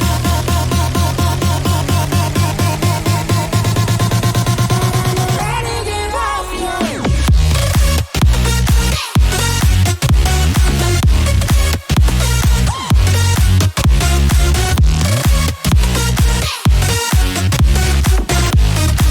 But I'm a renegade of your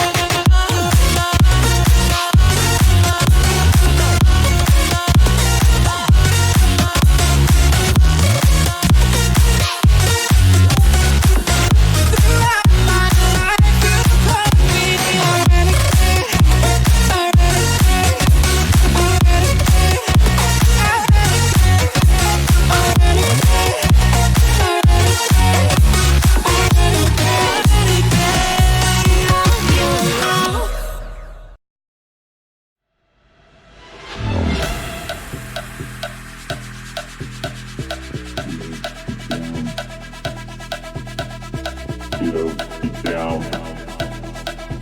Get up, get down. Get up, get down. The bass and sound. Get up, get down. The bass and sound. Get up, get down. The bass and sound. Get up, get down. The bass and sound.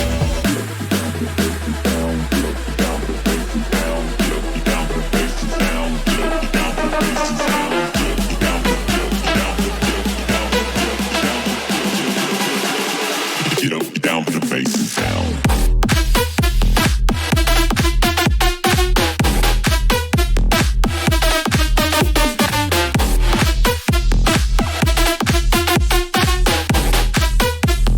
Bass and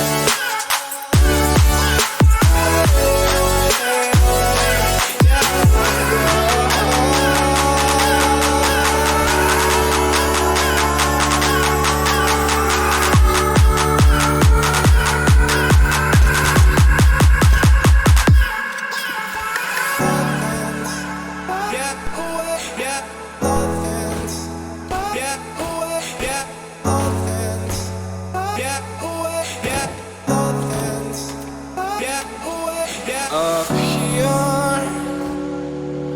we're free, bound only by frozen memories. Lost in time, racing all these broken dreams tonight.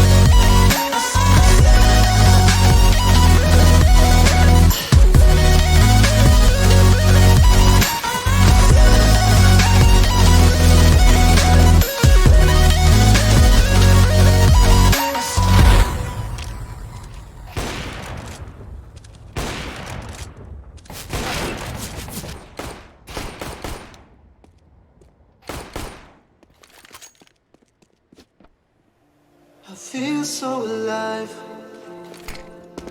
I've never felt this way before. It must be you and I.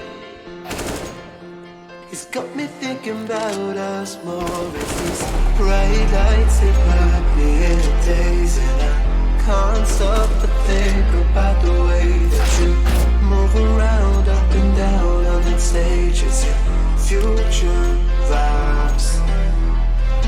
Bright lights that put me in a trance, so I feel like I can do it all. It's a good life that I really want. It's those future vibes.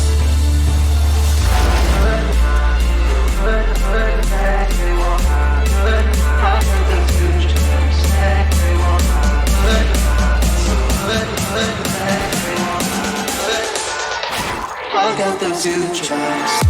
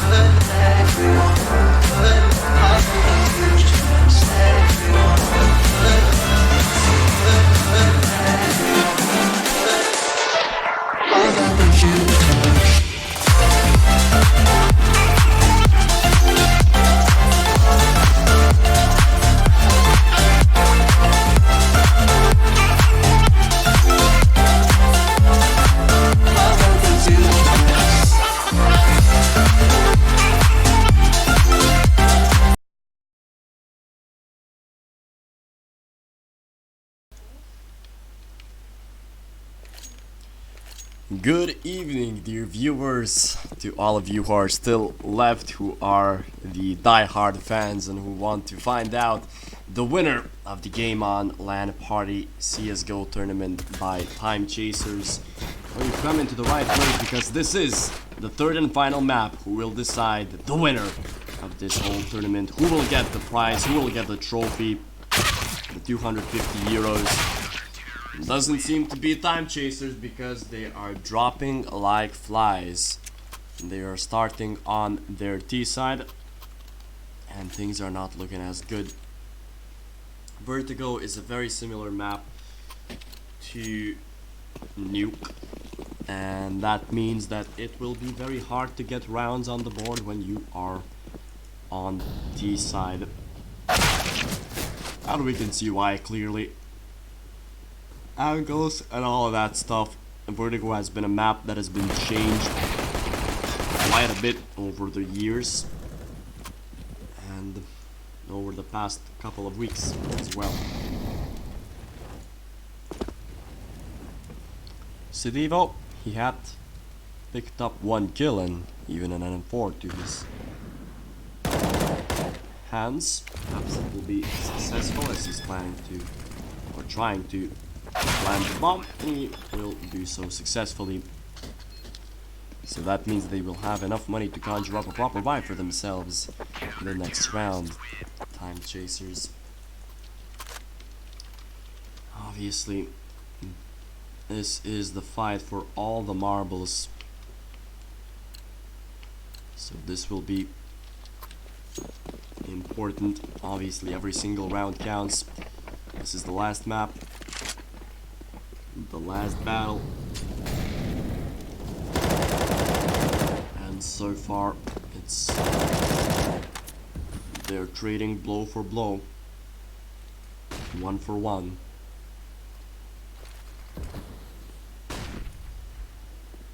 Early presence towards corridor.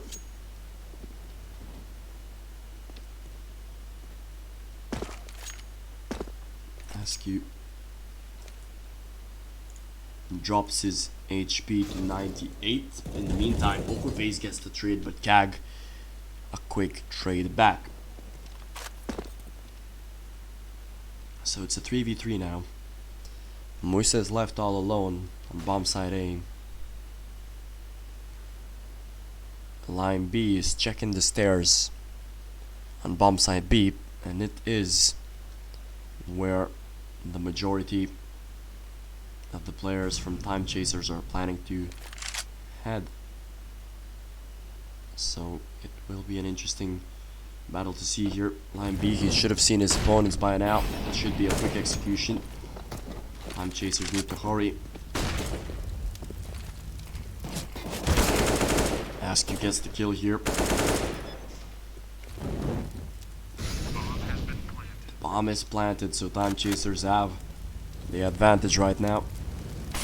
It's a 2v3 scenario. Kag is still waiting for his opponents to show up.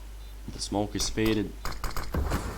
And another one right in his face. So Kag, unless he's planning to do something cheeky, perhaps a ninja defuse, he will not have any other options. And it seems that he's actually planning to do that ninja defuse.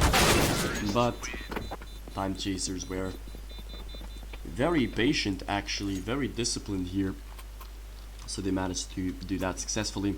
Timechasers, they have played Vertigo a couple of times before, so that they're not completely unaware of this map as they were of Nuke, really. So actually, I might put Timechasers as the favorites to win Vertigo, just because we've seen them play this map before and we know that they can play it as a team. But it's 3 AM. They played for 14 hours right now. So again, Bleiz have more experience playing in LANs. They have more experience playing for long periods of time and not online. So they wouldn't, yeah, as we see, Bleiz are just wrecking things apart sometimes, and they've done it successfully. So Timechasers now haven't won a round and quickly lost the following, and they will make a quasi buy with pistols in Kevlar, running down ramp, trying to push it up. Should be a 1-for-1 trade for Timechasers, and it is. Very quick setup here. Kag will get the bomb down. Very important. Line B will actually die, and it's all up to Kag to clutch this one out. It's a 1v2 scenario for Bleiz. He's gonna pick the first one. 13 HP on him. Center needs to hit those shots, and he does. And it's a round 1 by Timechasers. Very important to win those rounds, because that breaks your enemy's economy. And Timechasers can start rubbing their hands, because they've managed to do so. They broke the economy of their opponent, although on Vertigo is one of the most unexpected maps, really. That RNG factor can come in handy.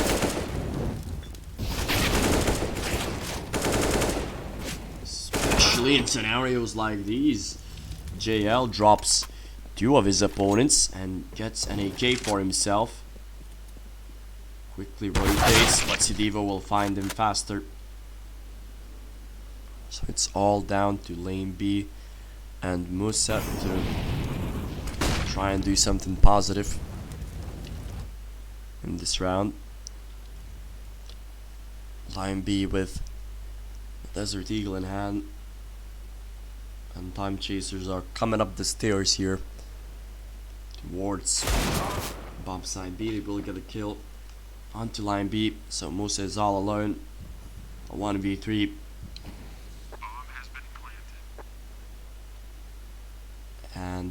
Timechasers, they have an opportunity to be successful here, to win the trophy on Vertigo on such a bizarre map, an unorthodox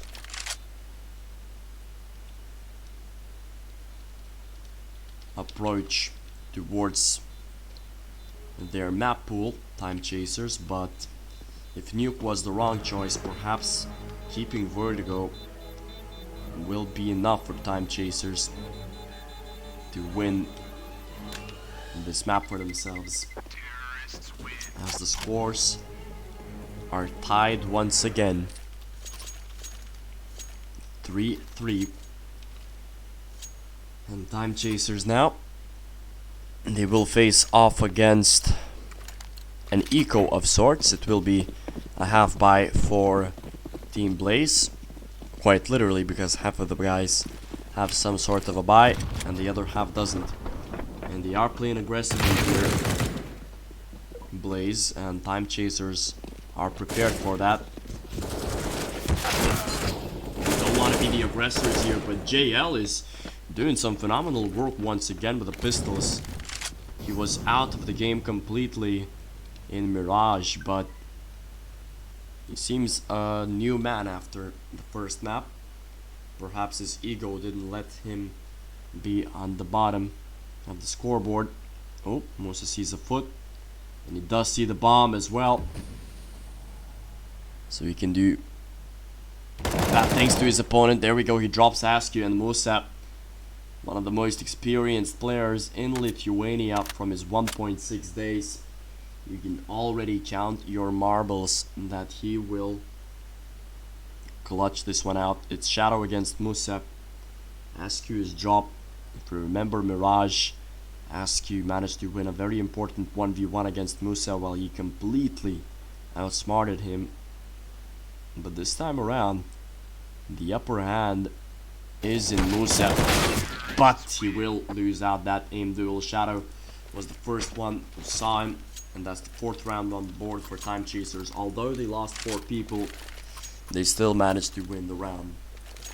And Team Bleiz right now, they have decided to invest into a double op system on the map Vertigo. An interesting decision. JL is the dedicated opper right now. We will finally see him with that AWP. One-way smoke for himself, and Kag obviously on the other side of the map. When he gets the double kill, 1 shot, 2 kills for Kag.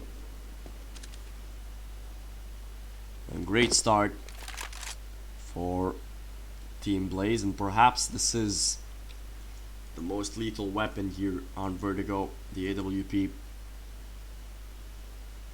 It can cause so many troubles, so much troubles, I'm sorry. As Shadow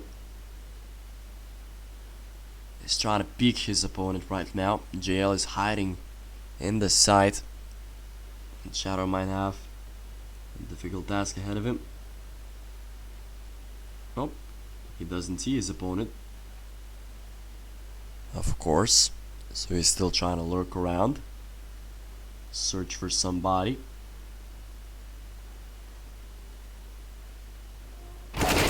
And JL gets pinned down, but he was a bit too eager.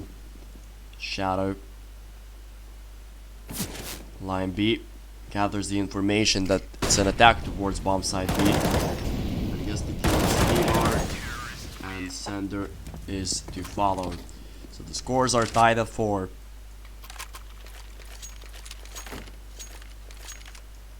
And Timechasers are out of money, so they will need to eco this one out. Shadow can drop some Desert Eagles to his teammates, and himself he will buy an AK as he sits with $3,400 to his name.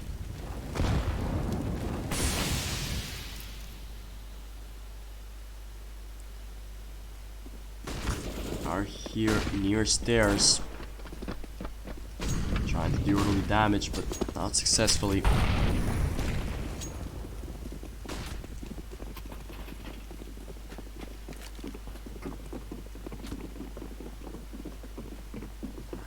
decided to run the whole way back towards swamp side B, where we do get one trade in, but it won't be enough as the complete stack of Bleiz overwhelms them. But it's a 2v2 scenario, so it's not over yet.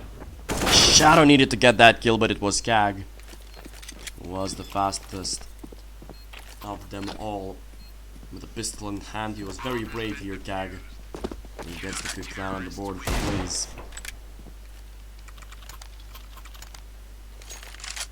So 5-4 is the score right now. Timechasers, they have enough money to conjure up a full buy for themselves. Team Bleiz are in a tough scenario right now.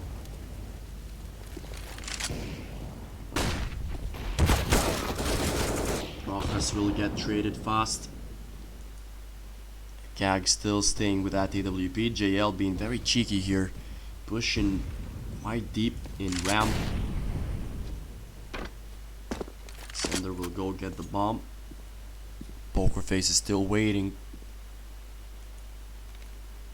on top, while Diva wants to make something happen here on bomb side B. On stairs, Kag will be the first guy getting the kill. Another flash in, trying to bait out a reaction. Sidivo missing the shot once again. Is the SG's fault perhaps, but JL, he's coming behind his old teammates. Oh, now he was compromised for sure. The Molotov still not in favor of Timechasers. JL is trying to be very cheeky here, hiding in the smoke. He will go behind 2 of his opponents, and JL! What a clutch that was! And against his old teammates. That is what Timechasers will be missing. What a clutch by JL. Jumping behind his opponent's backs through the smoke. It's very smart movement from JL. And he was able to kill 2 of his opponents from behind to win the 1v2. JL, this time for Team Bleiz, will get the clutch in. So 6-4 and Timechasers now. They are starting to lose their grip on this 3rd and final map. As JL has some individual contracts to be made, really.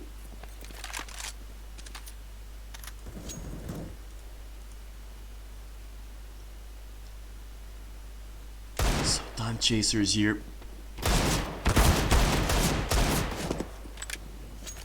2v5. Sidivo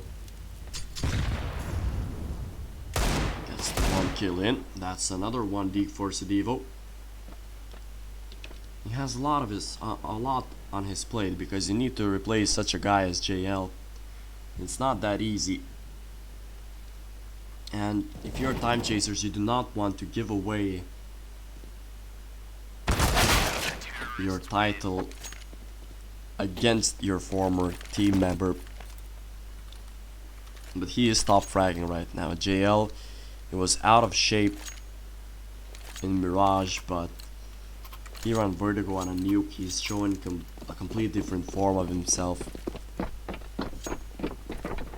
Perhaps he had an energy bar for lunch or something, but it's working for him. Kag, once again, the opener, but he will be traded quickly. Sidivo with a double kill. That's a triple for Sidivo. Quick trades coming in. A nice effort from Sidivo. And it's a 2v2 scenario here. Shadow with a Galil. Playing with fire. And he will get a kill on Musa. Very important here for Shadow. It's 2v1. Now they need to play as a team, Timechasers. They do not want to give this round away. It would be too much. So far, a very even contest, but for the time being, it's Bleiz who are coming out on top,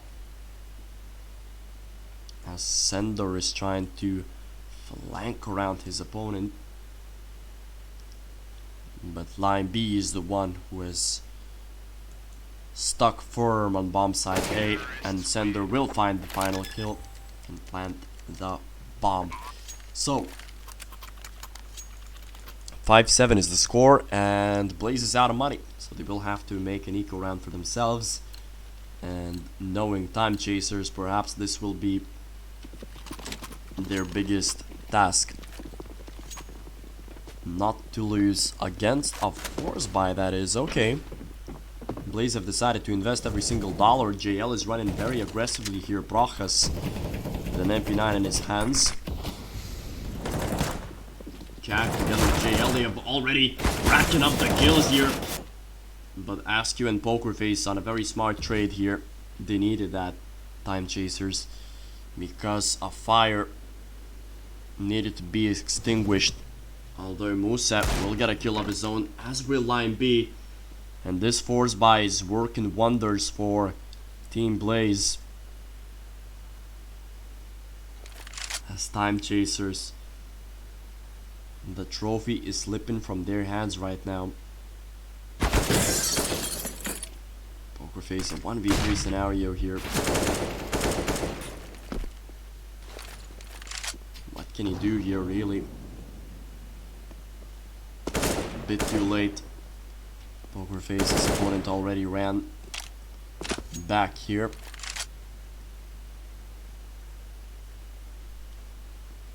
Bomb side A is clear, but he's not wary of that fact.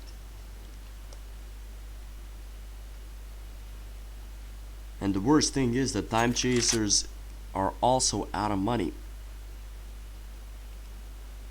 So they will have to eco if they lose this one. Pokerface, 20 seconds. Pushing towards Line B, but he will be the first guy getting the kills. So Timechasers have a decision to be made, whether they want to invest or not. And they do take a timeout. How do they want to approach this game? Because so far it looks like they are gonna have a 10-5 scoreline, which will not be tolerable, I guess, for Timechasers, unless they are prepared to mount a huge comeback story, as they tried to do so on Nuke, but it was unsuccessful.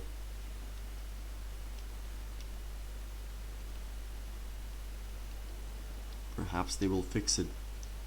Timechasers, they have decisions to be made, and obviously pistols are still strong in this map, so you can never write off a buy from a team. But I will remind you, dear viewers, obviously the ones who are still left watching, you do know that this is the final map. This is the final journey. Who will be crowned champions of this GameOn Lan party? 8-5 is the score.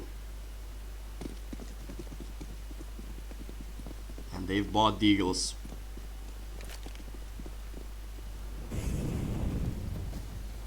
Will it be successful for Timechasers?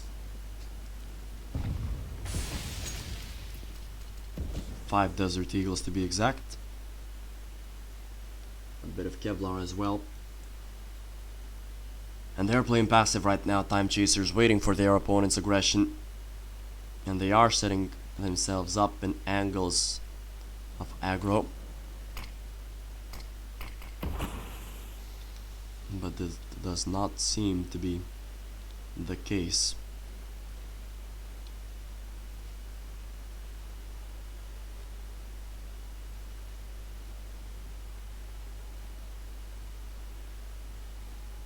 Shadow here, trying to peek but not finding anybody so far.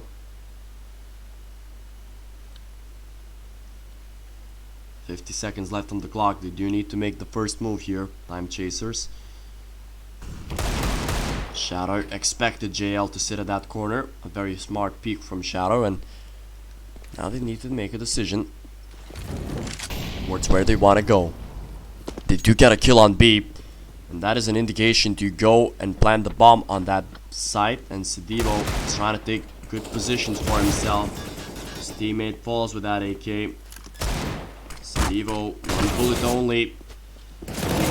Have enough time to plant the bomb? No, they will not. ASCII will get one kill in, but it's all down to Shadow, who is the lurk.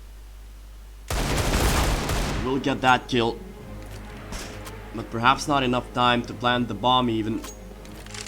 3 seconds, yeah, not enough time for Shadow to win this round. Unfortunately, Musa played very smart. What else can you expect from a veteran like this? 15 kills for Musa, JL and Kag. Definitely an outstanding trio.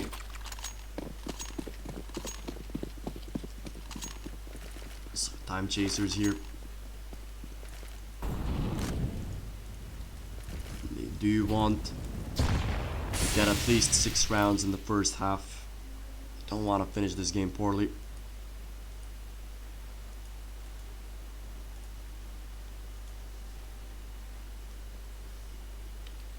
A minute and 30 left on the clock. Both of the teams have full buys. All of the utility in the world.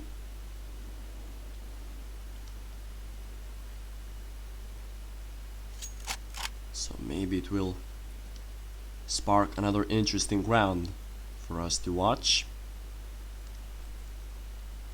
A minute is left. ASCII here. Taken together with his buddy Shadow. JL and Musa sitting on bomb side B together with line B. On bomb side A, I'm sorry.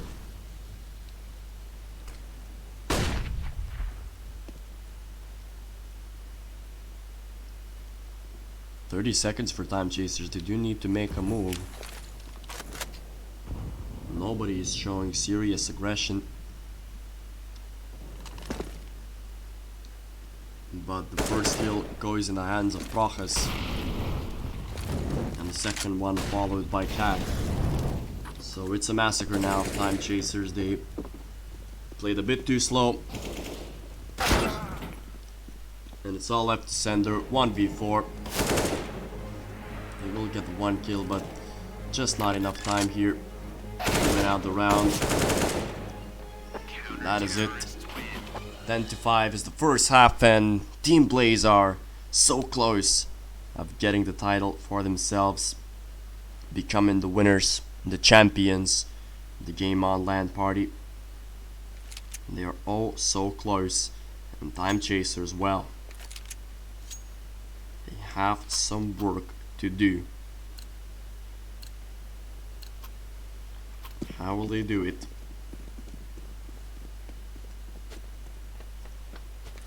The pistol round begins here.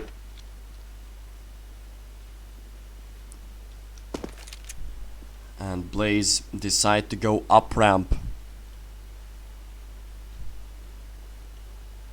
Pokerface will be the guy watching towards that angle. And a very important one, in fact. He sees opponents, he sees 3 of them. Should be an indication to go towards B, to rotate towards that angle. Pokerface with 1. That'll be it for him so far in this round. They're maneuvering back. Kag meeting ASCII, will get 1 headshot in, but it's a quick trade from Sedivo. And Bleiz are quickly rotating back to bomb side B, where Shadow meets them gratefully with a headshot, Sender as well. And it's all left to Musa, the veteran of the scene. 1v3, 40 seconds on the clock. He still has enough time to rotate towards bomb side A, and he's planning to do so. But he's planning to do so in a very shifty maneuver. Yeah, and they smell something fishy. Timechasers, especially Sender, is on his way to rotation. And Musa manages to get himself on the bomb site without any big hassle, although he was spotted out by Sender. It's a 1v3 for Musa. He's had plenty of it in his day. He is the guy who can clutch it for his team, but will not be able to do so this time around. Timechasers winning the very important pistol round here. 6-10 is the score. But knowing Bleiz, you can never write off pistols. You can never write off anything really on Vertigo, as they've decided to buy. The bomb is down, so they can still invest into AKs this time around. And that's JL and Kag and Musa, the 3 top leaders for this map, will all sit with rifles. And once again, they're starting to go up ramp.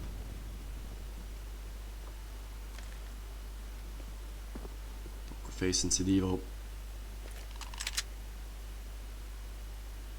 Nope. Pokerface saw at least one. He's not expecting to see more. Does see ahead of his opponent. Needs to be very careful here. Pokerface, the flash out. Trying to peek with his MP9, but he only got 0 kills actually, which is unfortunate.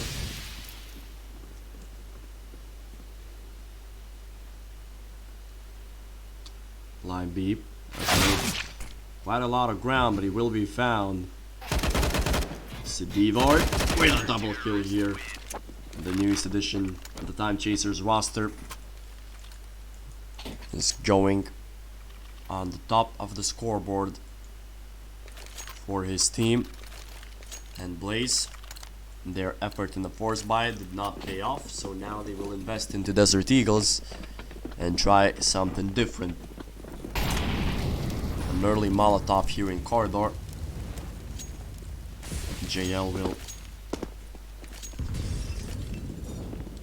JL's feet will be tickled by the flames, while line B gets some damage done onto him. And Timechasers now, they're having themselves a ball in this round, although they do lose 1 man in Sender. 8-10 is the score.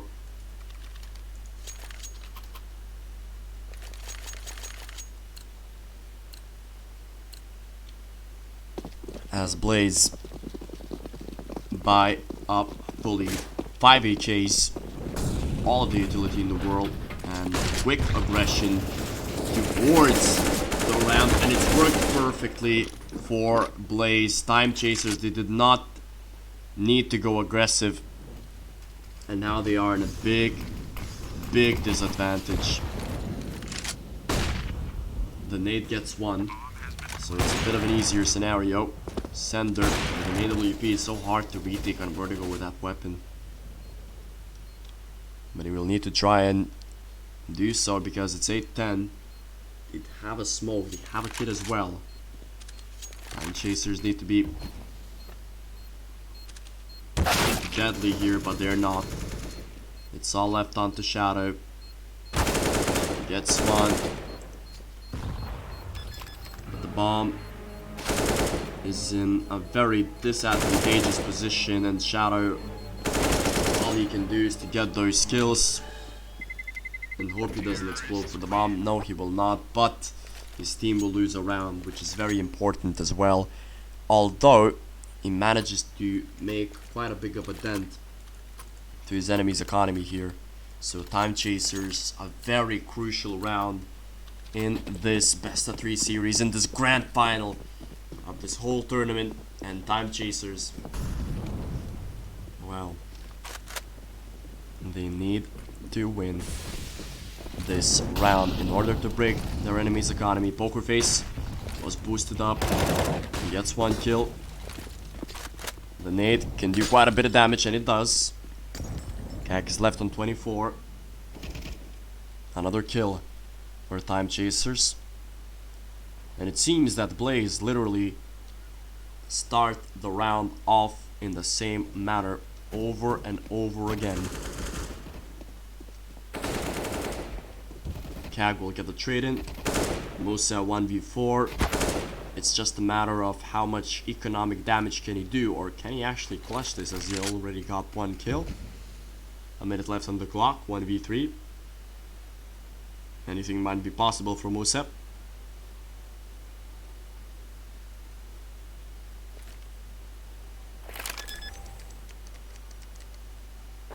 The numbers are in. But unfortunately, he will be found by Shadow. So Timechasers get another round for themselves.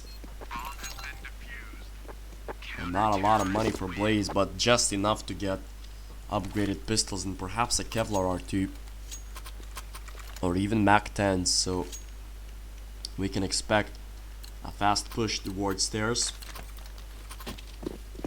from Team Bleiz. Yeah, they are moving towards bomb side B. At least Kag is moving on towards stairs. And look at this, what a quick attack from Team Bleiz. But the nade has done quite a bit of damage onto their opponents. It's a smoke out, so they have to peek through it. And they are massacred. Although Muse will try to plant the bomb in the smoke, he will do so successfully. He's the only guy left here. Oh, but he can play it perfectly. They won't have the opportunity to do so, however. So Timechasers, they are chasing their dream to win their first clan. 10-11 is the score right now. Such a close affair in the third and final map. It's how it's supposed to be, really.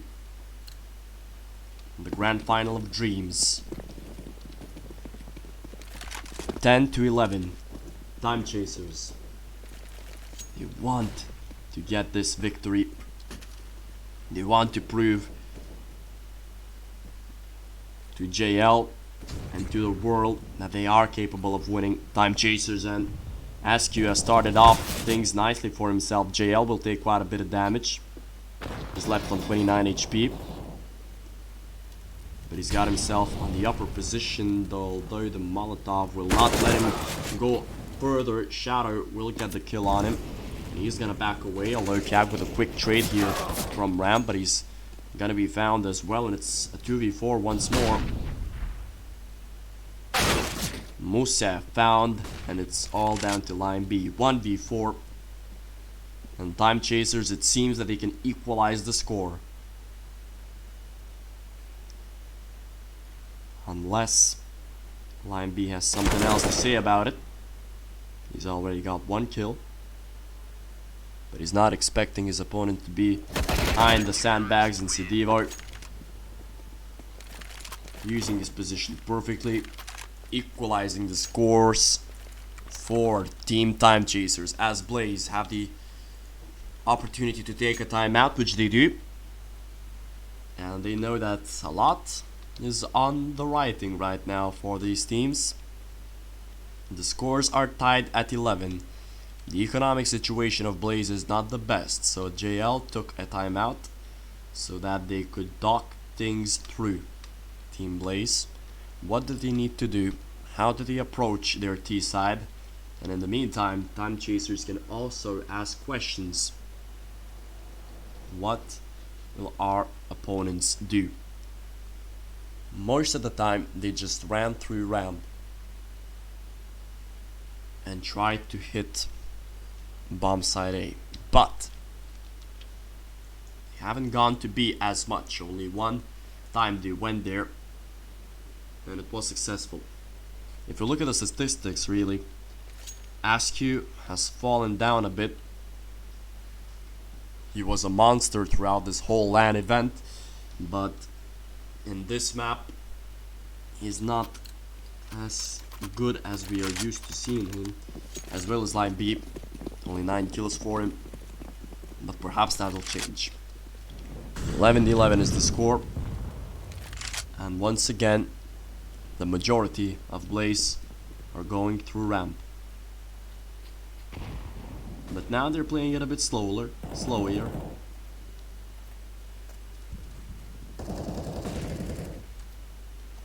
As Kag will be the first guy jumping in. Don't find anybody here, so far at least, but they can always start boosting people. JL trying to look for somebody, ain't gonna find anyone. As the majority of the CTs are still sitting towards A. So, Timechasers will only have themselves to blame if they do not win in a scenario like this. ASCII picks up the very important first kill with that AWP. That's another one for Sender. It's a double man advantage for Timechasers, and they're running towards the bomb site right now. Team Bleiz jumping in the smoke is Prochas, but he will be found quickly here, and it's a massacre towards ramp once again. They have no answers to the defense that is being shown by Timechasers, as JL takes another timeout after having taken one. Interestingly enough, and perhaps his ego is starting to play with his mind a bit. He cannot lose against a team that he quit. Obviously the same goes to Timechasers as well, that they do not want to lose against the person that they have separated with.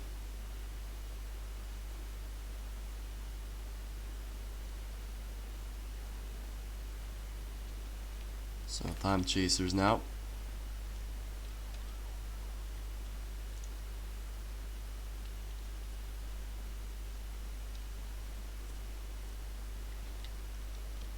They have an opportunity to close the game out 12-11. The tide is heading in their direction, but it's not over yet. Bleiz, 5 MAC-10s in their arsenal. A quick heading out towards ramp. It's a 1-for-1 trade. No fake so far. They're just getting control of stairs, and they've done it perfectly. Team Bleiz, Sender, found his opponent. Not get anybody. As the defense of Timechasers is starting to crumble, and the fortress is starting to go down. But will they hold on? It seems that they will, Timechasers. Jag is coming in with his MAC-10. That's a double headshot for him. And now he has the bomb and the AK in hand, but he will be found by Pokerface. What an important kill to get there. 13-11 is the score. Timechasers are still looking fine and dandy. Shadow with 27 kills, Sidiva with 24. Shadow was completely silent throughout this whole best of 3 series, but now it's a different picture. Now he is the leader for his team, but for how long? Kag picked up the AWP. He already got the first frag for Team Bleiz. It's a man advantage for the T's.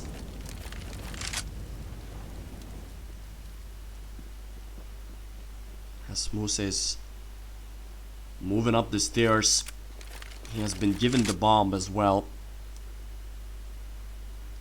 So an important role falls upon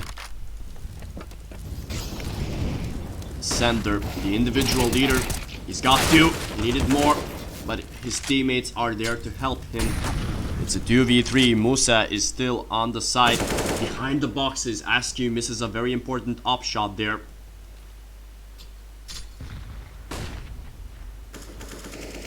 And the flash didn't work out, but Pokerface got the kill onto Prochas, and Musa is left all alone against 3 people, but he might clutch this. No, he will not. Pokerface will close him out. 14-11, Timechasers. They are so close to winning their first land. They can smell the trophy right now.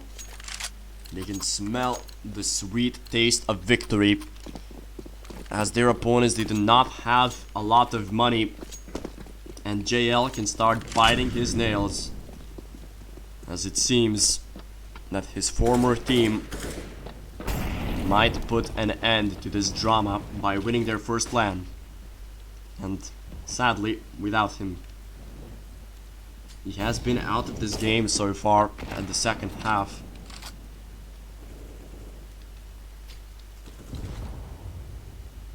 But as soon as I mentioned that, he's the first guy to get the entry frag for them.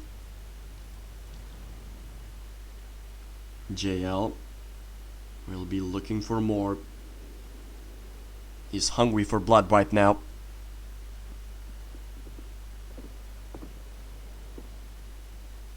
His teammates on bomb side A right now, on ramp. Smokes are out. JL can feel the pressure tingling. 40 seconds left on the clock. They do need to make a decision on which side they're gonna go.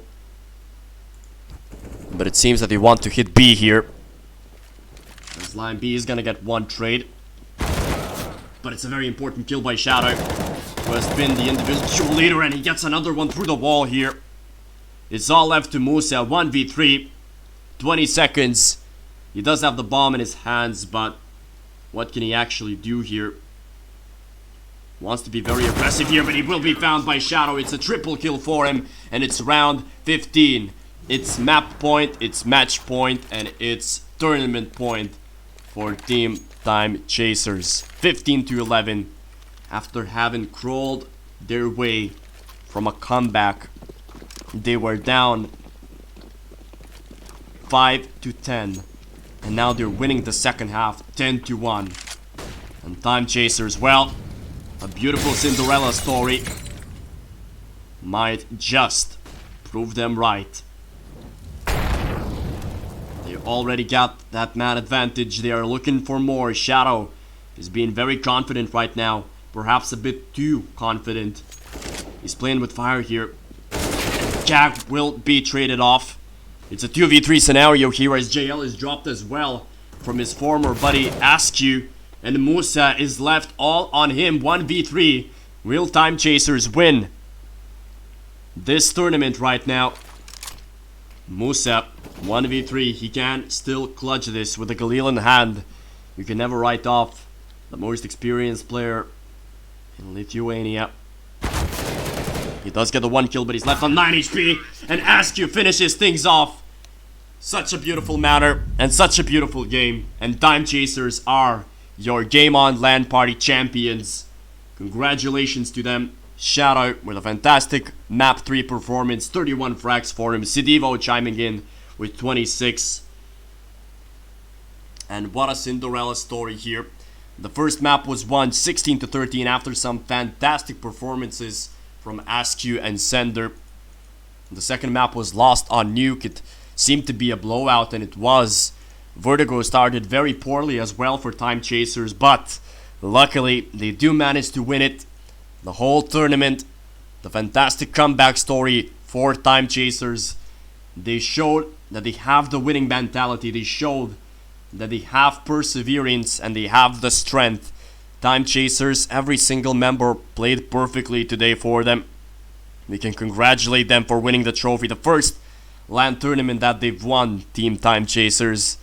And it took them 3 maps. It took them a long and hard battle, both in the semis and in the finals. But they are your GameOn Lan Party CSGO tournament champions. So congratulations to Timechasers for winning the trophy and the prize pool.